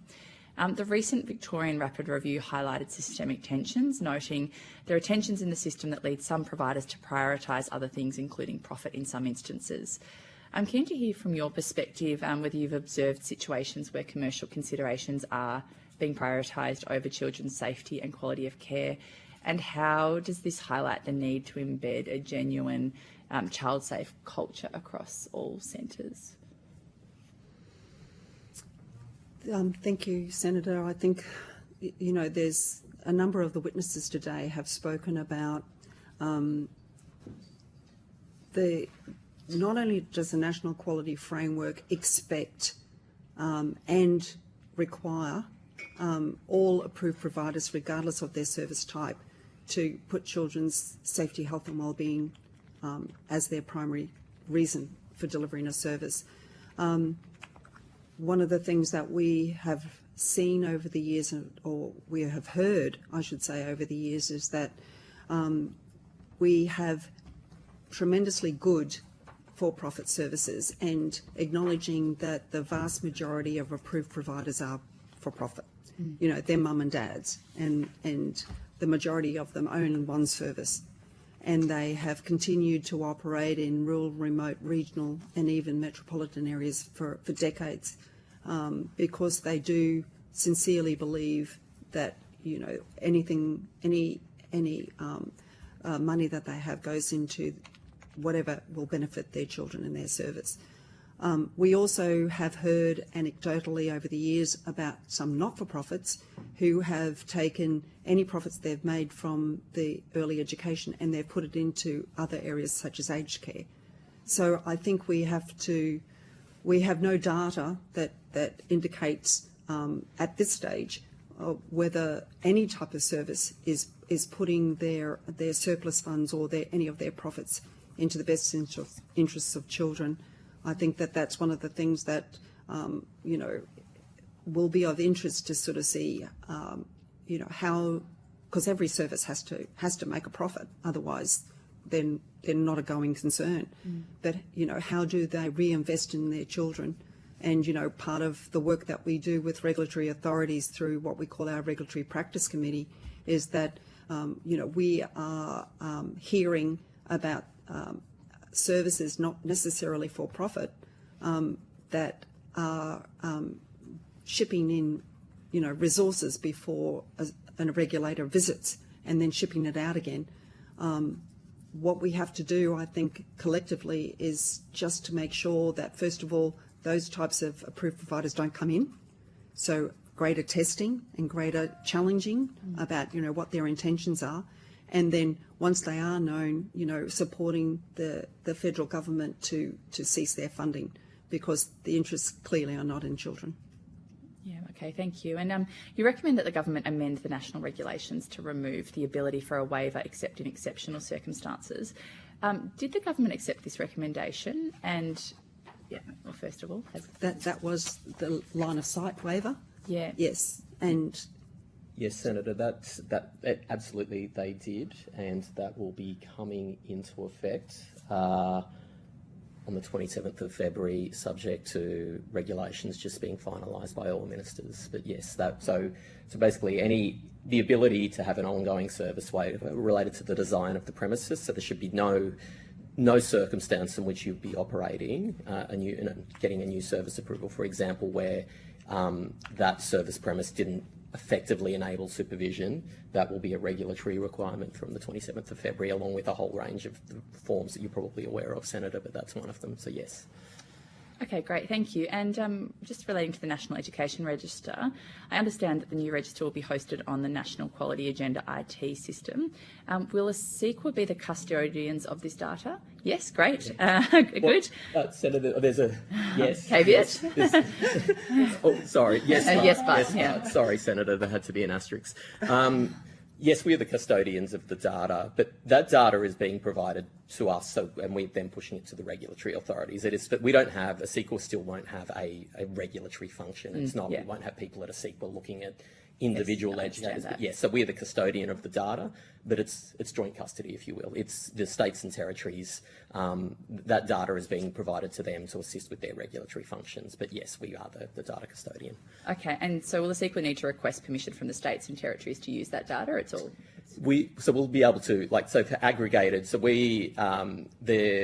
believe it's just achieved royal assent, the legislation that's in Parliament that is authorising us to establish the register, will enable us to use that data for our functions. So our functions are, we do, as you know, a lot of our reporting's aggregated, this many of X or this many of Y. So we will have data that we'll be able to use for our functions in that aggregated way. Yes. Okay, thank you. And final question. I understand that recording and maintaining information on individual educators will be the responsibility of individual providers. What role will ASIQA or the government play in ensuring providers maintain the database?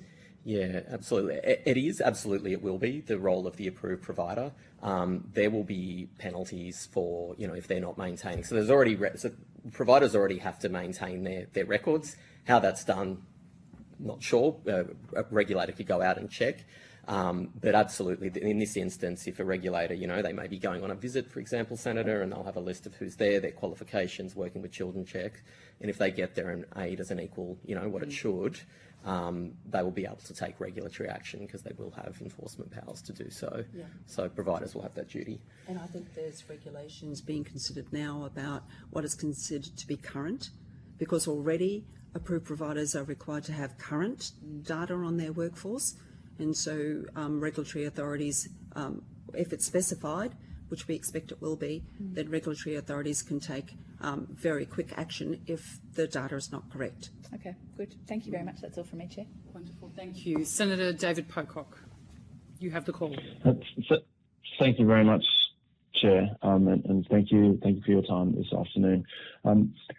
In terms of the data that you collect on how many reassessments and re-ratings of providers are done annually in each jurisdiction, can you advise us what the long-term trend has been? Are you seeing sort of the total number of reassessments increasing proportionally with the number of centres, or what's happening in that area? So, Senator, I'm just looking for the data.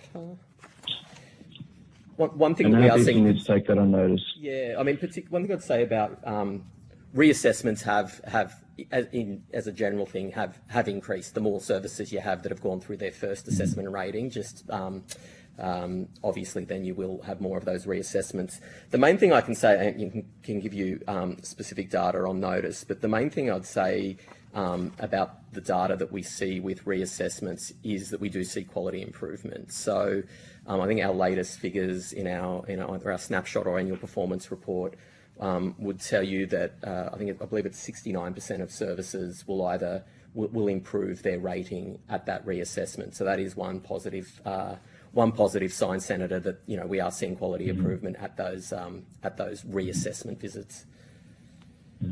Okay, thank you. And then maybe just on notice, if you could look at the averages, like how many reassessments on average is a centre receiving? And then I'd also like to understand more about the triggers for a reassessment. What sort of things are triggering reassessments? Is it a serious compliance breach, change in ownership? What are the sorts of things that trigger a reassessment? Thank you, Senator. I can actually take the first part of that question I can take now, which was around the average time. So data we have, and you can derive this from our quarterly snapshots, but say from the middle of this year, this is an average, so you're always going to find services that don't fit in with this average, but on average, you're looking at 2.6 years since a service has received its quality rating. And then you can break that down even further, Senator, which goes a little bit to your question.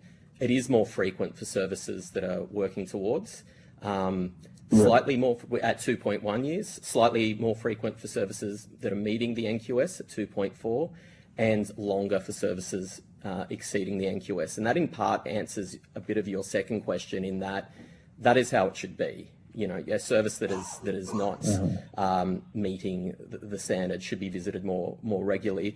But what I'd also say, Senator, is this is quality and rating assessment visits. They are one sort of set of visits that services will receive. There are 4 times as many visits that are actually undertaken by regulatory authorities as part of their monitoring and compliance work. So yes, I know people, you look at that figure, 2.6 years, that is a long time, but it's one part of the story.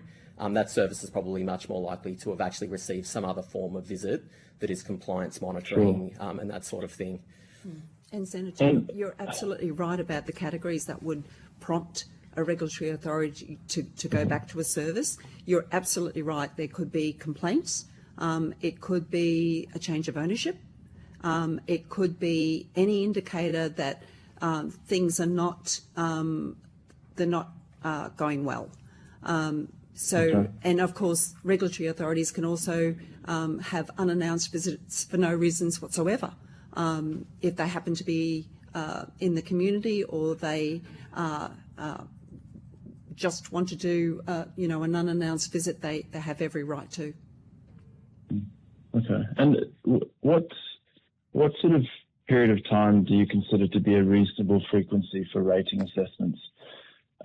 I've spoken to providers who haven't been assessed in 7 years. I've spoken to others who haven't been assessed for 3 years and say they're literally begging to be assessed given everything that's happening, because they know they're exceeding the standard, but they really want to be able to tell parents that they have been assessed and everything's fine. So do you have a sort of reasonable frequency in mind? What are you aiming for? It's a very good question, Senator, and we have been searching internationally for many, many years, in actual fact for over 10 years, to look at what is an optimum time for an independent assessment and rating visit. And we've certainly looked at countries like the UK, which has Ofsted, and Ofsted is the regulatory body that has been operating in the UK for over 4 decades. Their standard is 5 years. So every 5 years they will go to schools and early childhood services to do an assessment and rating. But as Craig said, we know that the vast majority of visits to services are to ensure that they are high quality and that they're complying with the National Quality Framework. I think that they're more important in many ways than assessment and rating, but we also know that services have always had the ability to request an assessment and rating visit. Because regulatory authorities work on the basis of risk, they make that determination in every state and territory about always, as Craig mentioned, going more frequently to services that are still working towards the national quality standard. Okay. Thank you for that. And then in terms of obligations to disclose breaches to parents, are there obligations? And if there are, what sort of time frame do centres have? Yeah. Thank you, Senator. I'll take that one. So right now, a provider has an obligation to have a compliance record. So that will have sort of key breaches in many enforcement actions that have been undertaken. Every parent member of the community has a right to ask for that, and it is something that we push quite strongly, that message to ask for that. And we've got some new information in our annual performance report that's just come out, which also goes into quality rating, but also talks a little bit to that. We'd like to see those numbers go up. What I would say, Senator, I guess your question goes more to sort of that proactive providing of the information. All ministers, when they met in August, this is education ministers, out of which a number of many reforms were announced. One of them was about, yes, asking ASIQA to publish more information about enforcement actions, which we've commenced from last month. But the last part of that is they've also asked us for advice on how can we, what changes to the law might be needed to make providers proactively provide that information. So we've provided that advice to governments that what are options to do exactly that, Senator, to make, if there is certain breaches, enforcement actions, that there actually would be a legislative duty on a provider to proactively provide that information to families, moving from the system we have at the moment where, yes, they can ask for it, but there's nothing that they're required in terms of doing it. That's right, Senator. So that is something that we can see being strengthened, and will be a decision for government shortly. Great. Well, thank you. It's great to hear that there's a sort of potential appetite and pathway to standardisation there around disclosures. And just finally, I was interested if you have any concerns about the relationship between RTOs, registered training organisations, and then early childhood providers when it comes to sort of a conflict of interest, where centres are incentivised to use RTOs that qualify people so they can work even when people might not meet the qualification standards. So, Senator, we have been working with ASQA, and as you know, they're the national body that that looks at regulating RTOs and ensuring that their courses are of good quality. Over the last 18 months or so, ASQA has, I guess, done a huge blitz on RTOs, and quite a number of them have been cancelled.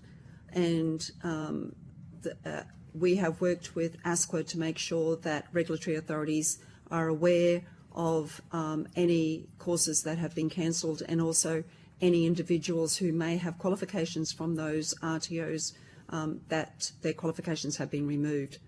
So again, working within a national system, it's really important that ASIQA is able to help join the dots about the dodgy RTOs, and we give that feedback regularly when we hear it from educators themselves or from families. We make sure that ASQA is well aware of that, and then we support them in making sure that their determinations are shared with the regulatory authorities and other approved providers. Okay, great. Thank you very much. And then, sorry, just final question, apologies. Are there plans to standardise ratios nationally? Is that also something that's in process?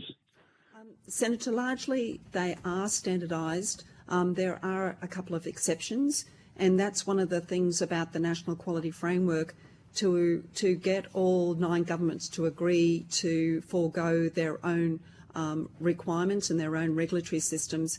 It was agreed that states and territories could, retain any provision that they thought would be of a higher standard than the National Quality Framework, but by and large, all the ratios are pretty much aligned, and they certainly are aligned with international best practice about the age of the child and the number of educators who should be with those cohorts of children. Great, thank you very much. Thank you, Chair. Thank you. Thank you. Queensland's in plain sight review into the offending of Ashley Griffith found that there was no clear single owner of child safeguarding, and that fragmented systems meant that abuse risks in childcare were identified but not always mitigated. Given ASIQA's central oversight role of the National Quality Framework, what can you tell us about this safeguarding gap and how it's persisted, and what avenues we have to prevent something like this again? Thank you very much, Senator. And I would say that In Plain Sight is a well-crafted, well-written report, and we were really pleased that they referenced not just our child safety report from 2023, but they also referenced a lot of our data to make their case. And the only slight criticism I'd have of the report is that they said that the educator register was not part of our report, and indeed it is. So in our recommendation 15, we did talk about the need to have an aligned system where everyone could see who was working in the sector. Yeah. Our recommendation 16 from our report was that there should be a deep dive in understanding how this offending occurred, and also importantly why the offender didn't offend in every service. And that report does it beautifully, and the fact that the perpetrator did not offend in every service particularly points to the fact that those services where he did not offend had really good policies about child safety, had really good policies about an educator not being alone with children and not being within clear sight. He mentions that, the perpetrator mentions that he never worked in a service that had CCTV, because that would shine a light on that. And I think that now that we've got In Plain Sight and we understand why he was able to do the terrible offences he did, that will strengthen the whole system, because now we know, and I don't think there was anything that came out of that report that we hadn't touched on in our child safety report. which is, of course, approved providers as the employer have to make sure that they have the right people employed, that they are supporting them, that they have a system that's open and accountable, and it encourages their staff to speak up, because in plain sight talks about every child deserves a guardian. And I think that that's really to the heart of, you know, what we're in, that we want everyone to feel that they are a guardian for every child. The review also identified 18 missed opportunities to stop Ashley Griffith from abusing children, including repeated complaints across agencies that weren't acted upon. What visibility did ASIQA have, if any, of the repeated complaints being made to ECRA about Griffith? And do you have any insights that you can share with us around why this pattern wasn't detected or escalated nationally? Do you want to do the complaints? Yeah, I can take that. We don't, it's a bit like the register, we don't look at individual complaints, they're passed through the system.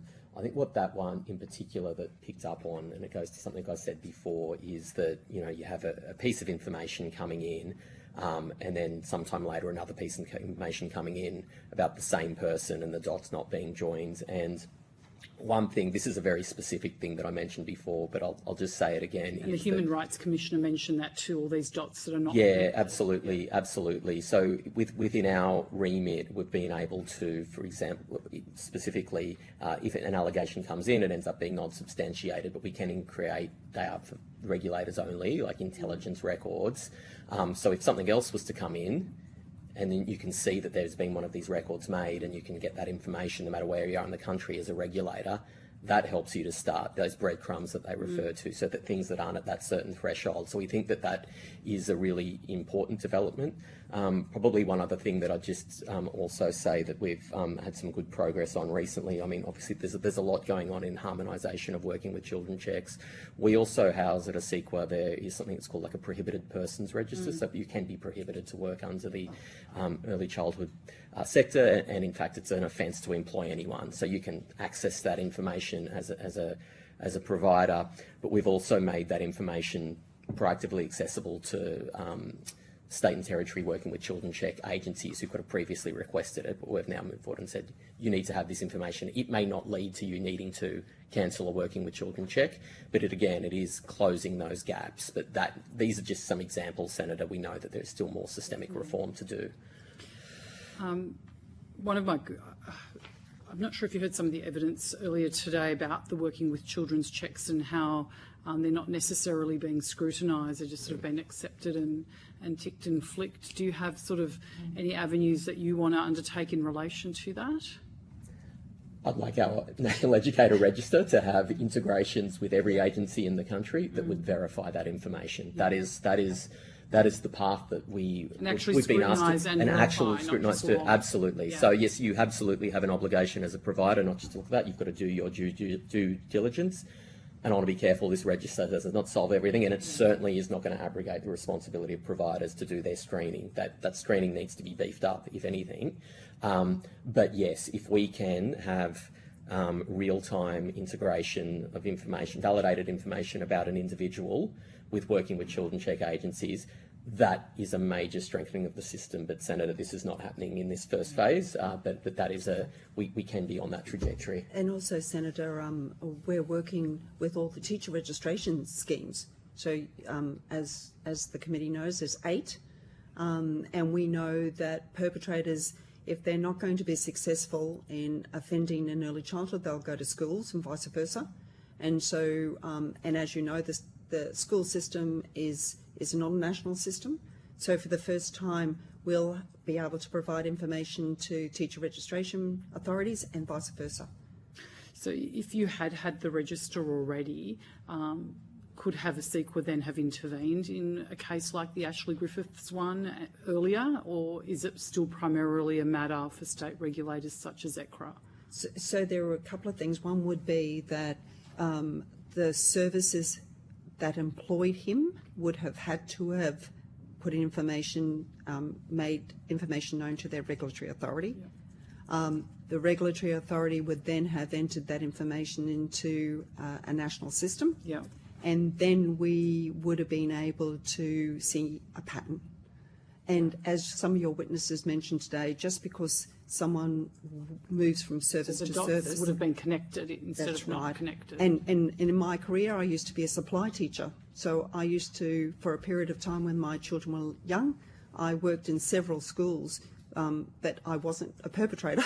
That we will have the information for the first time that we can go, there's something fishy going on here. Because the challenge is, from what we can understand, is that some information was made known to the regulatory authority, but it just didn't seem to get broken down or acted upon, I guess. And that's one of the things that, you know, we hope in, as Craig said, in doing a blueprint, teacher registration authorities have a lower threshold of what they consider to be unacceptable behaviour for them to be able to act on than the police do. Yes. And right. we hope that we will be able to I guess, replicate that eventually when the workforce register or the educator register is in full swing, to be able to sort of say, regulatory authorities, what more powers do you need that don't meet the threshold for offending, but it means they meet the threshold for unacceptable behaviour.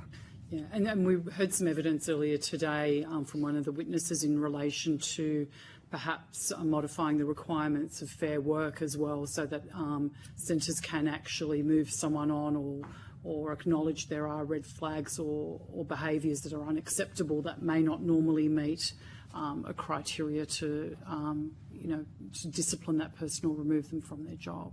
Do you see that as part of the framework perhaps as well that we need to look at? We would hope that that would come, because it's a natural progression from once you have, as Craig mentioned, the transparency of who's working, we can start to, and we all know what sort of offending behaviour, and that in plain sight was a very good summary of there are certain behaviours that may not in itself be a worry, but when you start to see a collective of those behaviours, they certainly would need closer scrutiny. And in our child safety report, we did say a recommendation that educators and teachers and anyone working in early childhood, they really need to have confidence about they know who to go to.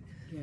And the work that we've been doing, we're really making that, I guess, easier to understand for everyone working about who should they go to if they're concerned. Sure. With the review also found that Queensland version of the Working with Children's checks, the blue card system, did function as intended, but it still failed to protect the kids in this case, and recommended creating a child safeguarding intelligence hub to link concerns about childcare staff across regulators and police. Is the CEQA aware of this recommendation, which I'm assuming you are in the report? And do you support a mechanism of this kind? I guess that the best way to say it would be to say anything where information is shared across regions and across services and across sectors and across agencies is a good thing. Yeah. The In Plain Sight report mentions Queensland has a law called the Dangerous Prisoner Sexual Offenders Act, and for my sins I spent 16 years in corrective services, and it was my report to Parliament that led to that legislation. We all know that the more light is shone on a person, the more likely that they will not offend. Yeah, thank you. And probably my final question would be around the review found that 74%, I think the number was, of the centres where Griffith offended were rated meeting or exceeding at the time. What are your thoughts on how a child sex offender can actually operate in predominantly compliance services? And what does that say perhaps about the reliability of ratings as a safety signal, and what kind of work we actually need to do there as well? So a number of things were raised in that report. One was how quickly he moved. So given the fact that an assessment rating is a point in time, We don't know whether the assessment rating happened while he was there. But certainly, you know, the assessment rating is just one point of information. Because he moved very, very quickly, we would imagine that he didn't stay in a service, and the report actually does point to the fact that really good services that had that really strong culture of every child is safe, and you know there are 4 eyes on every child. He didn't offend at all. So I guess that, you know, for families, and we're trying to help families be, you know, aware of what they should be looking for and what they should be asking.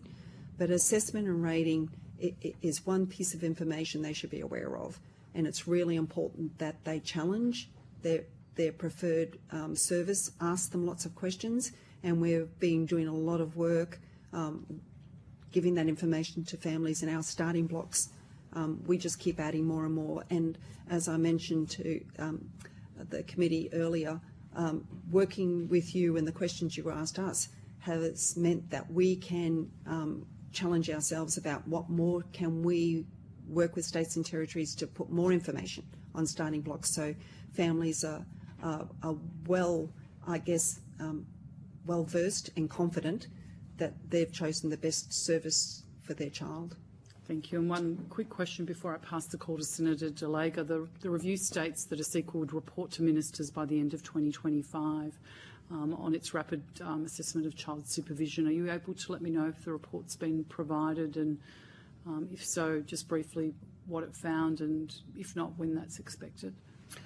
Thank you, Senator. Yes, we have finalised that report and we have provided it to education ministers. It's our understanding that they will consider that, and we have been asked to appear before them in February. Okay, yeah. So we'll have more information then. Was that provided in the last few days, or? No, it was a week or so ago. Lovely. We mentioned it to the Senate estimates. I may have missed it. It was a long day. It was a long day. Thank you so much, Senator Delega. Thank you. Thanks very much. And just a couple of quick questions just to finish off today. Talking about embedding the reforms for better child-safe practices, how will they help to embed the national principles for child-safe organisations into everyday practice across early learning? Thank you, Senator. I can start with that one. Culture's everything with this question. In plain sight brought that out as well. So there's so many ways in which that needs to be done and is being done. We want to start with culture. I mean, the requirements, you know, there are requirements that have been introduced in recent years around having policies and procedures on child-safe culture, but we need to bring that to life. One of the first things governments asked us to do after we submitted our report and sort of consulted on how they might implement, particularly some of those regulatory requirements, we were also asked to develop what's called an NQF Child Safe Culture Guide, and we also did a compendium basically around online safety as well, to really break down what do these principles actually look like in action. So that is quite literally, we've been talking a bit about recruitment and staffing. What does it look like to have child safe culture in your position descriptions? What does it mean? What is the signal that you set in a position description? What are the questions that you would ask employees, like an educator when coming? What does probation look like? To really break that down into really practical tools that can be used in services. So they're the sorts of things that we have been doing. One of our recommendations was also around to talk about, and it's partly a language thing, but it still matters, is the National Quality Standard, as it sits today, doesn't specifically call out child safety. It's implicit. We wanted that to be explicit. Governments have accepted that recommendation, and from 1 January, the National Quality Standard will call out, particularly in the areas around sort of in the governance section, because it really culture starts in governance.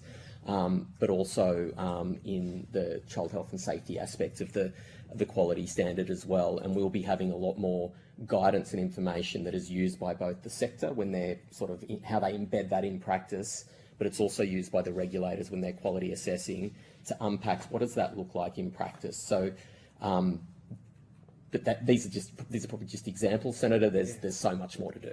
No, I agree with culture and safety culture, but also it was quite telling, Ms. Sabaris, the new Child Safety Commissioner, also mentioned about respect just of the workforce as well. Yes. And I think that's embedding that sort of culture, would you say, also is going to create where workers are respected and workers stay within the industry and they feel valued and rewarded.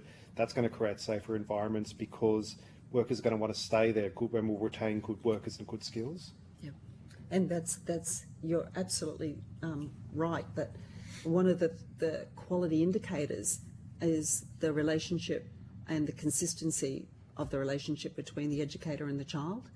And so, you know, we know that the best services, and we do the excellent rating, they always have in common that they keep their staff. And we're talking about 5, 10, 20, in some cases 25 years they've had the same staff. And so the educator has a really deep knowledge about the child and the family, and usually they've had siblings, and sometimes they've also had the parents. And so, you know, we do not want, and schools are the same, you know, they don't want 4 or 5 teachers for their child in 1 year. And we want to go back to that situation where people want to come and work as an educator or an early childhood teacher. They see that they've got professional status and that they see that they're being, that their work pay and their working conditions enable them to have a long career. Yeah, I'm not sure if you heard the evidence from the United Workers Union this morning as well, and some of the before the pay rise for the workers, you know, not being able to afford, you know, working extra jobs and being fatigued, and it's sort of You know, thank you. And just talking about ASICWA's sort of capacity and your role to support regulators, and supporting them to implement the national framework. Can you just outline for us how you are preparing the sector for new child safety requirements? Absolutely. I'm going to take that. Yeah, there's a lot to do. We're doing it right now, Senator. Governments have asked and have brought forward, they've fast-tracked the legislation for this to come in. So we are working quickly to produce guidance. We have a big role to play. Like, it's one thing to have legislation, but a bit like what I was saying before, what does that actually look like in practice to have a new principle that paramounts, you know, child safety needs to be a paramount principle? What does that look like on the ground, or the management of digital devices? So we have a role in developing guidance, fact sheets, the authorised officer training, even the technology system I referred to, the National Quality Agenda IT system, that needs to be modified.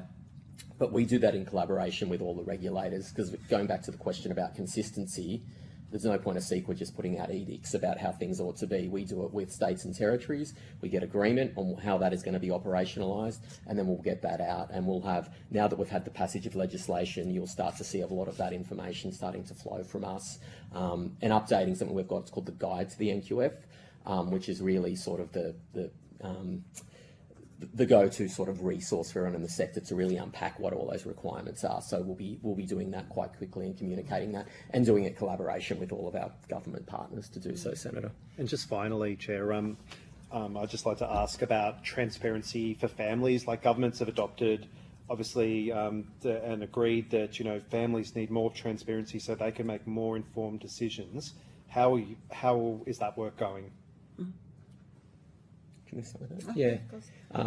So mentioned previously, this year in particular, we've made a number of changes, and I think, as we've said a few times to this committee, about needing to move beyond the story of the quality rating is important, but we want to be able to give more information. So this year we have we've changed and given more information about when the last visit. So if you're a family, you can go on there and see, okay, the quality rating is 3 years old, but when was someone actually here by the regulator? You can now see that. Does that include the Fair Work? If they've done a spot check potentially as well, will that include? This is just the NQF regulator, yes. Senator, yes. Are there any conditions on the provider? And conditions can be all sorts of things, but that could be, you know, that we only allow your service approval limits you to providing education and care to a certain age cohort, for example. It could be something as simple as that, and it can vary. We've made those conditions transparent, but also what we started just last month is also starting to include specific enforcement actions that have been taken by regulators, that they are there. So you could look up your service, and if one of those actions have been taken, it will tell you what that action is, with that call out to speak to your service. You really need to, that's the thing we really want to encourage, to have that conversation with your service, to get the information, to ask for, I mentioned the compliance record, ask for it. We want families to ask for that information, to be empowered, to have the full picture. And it's accountability as well. It's absolutely. Yeah. But we've also been asked to do a lot more. We've been resourced by the Australian government to roll out a big communications campaign for families as well, which we'll be getting started on shortly. So this is a big space, and the transparency thing is only going to, I can see we're only going to be asked to do more. And in answer to Senator Pocock's question, yes, I can see there'll be a move to that. Requirements on providers to also do that proactive. You can see that is going to be something like governments have already asked for it. It'll just be a question of mechanisms now and timing. So yes. Thank you very much. Thanks, Chair. Thank you. Thank you for your evidence today and for your time. If you've taken any questions on notice, if you could please return the answers to the Secretariat by Wednesday, the 14th of January 2026. Thank you. Thank you.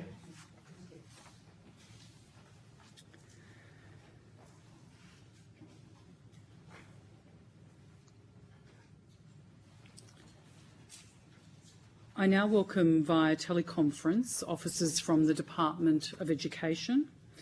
The Senate has resolved that an officer of a department of the Commonwealth or of a state shall not be asked to give opinions on matters of policy and shall be given reasonable opportunity to refer questions asked of the officer to superior officers or to a minister. This resolution does not preclude questions asking for explanations of policies or factual questions about when and how policies were adopted.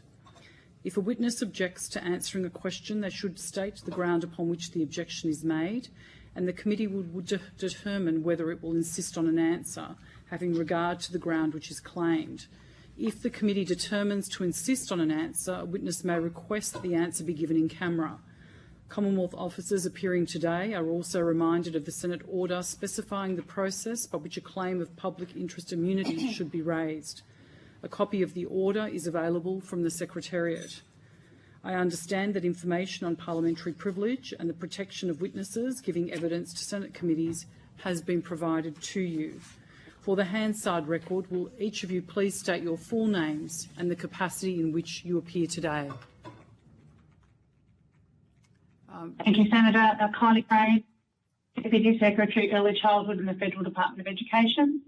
And Senator Brendan Moore, First Assistant Secretary, Childcare Integrity Division, Department of Education. Thank you. I now invite you to make a short opening statement. At the conclusion of any remarks, I will invite members of the committee to ask questions. No statement, Senator. Thank you. Senator Smith. Thank you. Deputy Chair, apologies.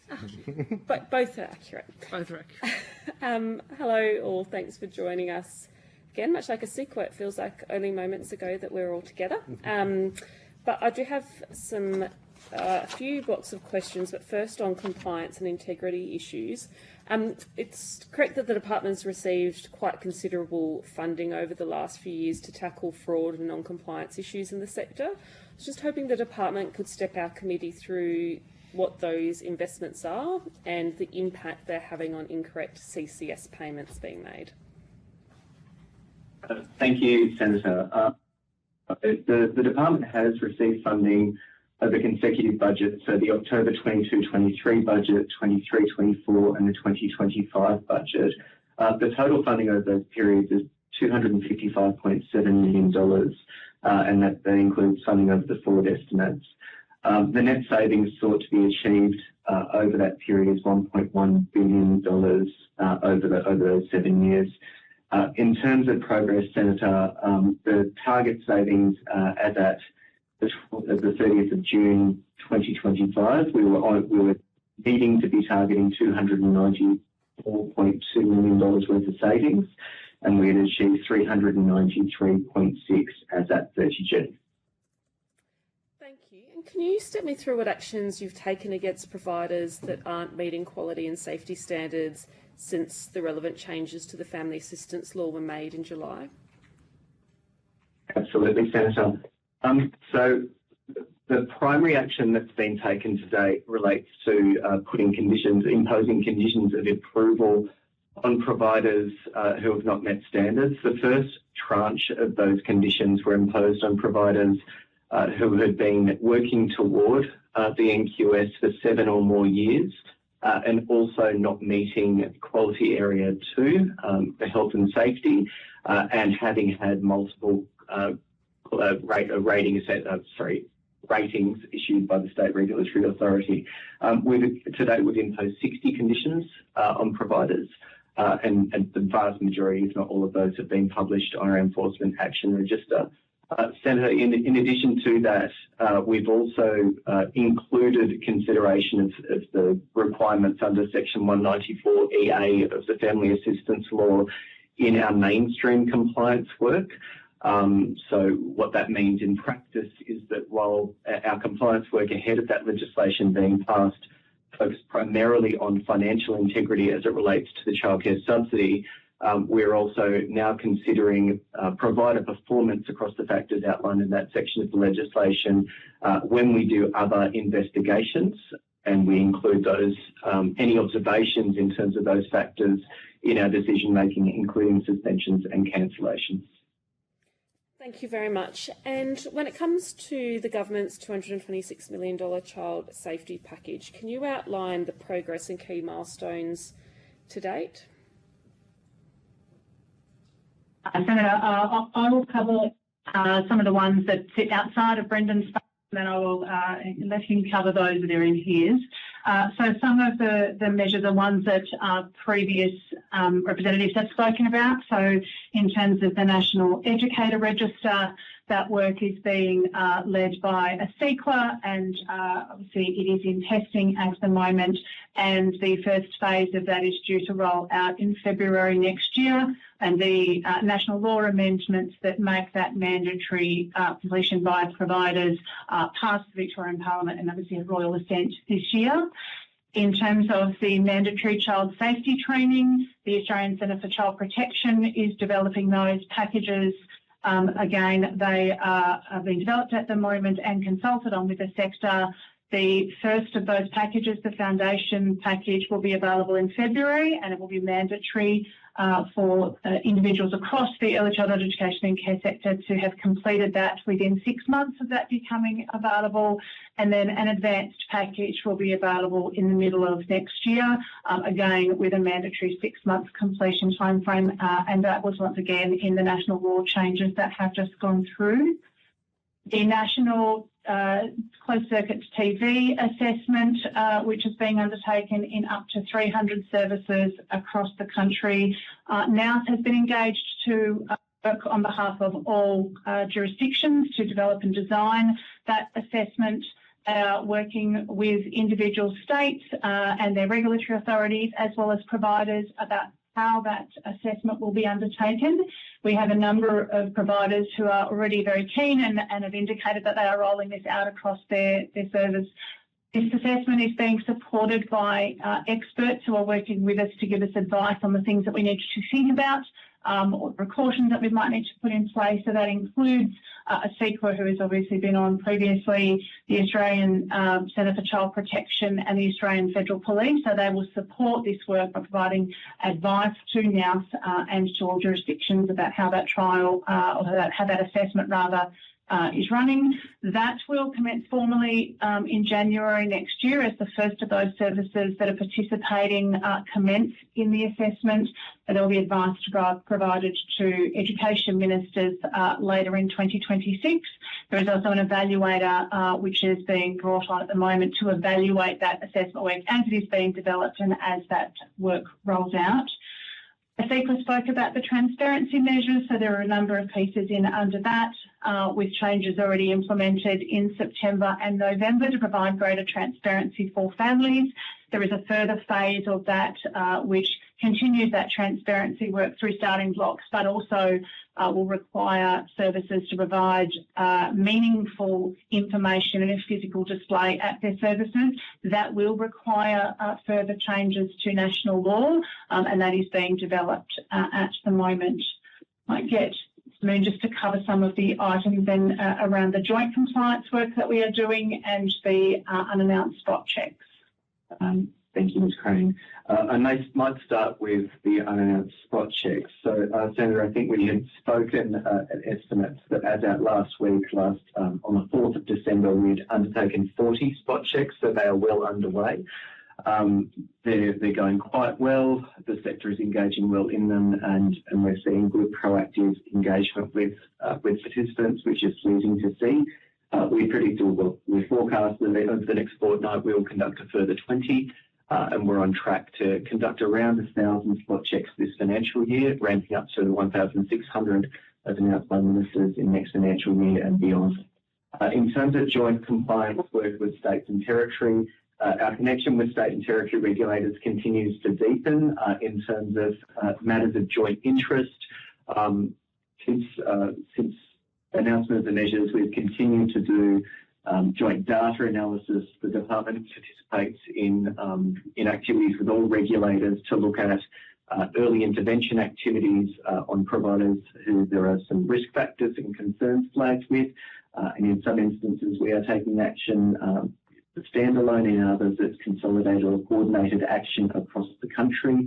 I would also note, Senator, that where we execute the pointing end of compliance, I suppose you'd say, in terms of executing search warrants and pursuing criminal prosecutions, the state regulators are there with us in almost all instances to make sure that if there's fraud being committed, there's also assurance that quality and safety is being looked after. And probably the last thing I just wanted to cover briefly, Senator, is that to underpin all of this, there's since July been quite significant work on our data holdings and our analytical platform, apologies for stammering over that, to develop a new data framework to look at quality and safety as outlined in the Act.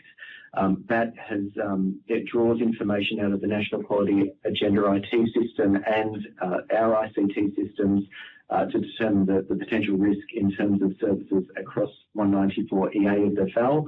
That has included deep engagement with ASIQA, states and territories, and quite significant testing, and there's now in use in terms of giving us a better insight into the performance of providers with quality and safety, and it's enabling us to discharge our new accountabilities under the Act.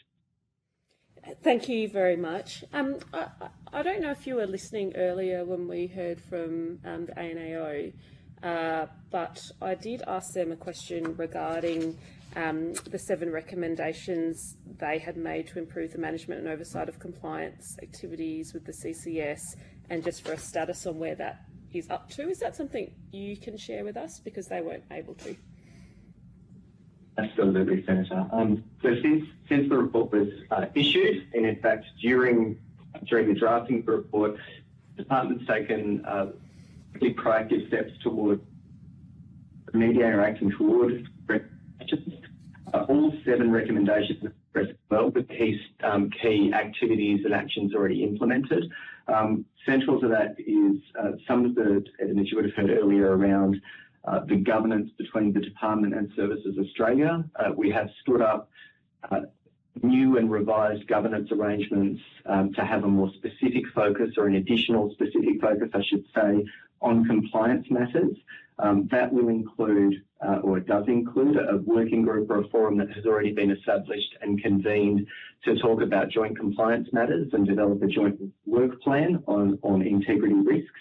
The department's fraud and fraud control plan for CCS is being expanded to include the integrity work that's done by Services Australia, which focuses on family compliance as opposed to provider compliance, so that we have a more holistic view of that, and broader governance arrangements between the department and the agency have been strengthened, including SES Band 2 and soon to be SES Band 3 committees to oversee the entire relationship, but including the integrity function.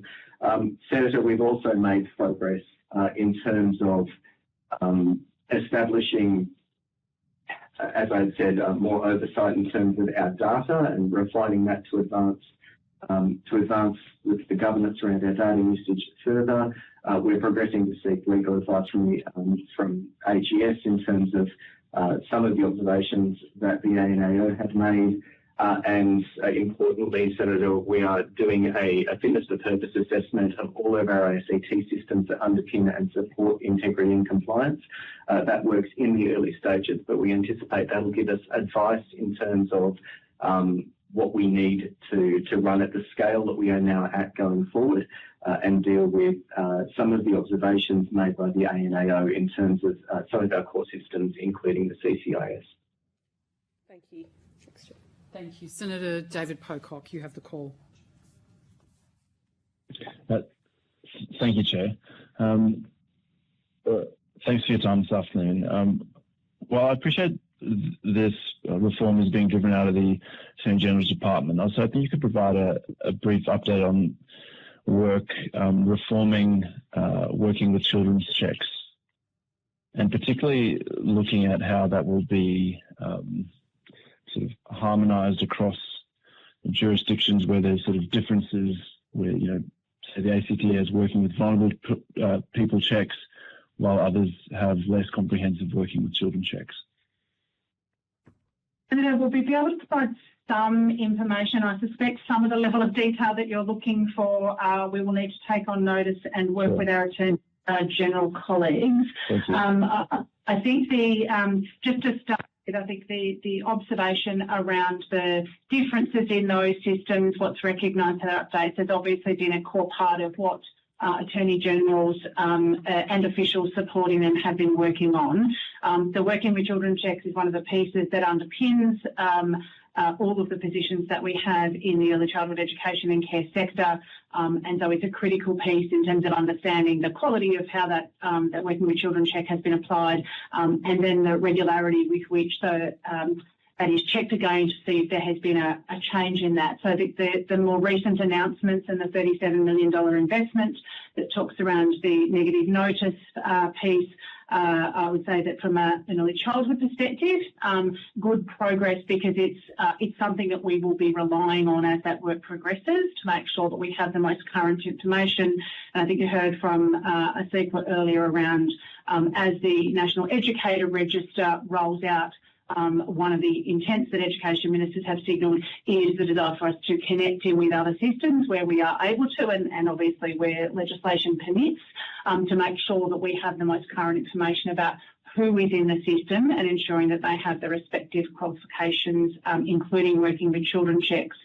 I'll pass to Mr. Mooney in case there's anything else that I've missed, but the one other piece that I would say is critical in this is education ministers in August, when they agreed to a range of national law changes, one of the ones that was in that did go to Working with Children checks, and it closed what I think the sector and others would say was a gap or a loophole in the ability in some jurisdictions to start whilst the Working with Children check was pending, with the passage of national law now going through Victorian Parliament, that loophole will be closed. So, Senator, just it's helpful. I understand the Standing Council of Attorneys General did convene on the 14th of November this year in Brisbane, and following that, attorneys had noted progress since August, including that 5 jurisdictions now recognise interstate negative notices in terms of Working with Children checks, and several jurisdictions are introducing legislation by the end of this year. And I also understand that in that communique, 6 priority actions were outlined as being agreed by attorneys, including implementing mutual recognition of negative notices, meaningful consistency in automatic exclusion criteria, meaningful consistency in risk assessment frameworks, clear information sharing pathways, an operational national continuous checking capability, and I think Ms Crane mentioned the Australian Government investment in support of that, and further stat mutual recognition of working with children checks. Senator, there's quite a bit of additional detail about it in case that's helpful. Thank you very much. That is. The other thing I was keen to hear, get a bit of an update on, was the plans to introduce a national digital register so that you can instantly check the registration status of someone's any card number. And I guess on this too, also noting that some jurisdictions already have a digital register, but places like the ACT don't. And just wondering what work's happening there, and if there's a timeline. That seems like a really important reform given what's happening in the sector. Senator, that's one we will have to take on notice to follow through with the Attorney General's Department. No problem at all. I understand that. Thank you very much for the work you're doing in this space. Thank you, Chair. Thank you. Senator Hodgins-May. Thank you very much, Chair, and thanks for joining us again after a fairly recent estimates series. A number of the submissions talk about the establishment of an ECEC commission, which I know I've spoken to you about before, but I'm just wondering whether the department has prepared any advice, modelling or costings on establishing such a commission, and if so, whether you're able to table that information for the committee. No, Senator, we haven't. Okay, thank you. On staffing ratios, in November, a group of 55 early childhood academics released a 6-point action plan to help, quote, fix the failing early learning system. Has the department met with this group and been briefed on the plan? No, Senator. No. One proposal was to lower staff to child ratios from one educator to 4 children to 1 educator for 3 children. Ensuring a qualified teacher in every room. Is this something that the department has explored and consulted with the sector on? Sorry, for children under 2 in particular. What was that, sorry? No. No, you haven't? Okay. Is the department doing any work on staffing ratios and making them consistent across states and territories? Senator, I think there was some evidence given by Ms Sinclair and Mr Bennett in the earlier session. Yes. There has been commentary made in a range of reviews. The Child Safety Review was one, and the work that Ms Sinclair referred to around the safeguarding practices and that of supervision. The work that education ministers has commissioned primarily goes to those safeguarding practices, supervisory practices. Ms Sinclair indicated that rapid assessment that they were asked to undertake has been provided to ministers. That will have some points in there for consideration about supervision. There was also work in the Child Safety Review, which went to, and again, I think Ms Sinclair referred to some of the ability for clear line of sight and waivers and other things. So to the extent that that has been picked up in recommendations and findings from ASEQA, and other reviews, and education ministers have commissioned that work that has been undertaken and referred to in this and other committees. There is no other work underway on ratios that the department has been asked to lead or take forward. Okay, noted. Thank you. We've heard from a variety of witnesses that state and territory regulators aren't adequately resourced to perform their role in maintaining and upholding quality and safety. Has the department undertaken any work to establish what an appropriate resourcing standard for regulators might look like? No, Senator. No. So at this stage, we don't really know what level of funding is needed for them to do their jobs properly and keep our children safe. There's no plans to undertake that work at this point in time. Senator, the responsibility for regulation across ECEC sits with states and territories, so they would have visibility within their respective areas of what their resourcing is like, and obviously the budgetary decisions that they make around that. The Commonwealth does not have a role in that, nor need to request that information from them. So we have no visibility of what those resources are or what that spend is like. Okay, also not even no knowledge of what current state regulators receive. That's not something you've across. No, that is not something that they would be required to provide to us at all. That is a matter for individual states and state governments. Okay, so the Commonwealth isn't currently funding regulators. Is that what you're saying? We are not funding state and territory regulators, no, Senator, not for that. We have provided funding to ASIQA as the national body that supports regulators in the consistent and efficient effective use of the National Quality Framework, but there is no funding, direct funding for the regulatory role that the regulators do. That is provided by state and territory governments themselves. To the extent that any funding is provided through to state and territory regulators, it would be for joint compliance actions that we are undertaking, joint data work. Okay, all right, thank you, that clarifies that. On enforcement actions and complaints, in response to a question on notice, SQ25-000329, sorry, just put that in there as a reference. The department said that as of November 20, no suspension or cancellation of a provider's CCS had been issued as a result of safety issues. Are there any updates on that the department can provide? Yes, Senator, the status is still the same. So we do have active investigations underway that in terms of the conditions that are being imposed, they're not due to be completed until about mid-February 2026, and there's been no dramatic increase in concern from that perspective. So we'll be considering whether or not those conditions have been met. We're continually reviewing, but we'll be having sort of serious consideration as to whether the conditions have been met or not over the coming weeks, with decisions likely to be taken around about that February mark. And just to clarify that any decision on that will be informed by work with the state and territory regulators, noting their role in obviously working closely with those services on where they're sitting and whether those conditions have been met. Yep, okay, thank you. I'll stay tuned. In response to the same question on notice, when asked about the frequency of visits during the compliance period after an issue had been noticed, the department stated that the timing of visits was managed by state and territory regulators. Just to confirm, Department of Education staff don't undertake compliance visits relating to the CCS?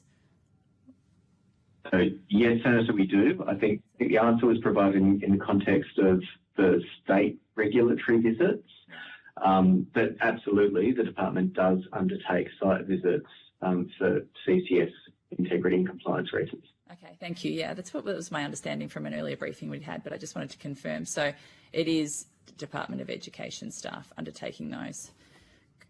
Yeah. Yes, that's right. For the purpose of CCS integrity, yes. And are you able to give some indication of the frequency of those visits? I can, Senator. I don't have numbers on me. That's fine. On notice is fine. So, Senator, I just might clarify the visits that we would do for childcare subsidy integrity are driven by whether we have an integrity concern in some way. So the frequency of visits will be dependent on obviously services that we have a high level of concern about or need to go out and see, would be about whether they have come up in a risk profile for integrity around the childcare subsidy dollars. It's a very different compliance response or visit than you would expect for assessment and rating all the types of visits that state and territory regulatory authorities undertake. So they're not comparable in that sense of the frequency of visits. There would be some services across the country that we would have no need to go and visit from a CCS integrity. No, thank you. I appreciate that. Just curious to know, sort of what numbers you even have concerns around. So that would be great. I'd be grateful to get that on notice. And finally, I might have a couple more. Since September 2024, the department has received a total of 607 calls, emails, letters, complaints, etc., reports regarding quality and safety. Is it possible to provide a breakdown of the main categories or reasons for this engagement? Perhaps on notice, if that's... we can take that on, Senator. We wouldn't have that with us. We can take it on notice. Thank you. And what actions are taken once a complaint or whistleblower report is made about a provider? Senator, I can talk broadly about it, and we might need to come back on notice with any detail. Probably a really important point to make is The department may receive calls where parents or community members have concerns on quality of safety, but the role to follow up those questions are for the state regulators. So it leads me to the first action is that the first thing that would happen is that if in a call or in an open dialogue with the person providing the information, they would be encouraged to provide that information to state and territory regulators. If there's any imminent risk to children, obviously, or not obviously, that would be advice provided to engage with law enforcement if that's appropriate or warranted. And if we're not in an open dialogue with the person providing the information, a disclosure of that, a tip-off, if you will, would be provided to the relevant state and territory regulatory authority.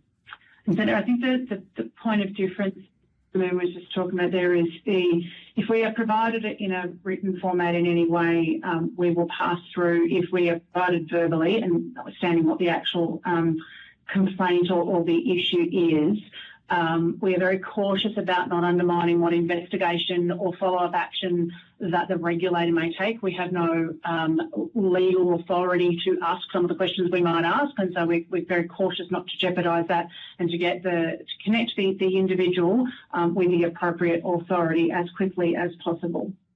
Okay, yeah, thank you for that clarity.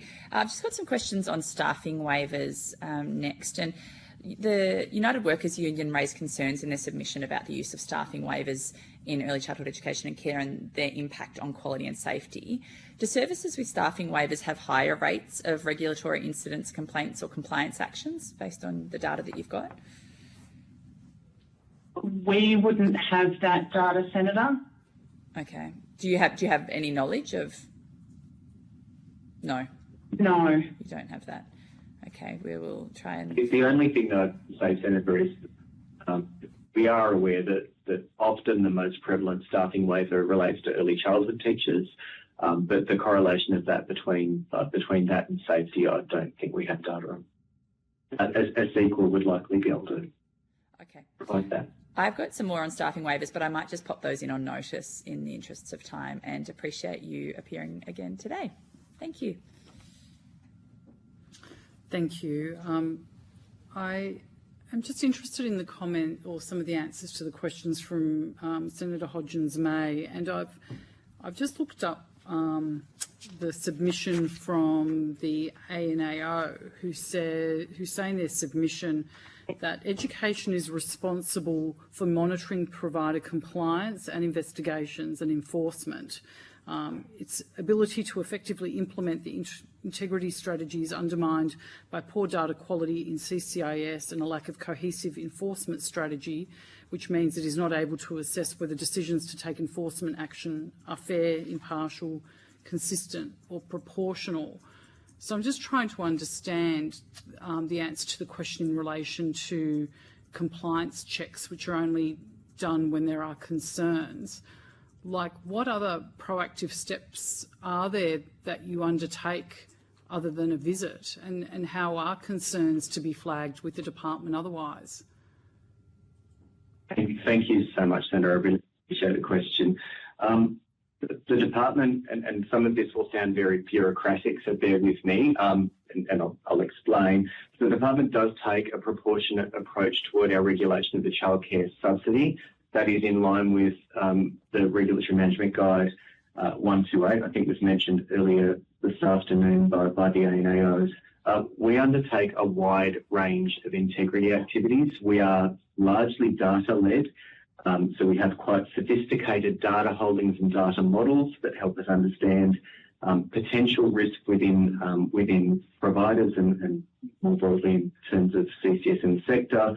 That includes a data model that is based on our random sample parent check, which is another thing. So we undertake our random sample parent check, which is an activity where a sample of parents are contacted to validate whether or not sessions of care occurred, how long they occurred, which children were attending, all of these sorts of things. That helps us to understand the proportionate payment accuracy rate for the childcare subsidy. The findings of those random sample parent checks are fed into an advanced data model that helps us identify sessions of care and providers where we believe there may be fraud and integrity risk, and that goes into our case selection and our mix.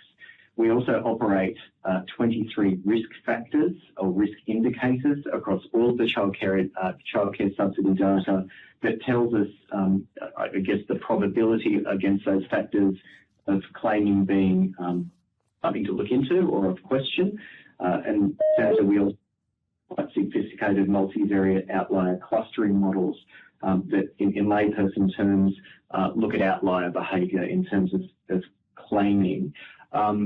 Senator, we also undertake, as we've talked about, compliance visits. So where we find providers and services of concern, we will engage with those providers, we will request information and undertake investigations. During that process, we'll undertake announced and unannounced visits to follow up on things that we have found and questions that we may have with services. We also, Senator, have quite sophisticated connections with other agencies and departments. So we're an active member of the Fraud Fusion Task Force, where we will both find insights at the broad level, but exchange information in detail regarding other government programs and providers that have common interests in those. So, for instance, National Disability Insurance Scheme, aged care, and the wide range of programs and services Australia delivers on behalf of other agencies such as the Department of Social Services. And more recently, we've embedded quite close links with the Australian Criminal Intelligence Commission and AUSTRAC to identify movements in terms of both the criminality of potential fraudsters, but also movement of large sums of money, unexplained wealth, and factors such as that. Senator, we also do lots of follow-up work. So where we've had previous interaction for a compliance reason with a service, we do put them on sort of, I wouldn't say a watch list, but there's a comeback to make sure that everything's right. And in addition to that, Senator, just to close out, we do statements of taxation record where we can require at any time providers to give us a statement from the ATO to make sure that their tax affairs are all up to date. We do have a statement of compliance now that we've implemented this year where we'll ask services to provide a statement to us to make sure that all of the information that we have on them is current and up to date. And that's really useful because we've found in the past that much of the non-compliance that happens there is not willful, it's more just poor administration. So it's been a really helpful prompt to have people update their information. We also undertake, Senator, gap fee audits across providers where we make sure that gap fees are both collected appropriately and paid in the right manner. There was previously quite significant issues with gap fees either not being paid or being kicked back to parents, and that's been quite a successful activity in deterring that fraudulent behaviour. And more recently, Senator, as we've talked about before, spot checks have commenced this month. Sure. Could I also, last month, sorry, they commenced. Could I ask you then, like, just in very simple terms, like, what actual data are you missing that is clearly leading to so many concerns not being flagged, given the scale of abuse offending we're seeing in childcare centres? Senator, I think that just a clarified point of difference, all of the data that Mr Moon has just outlined is coming from a childcare subsidy perspective. So it's the registration of the provider, it's the claiming of that. So it's sitting in that financial side of it. We don't have the holdings for the quality and ratings, the things that the state regulators would do. That is not part of our data holdings. In order to use some of that information, those legislative changes that were made earlier this year is really the first time that's allowed us to take some of that into consideration into any of our decision making. We still don't have access to it necessarily. We work with the states and territories to understand what we're seeing and what they're seeing about particular services and providers, to then take some of that, the more recent action that you've seen around the conditions that are applied to those services that Mr Moon mentioned earlier. So basically, without that information, because the states hold it and they don't share it with you, your hands are basically tied and you actually can't carry out your responsibilities as they relate to investigations and enforcement, because the ANAO have said that you are responsible for investigations and enforcement. Senator, just to build on what Ms. Crane had said, there's probably a couple of key factors that are important to raise here. At the time of the ANAO audit, Section 194EA of the FEL did not exist. So at that time, the department had very limited obligations or authority or powers to consider quality and safety at all. There were a few provisions within the FEL at that time in terms of powers to immediately suspend or cancel access to the CCS if there was concerns or imminent concerns for the safety of the child, but that was fairly well the extent of the legislative powers. So the audit did not consider those new powers at all. It couldn't have. They didn't exist. So I can talk more about what we've done since. I think I just touched on that a little bit. But back to your sort of where you started the question to be helpful, where the engagement with the ANAO was really looking is that all of those things that I just spoke about in terms of our compliance interventions, our approach has been historically that we measure the effectiveness of what you probably describe as our primary or our big ticket interventions, but we had not historically, and we're working toward it now, tracked every single intervention to figure out whether or not it had its intended effect. So it was really a thing of completeness about the information that we held about. If, for instance, we sent an early intervention letter to say, hey, remember to update your contact details in the system or things like this, whether that had an intended effect as much as a criminal prosecution had been picked up by the CDPP and gone through to completion. The other thing I would probably note, Senator, is that there was quite an extensive analysis of our ICT systems and our investigation systems. We do operate a quite ageing and legacy system in our investigation system. It doesn't capture absolutely everything in the detailed operational practice. So some of our reporting could be improved. But those are the sorts of things the ANA was looking at in terms of completeness, in terms of whether we could demonstrate the effectiveness of all of our interventions and that connection between... That reporting that you reference, is that something that is on the radar now for you guys to do? So, Senator, we are in the process of doing two things in terms of our ICT systems that underpin CCS compliance. The first thing is we are progressing with the implementation of the new investigation management system. That was part of one of those budget investments I mentioned before, so that's live and active now. We anticipate in the next several months we should have the first version of that operational, and that will help in terms of having more consistency and a bit more agility in our criminal prosecutions and fraud investigations. That will then roll out hopefully fairly rapidly thereafter to our mainstream investigations. The government is also supporting us to do a full, as I said, in terms of the ANAO response, we are doing a fitness for purpose assessment across all of our systems to determine whether more work is required after that.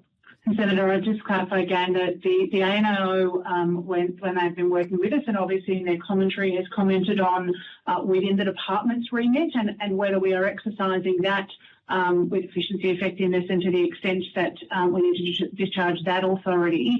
The commentary was not made in relation to stretching into roles and responsibilities that sit outside of the Commonwealth's responsibility or outside of the department and this group and stretching into state and territory. So the conversations with the ANO certainly wasn't about overstepping in that sense in a space where we do not have legislative authority or constitutional authority to step into at the moment.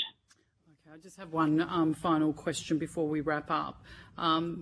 You've provided information that says workforce stability is improving, citing reduced staffing waivers from 9.2% to 7.4%. When does the department project that we will actually bring those staffing waivers down to a really low point, say 1% of services operating, with staffing waivers and the rest not requiring them at all? When do you see something like that transpiring? There isn't any projections, certainly that the department has undertaken, and I'm not aware of any across the rest of the the rest of the country. Those waivers are given by state and territory regulators who clearly monitor what they're giving them for, and child safety and quality is at the heart of the original decision. So if child safety and quality is at risk in those waivers, then they don't issue. The majority of those waivers relate to early childhood teachers and the availability of early childhood teachers. And so, notwithstanding your question about whether there are targets, the other actions that sit in under the broader national strategy that's been agreed to by all ministers, and obviously from the Commonwealth's perspective, investments such as the worker retention payment are attempting to make sure that that attraction and retention foundation is there and solid, and the workforce is growing, which over time you would expect would reduce the need for some of those waivers. And just actually, I do have one more, and it can be on notice. Your submission states that 80 services have been issued notices for failing to meet national quality standards, and around 50 have had conditions imposed as of the 9th of October this year. Do you know how many of those actually involve the quality area 2 of health and safety? Senator, that was all of them. All of them. Okay. Thank you very much. Thank you for your evidence today. If you have taken any questions on notice, could you please return the answers to the Secretariat by Wednesday, the 14th of January 2026. That concludes today's hearing. Thank you to all witnesses who appeared, and to Hansard and Broadcasting for their assistance. The committee has agreed that responses to questions on notice should be provided by Wednesday, the 14th of January 2026. I also thank the Secretariat and Senators for attending. The committee stands adjourned. Thank you, Chair.